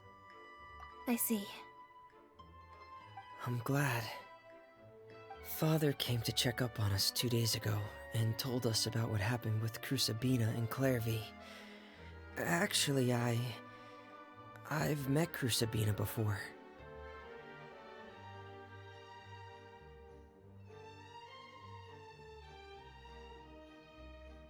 Wait, what? You've met the former knave? Crusabina died a year after Clairvy. It was during the year between their deaths that I joined the House of the Hearth. The other guys that all wanted to leave the house forgot, but these two, along with Lenny, are staying, so they don't need to forget. The atmosphere in the house was suffocating. When I joined, though, the experiment she valued so much had already come to an end, and all the people involved, dead and injured alike, were gone. Crusabina never talked about the past with us newcomers.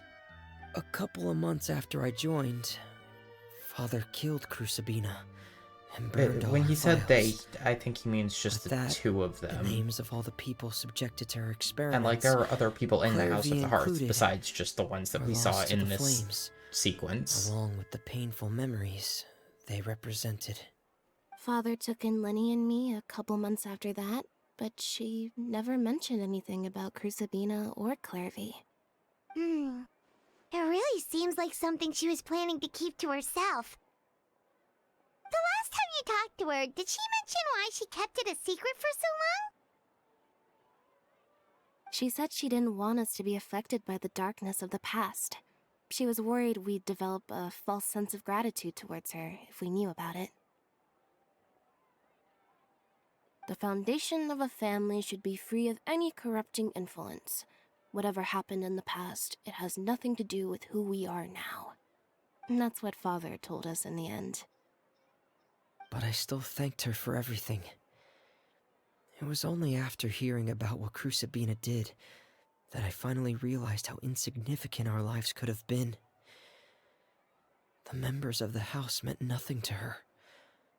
To say that she valued them in any way, even just as a tool, would probably be giving her too much credit. If Father hadn't taken over the House of the Hearth, I probably would have already... Father rarely brings up the fact that she saved us. She doesn't believe that being indebted to her should be what ties us together. But even if we didn't owe her anything, we would still choose to stay. Because this is our home. We may have arguments or times when we feel wronged. Some people may even choose to leave.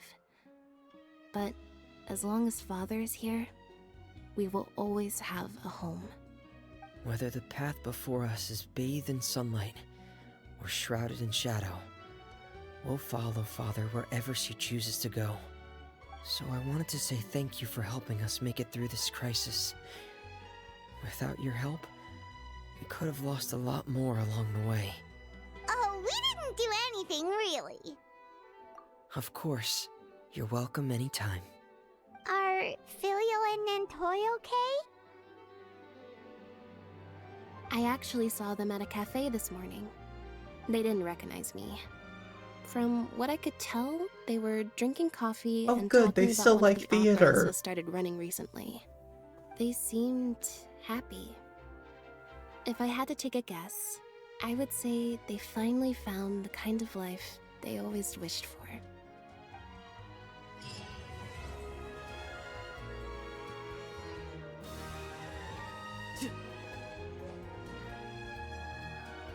Oh, I got a fireplace.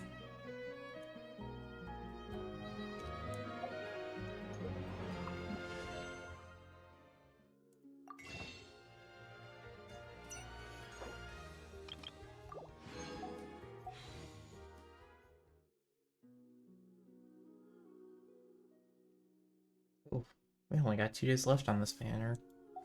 It's coming out after this. Okay, that's what I meant.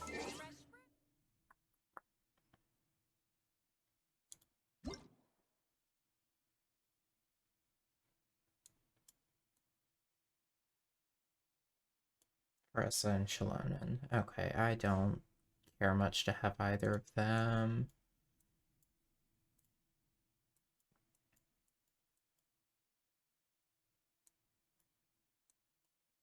So, okay. I guess we'll have to see who the boosted 4 stars are.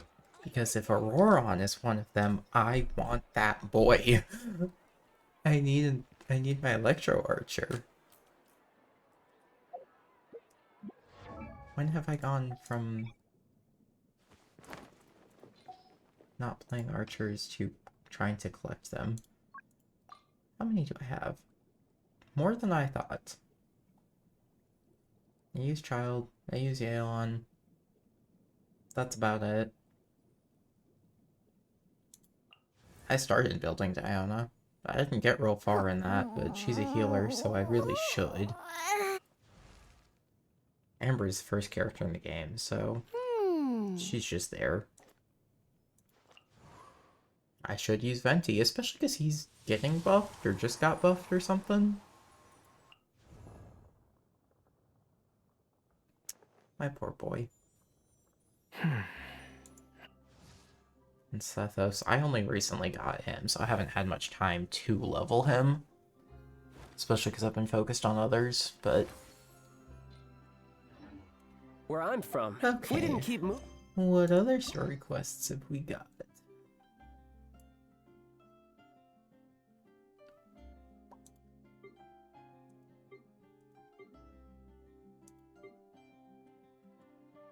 Oh, I could work on the tribal stuff. That would be good stuff to do.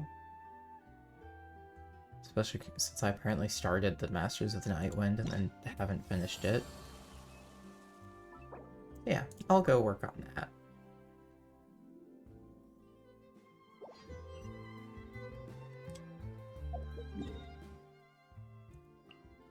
So far away.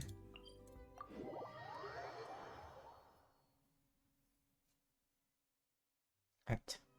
I'm going to pause and take a bathroom break real quick though. So I will be back.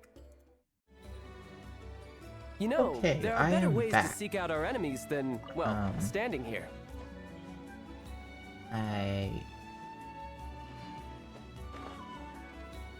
Is it getting over here? Oh yeah, I think I remember trying to find this one and not knowing where it was. Oh, is it all the way up? I don't know. Not important. Not what I'm here for. But I managed to step in Nyx's water bowl not once, but twice.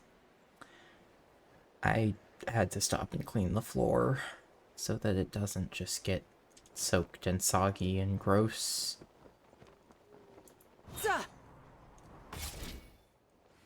I need to be even further down. Good.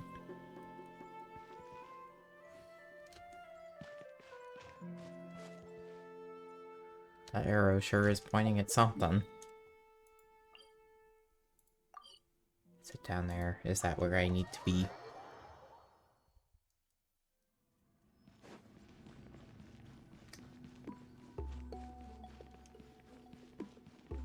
And the first time it was just a little bit of a spill, like, okay, whatever. But then I refilled her water and did it again, and it's like, okay. Where's the paper towels? I take it you're the ones appointed by Elder Talapo? Yep, and you are... Call me Toltec. Finally heated my the rice chief up, asked me to be so your that's guide for actually the hot day. now. His messengers already filled me in on the situation. So just follow me.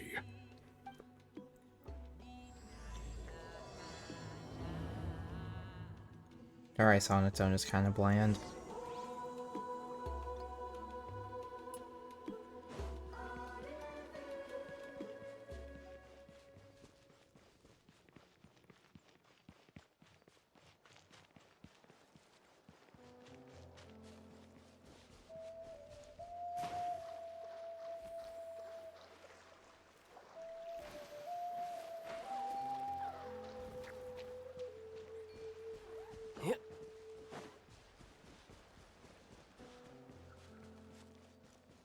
I just remembered I had been free farming for Auroron for when I do eventually one day get him.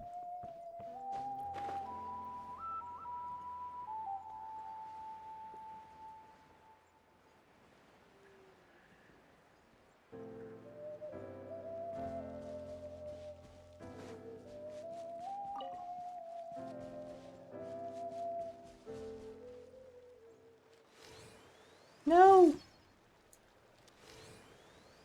Aw, they're disappearing from existence.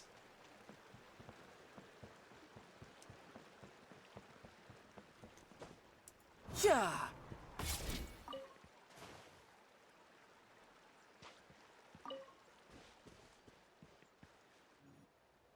So the guy is somewhere in this cave, huh? This is as far as I can take you. Only the appointed ones may proceed from here. Why's that? Kind of a long story. Apparently, there's a certain fruit that grows in this cave, the juice of which can be processed to make an excellent dye. Many years ago, our ancestors set out to make a series of ambitious works of graffiti art. They selected this cave to make them in, presumably due to the availability of the dye. However, they didn't want anyone to see their work before it was completed, and so they sealed off the entrance to control access. To bypass the seal, you have to have mastered the art of color perception, or something like that. Oh, right. The strange thing is, our ancestors never removed the seal, even after they finished the graffiti art. Since it was sealed off, the only person who's been inside is the great shaman, Huitzilin, and that was 300 years ago. According to her, the artwork tells the story of a hero by the name of Kuntur. But I digress. Sorry, I'm a big fan of graffiti artwork. Once I get talking, I can go on for hours. So you're sure you don't want to come with us? He I'll already pass. said I tried to get in can't. once, but the seal blocked my way. I tried getting my Iktomi to clear it with its powers, but even that didn't work. I guess it's supposed to be a test left there by our ancestors. If you don't pass the test, you're not worthy of viewing their works of art. That's lame. Don't worry about me, though. I wouldn't be joining you this time even if I was able to get in.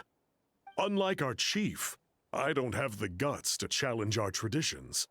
This task is specifically appointed to someone by the Iktomi Elder.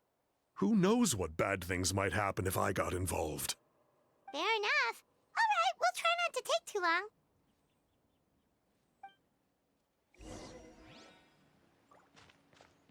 I'll take pictures of it and bring you the pictures.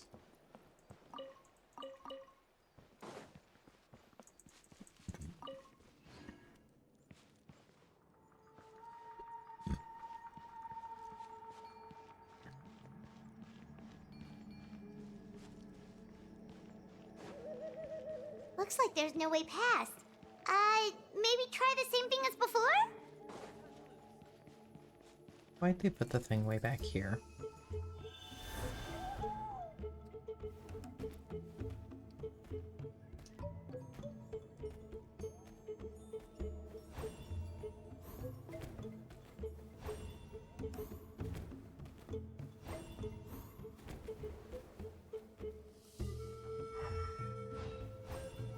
Hey, it worked! Let's head in and take a look. Oh look, there's This even a should be the viewpoint place. to look at it. That fruit Toltec mentioned should be the one on the wall, right? Now the only question is, which ones do we pick? Well, go ahead, try it out.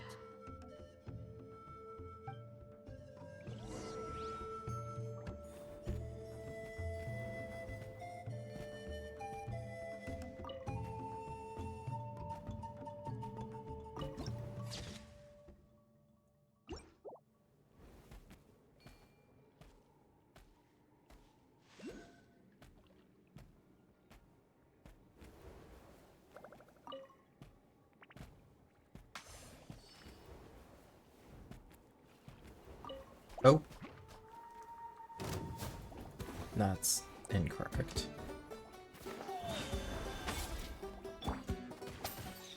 Arle is going to do no good against these. Close your eyes.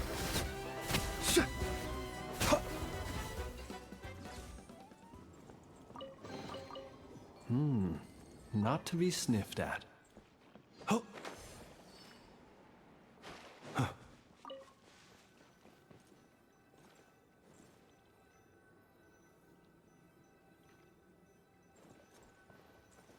Still needs to be a bird.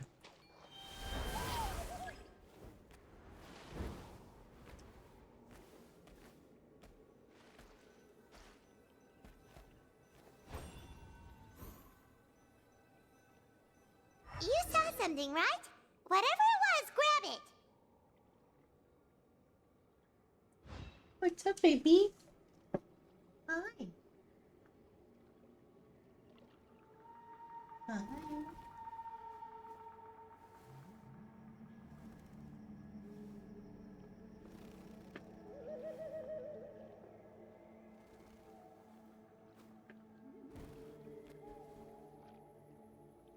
Um...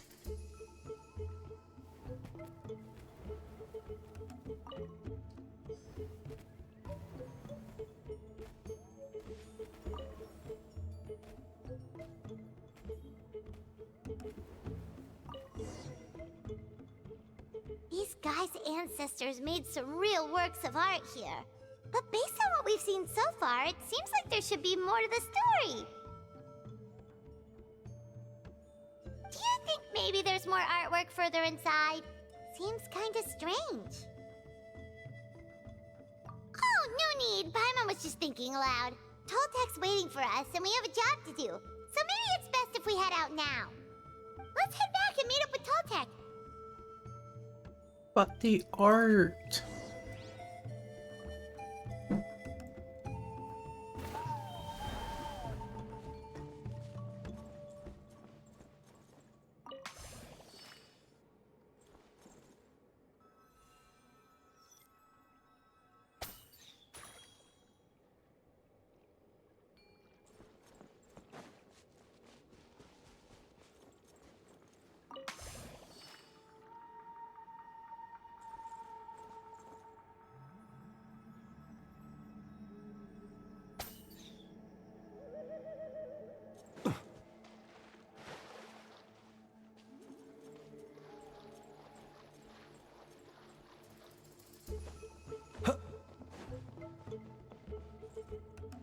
Let me do it. Observe. Oh, I missed.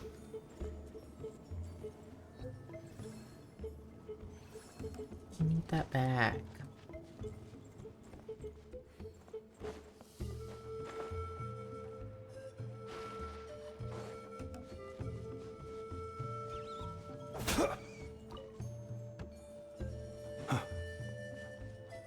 I feel a little bad about that now.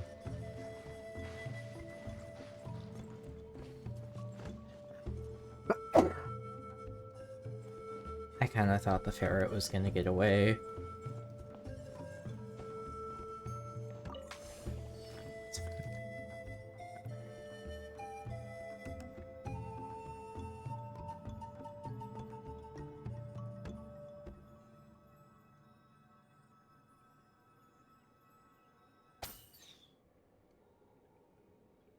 Aw.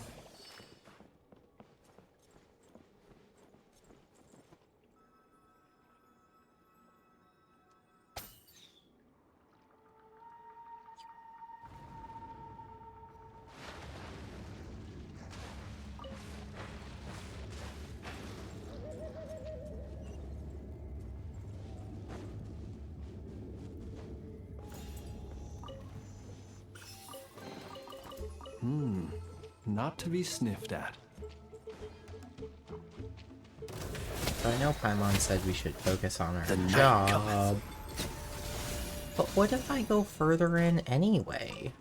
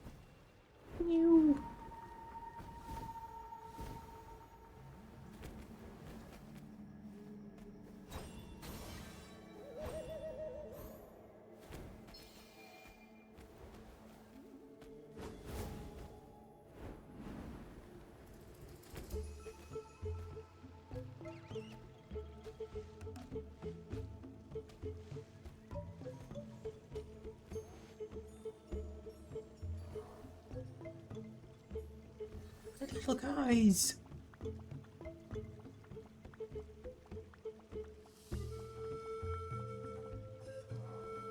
Oh.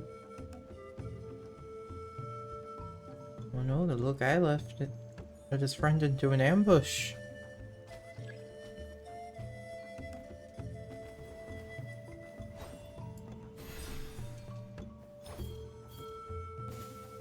Yeah. Let's finish this fast. Come at me!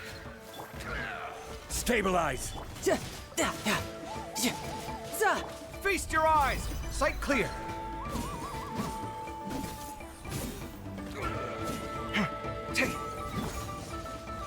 The night wind blows. Be silent.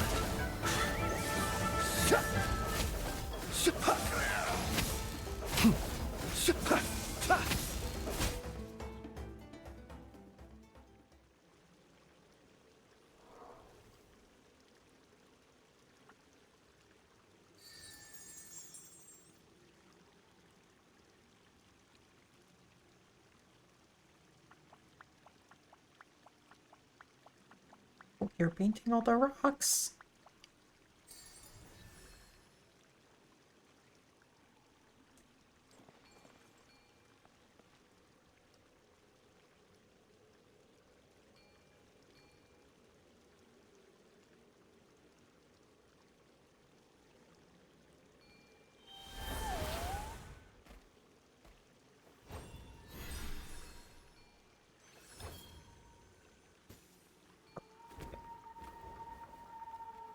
One, two, three, four. Yeah.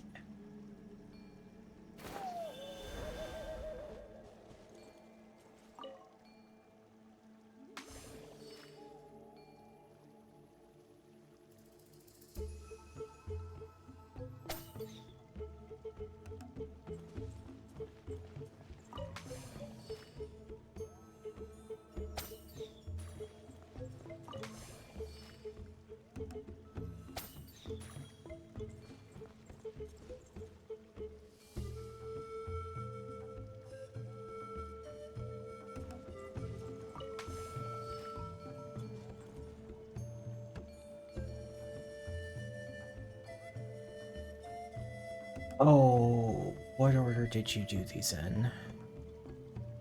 Red, blue, green, yellow, I think? Okay, where's the red guy?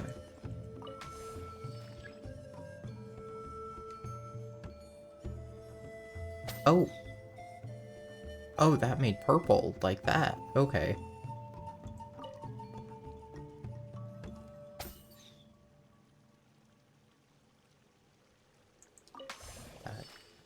Red, or is that just brick colored? I think that's red.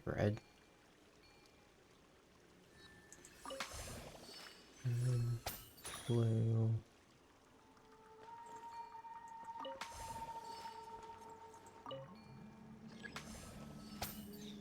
Green.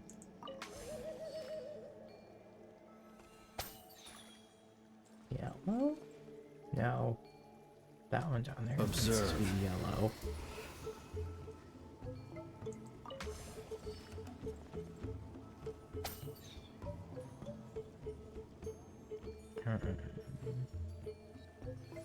So over here needs to be red. There we go. That. Oh, hello.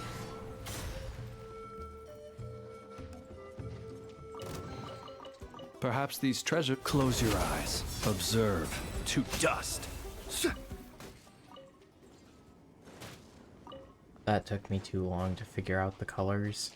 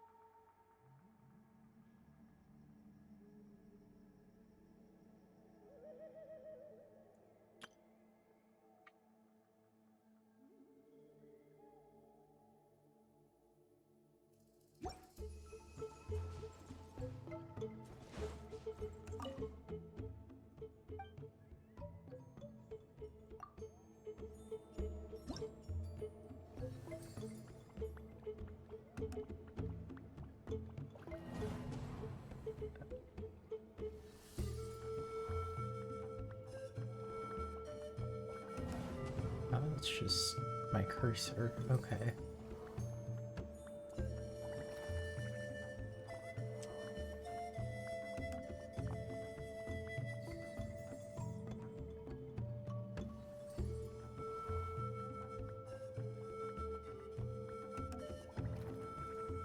Oh no.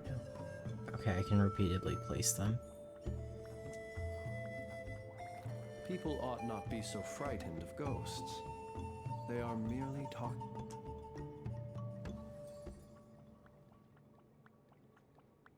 Oh.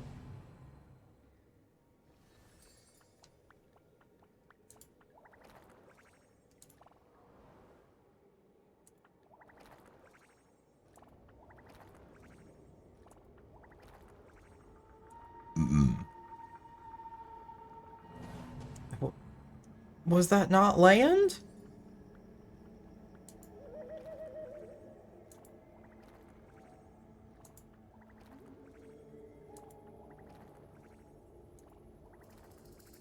Yeah, that's where the other guy landed.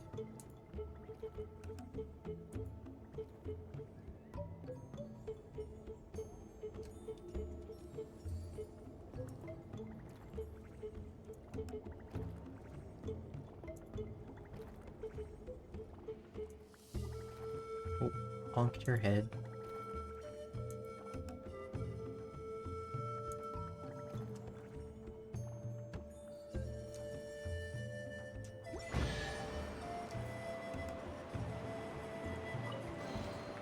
Goodness, how the world has changed. Might I ask, when did the custom of placing treasure chests in every nook and cranny come into fashion?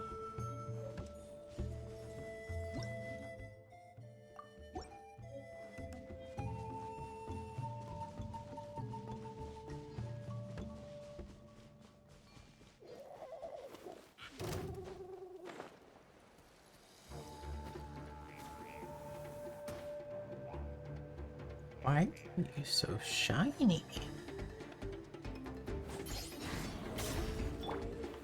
Solidify!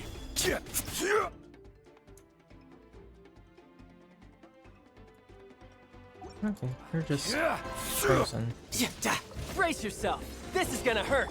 I will have order. Be silent. Observe.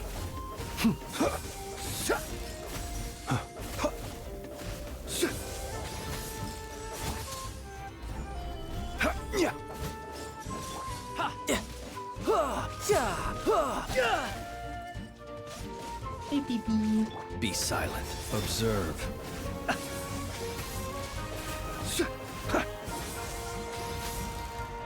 Close your eyes.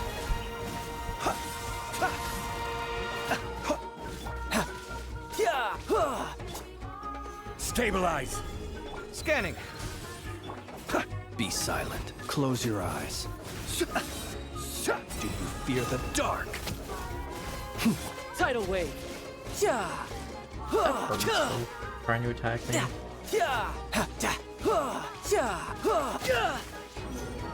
No, come on, you were almost dead. Gather. Be silent. Close your eyes.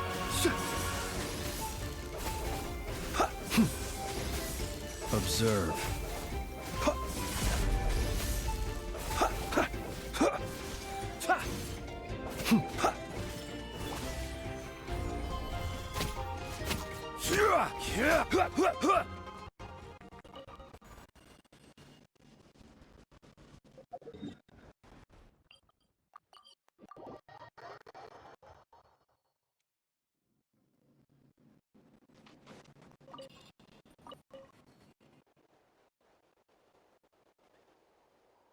We're back, and we found the ingredients for the dye! Sounds like you made it through the seal then. Our Iktomi-Sor Elder was right about you. It's getting late. Follow me. I'll take us back.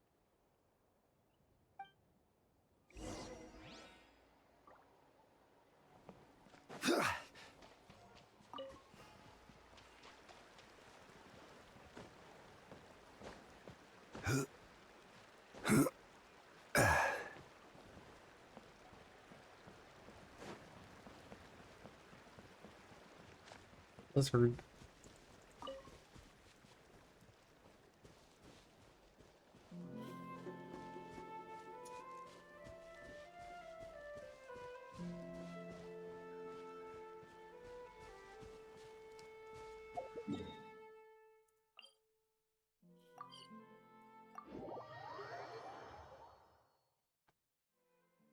This isn't where I need it to be.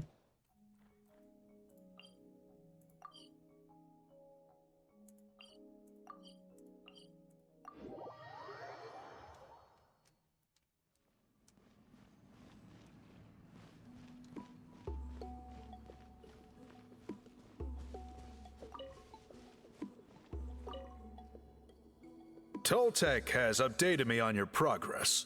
Well done. I appreciate your efforts. Sure thing! Here's the stuff for the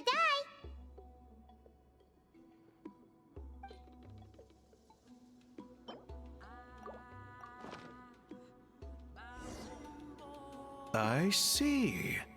Yes. This is certainly a very different substance from typical dyes.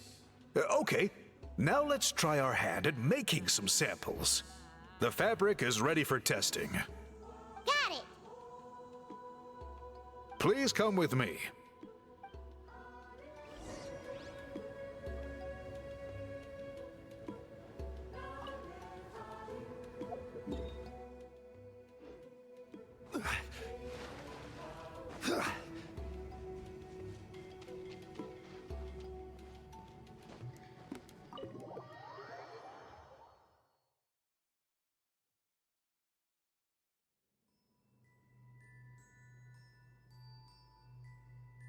Take a look at this. It's a woven scroll made by one of our ancestors. This is the kind of thing we're trying to make. Ooh! The person depicted is the legendary shaman, Huitzilin. She lived 200 years ago and was once appointed by the Iktomi-Sur Elder, like yourselves. She was especially skilled in the art of color manipulation, and of course completed her task with flying colors. This scroll is a record of her deeds, and was most likely the work of her own hand. The quality is simply breathtaking, even compared to other scrolls of this variety. Sadly, since she passed away, all of our Iktomi-Sur Elder's subsequent appointees have had to rely on the gift from the spirits to complete their work.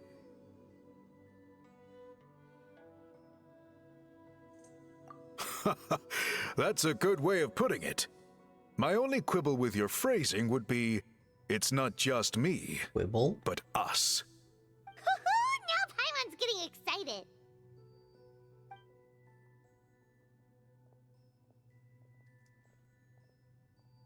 Bring out the samples.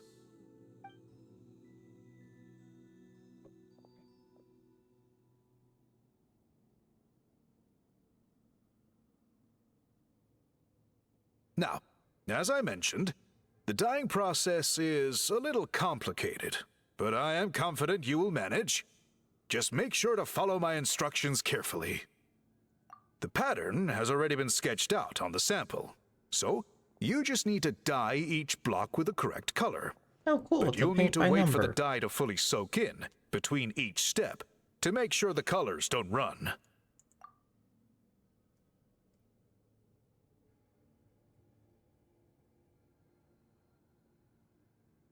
Ha ha ha! Good! The dye has taken to the fabric, and the pattern is crisp and clear. Next, apply all the remaining dye, and we should see that elusive signature color emerge. Okay, final step.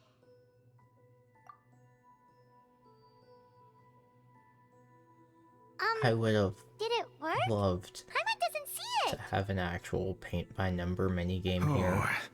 That color isn't showing up. Oh, the dyeing has failed. No, your technique was flawless. You did everything exactly as instructed. It would have made no difference if I'd done it myself. Then what went wrong? It could be the weaving technique. Or maybe the dye has to be applied in a different way. Oh, whatever the case. It looks like I have failed to get to the bottom of this mystery. Sorry, Paimon wishes we could do more to help. I am the one who should be apologizing. I made you do so much work, and it was for nothing. I will, of course, honor my commitment to compensate you for your trouble, but I do hope you won't give up on this task. I plan to keep investigating, and will be sure to keep you updated with any progress. Don't worry, we're not quitters. Paimon does have a question, though.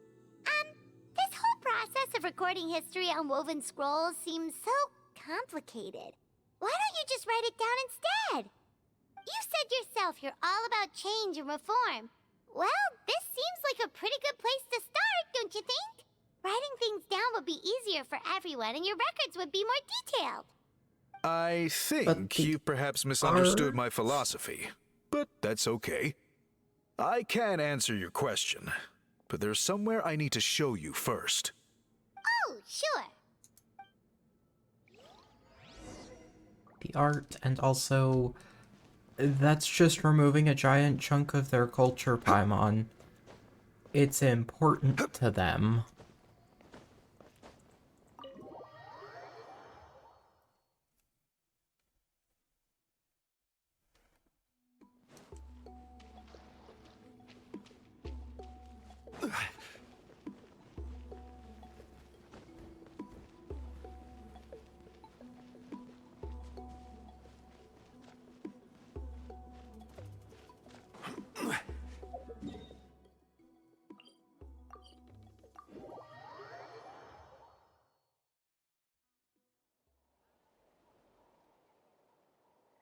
Ah, it is up on top of the top one.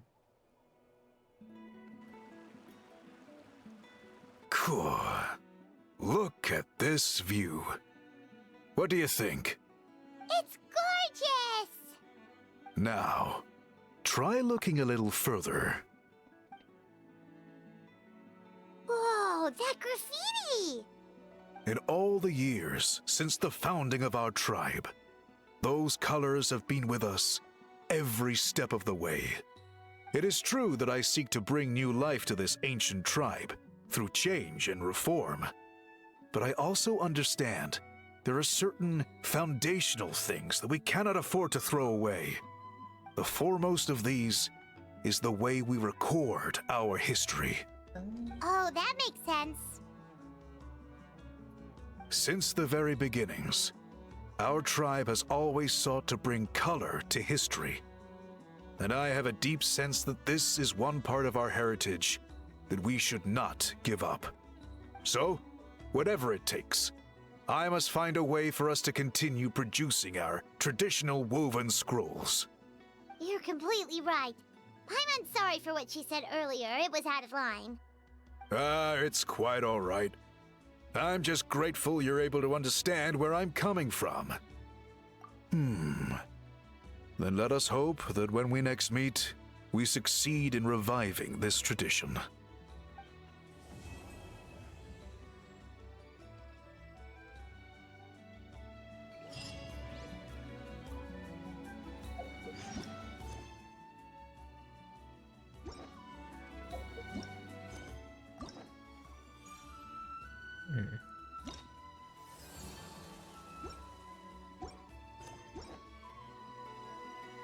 Osmanthus whined. Let me climb up here real quick and get this.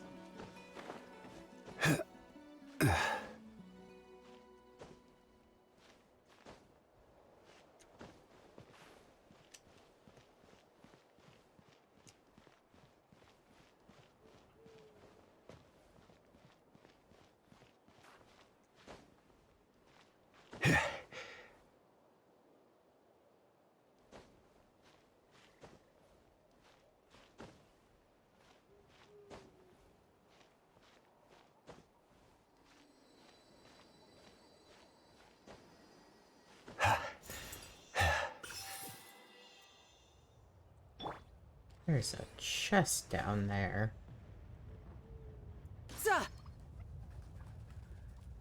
I missed.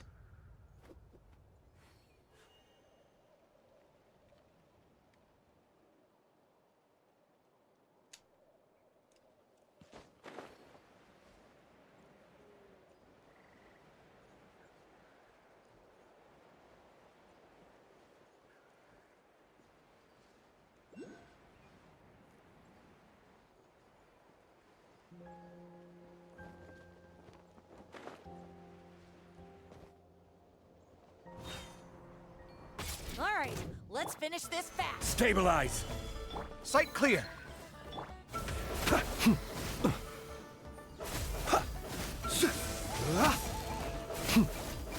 Oh, I just launched her.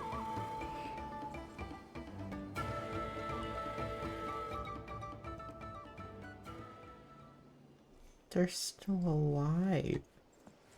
All right, let's finish this fast. Be silent. Alright, so I guess I need to be careful not to launch them.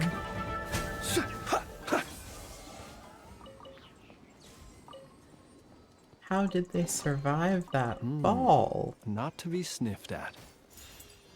Okay, I'm on fire now. It's fine.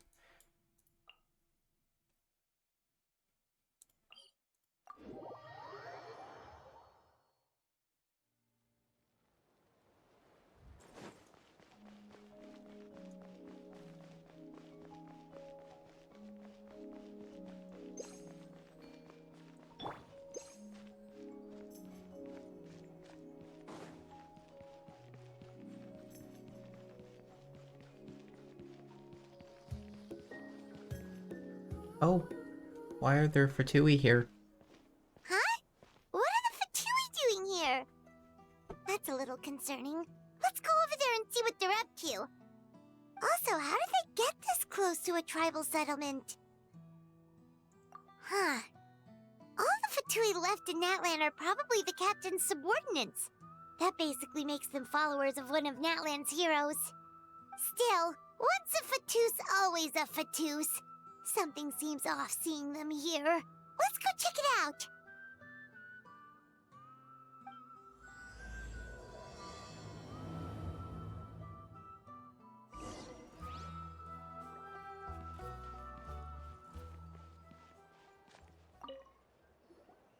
Ahem! What are you guys doing here? Following orders. If you have a problem, take it up with our employer. Hey, what's with the attitude? Can the Fatui even work for a private employer? This is Grudok. I hired him to be my bodyguard in Natlan. As you can see, he's not the sociable type. I'm sorry for any offense. My original plan was to hire someone from the local tribes, but a priest recommended Grudok and his squad. I was told they were capable fighters and had the time to spare, so they fit the bill. It seems like the Fatui's reputation in Natlan is quite positive. So that's what happened. Then you must be from Fontaine? Precisely! Montluçon, at your service. I work in the publication business. And you two... Wait, you must be the Traveler and his fairy companion. Oh, you know us? A golden-haired traveler with a I'm on floating who companion. doesn't know us at There's this no point. mistake. Your exploits in Fontaine have all the makings of a best-selling series. I'd be a failure of a book merchant if I couldn't recognize you. Wow, we're really famous at this point, Traveler. It's truly my lucky day. I know this is sudden, but I was actually looking for you two. You see, I have a favor to ask. So, you chased us all the way to Natlan? That's a little creepy. You'll be generously rewarded, I promise you.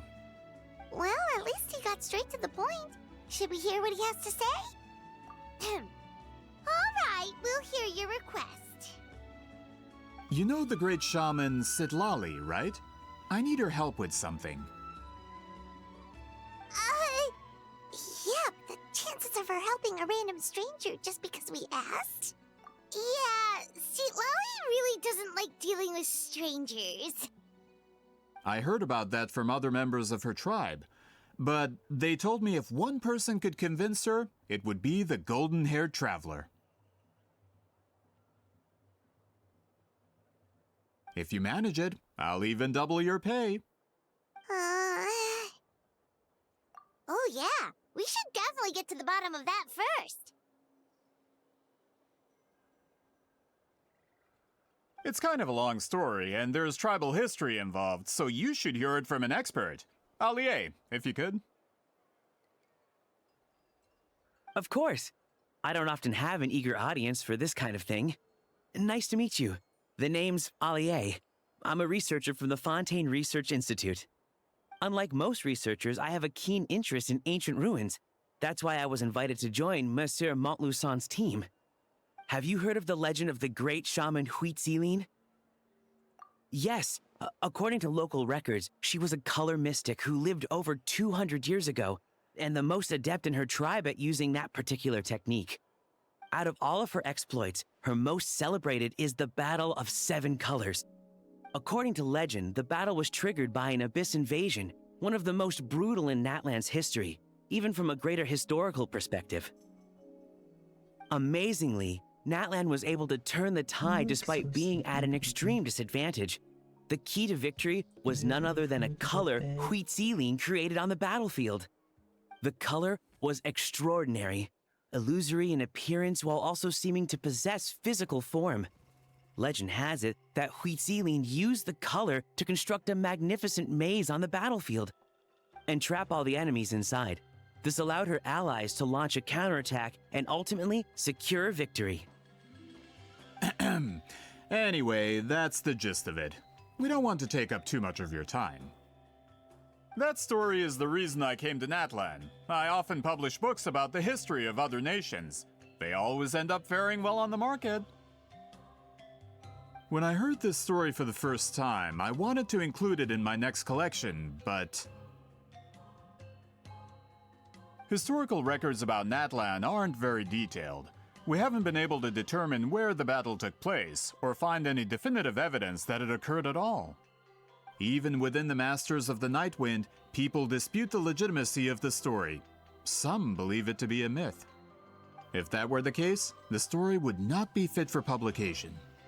But if you're just including it in a story collection, why does it matter if it never happened? Well, you see, the slogan for the collection is Restoring the Truth of History. Naturally, I needed to be factual. That's why I'm here. The Masters of the Nightwind are said to have a tradition of recording past events, so I wanted to consult their records. But I was refused access to the Obsidian Altar. Application after application, and all I received were a few ordinary woven scrolls with nothing to offer. Honestly, I'm just trying to promote their history, and they make such a fuss. According to my research, their scrolls are considered sacred relics in addition to historical records. Naturally, outsiders are rarely granted access. Not to mention, the scrolls we did get to review actually contain a huge amount of information. I just need more time, and I could... We've been over this, Arle. There's no need to waste time on those scrolls when we have a better way. Citlali, you mean? Exactly. You're well aware, I'm sure, that Citlali has been alive for more than 200 years. That means she lived during the era of the Battle of Seven Colors. If she agrees to be my consultant, then no other historical records are necessary. Oh, that's what you want. So, what do you say? I'll quadruple the pay if it helps sweeten the deal. Well, it's not that we don't want to help you. Oh, right. The duty the chief gave us has a lot to do with Huitzilin. Who knows? The Battle of Seven Colors might lead us in the right direction. All right, we'll help you convince Citlali. Just let us do the talking, okay? Of course.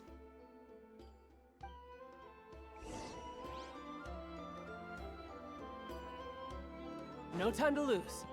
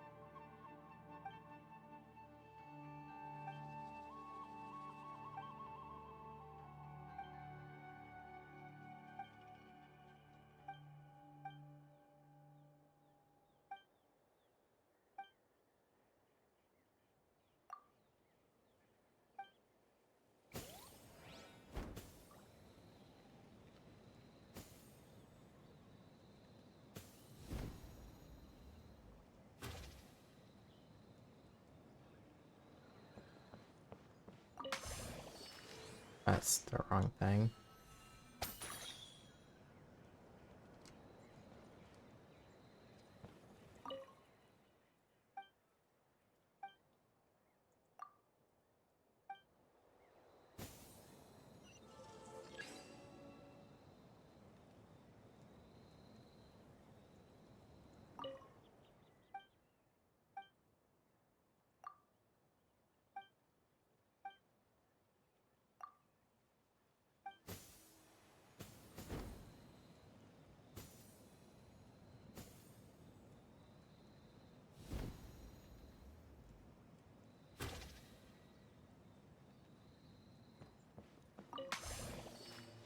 Yeah!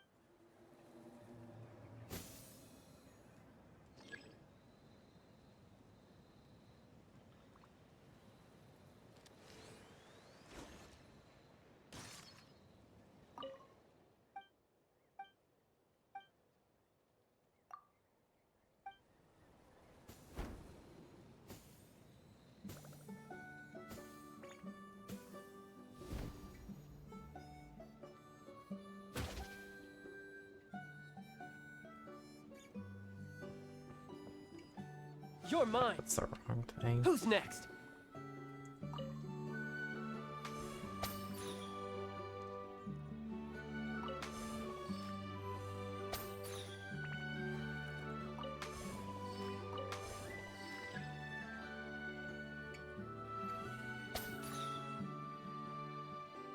Tidal wave. Bring it on.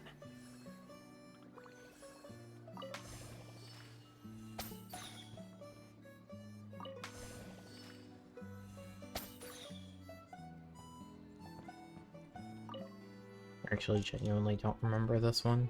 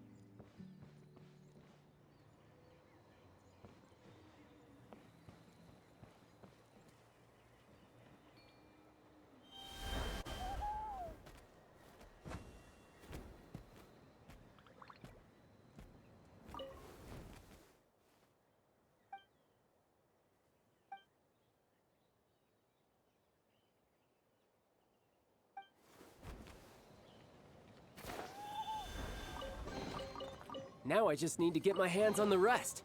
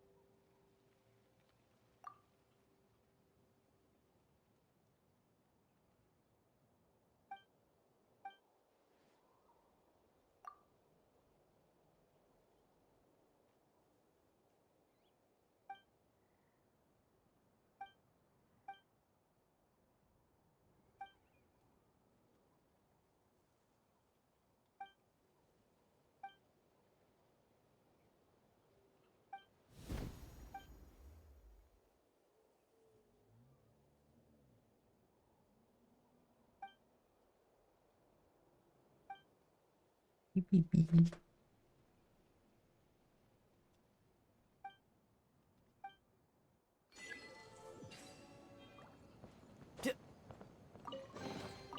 Now I just need to get my hands on the rest.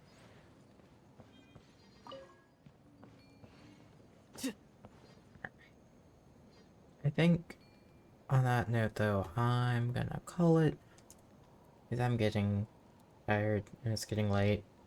And I think Nyx is getting mad at me that I'm still up. But it's been fun. I'll see y'all later.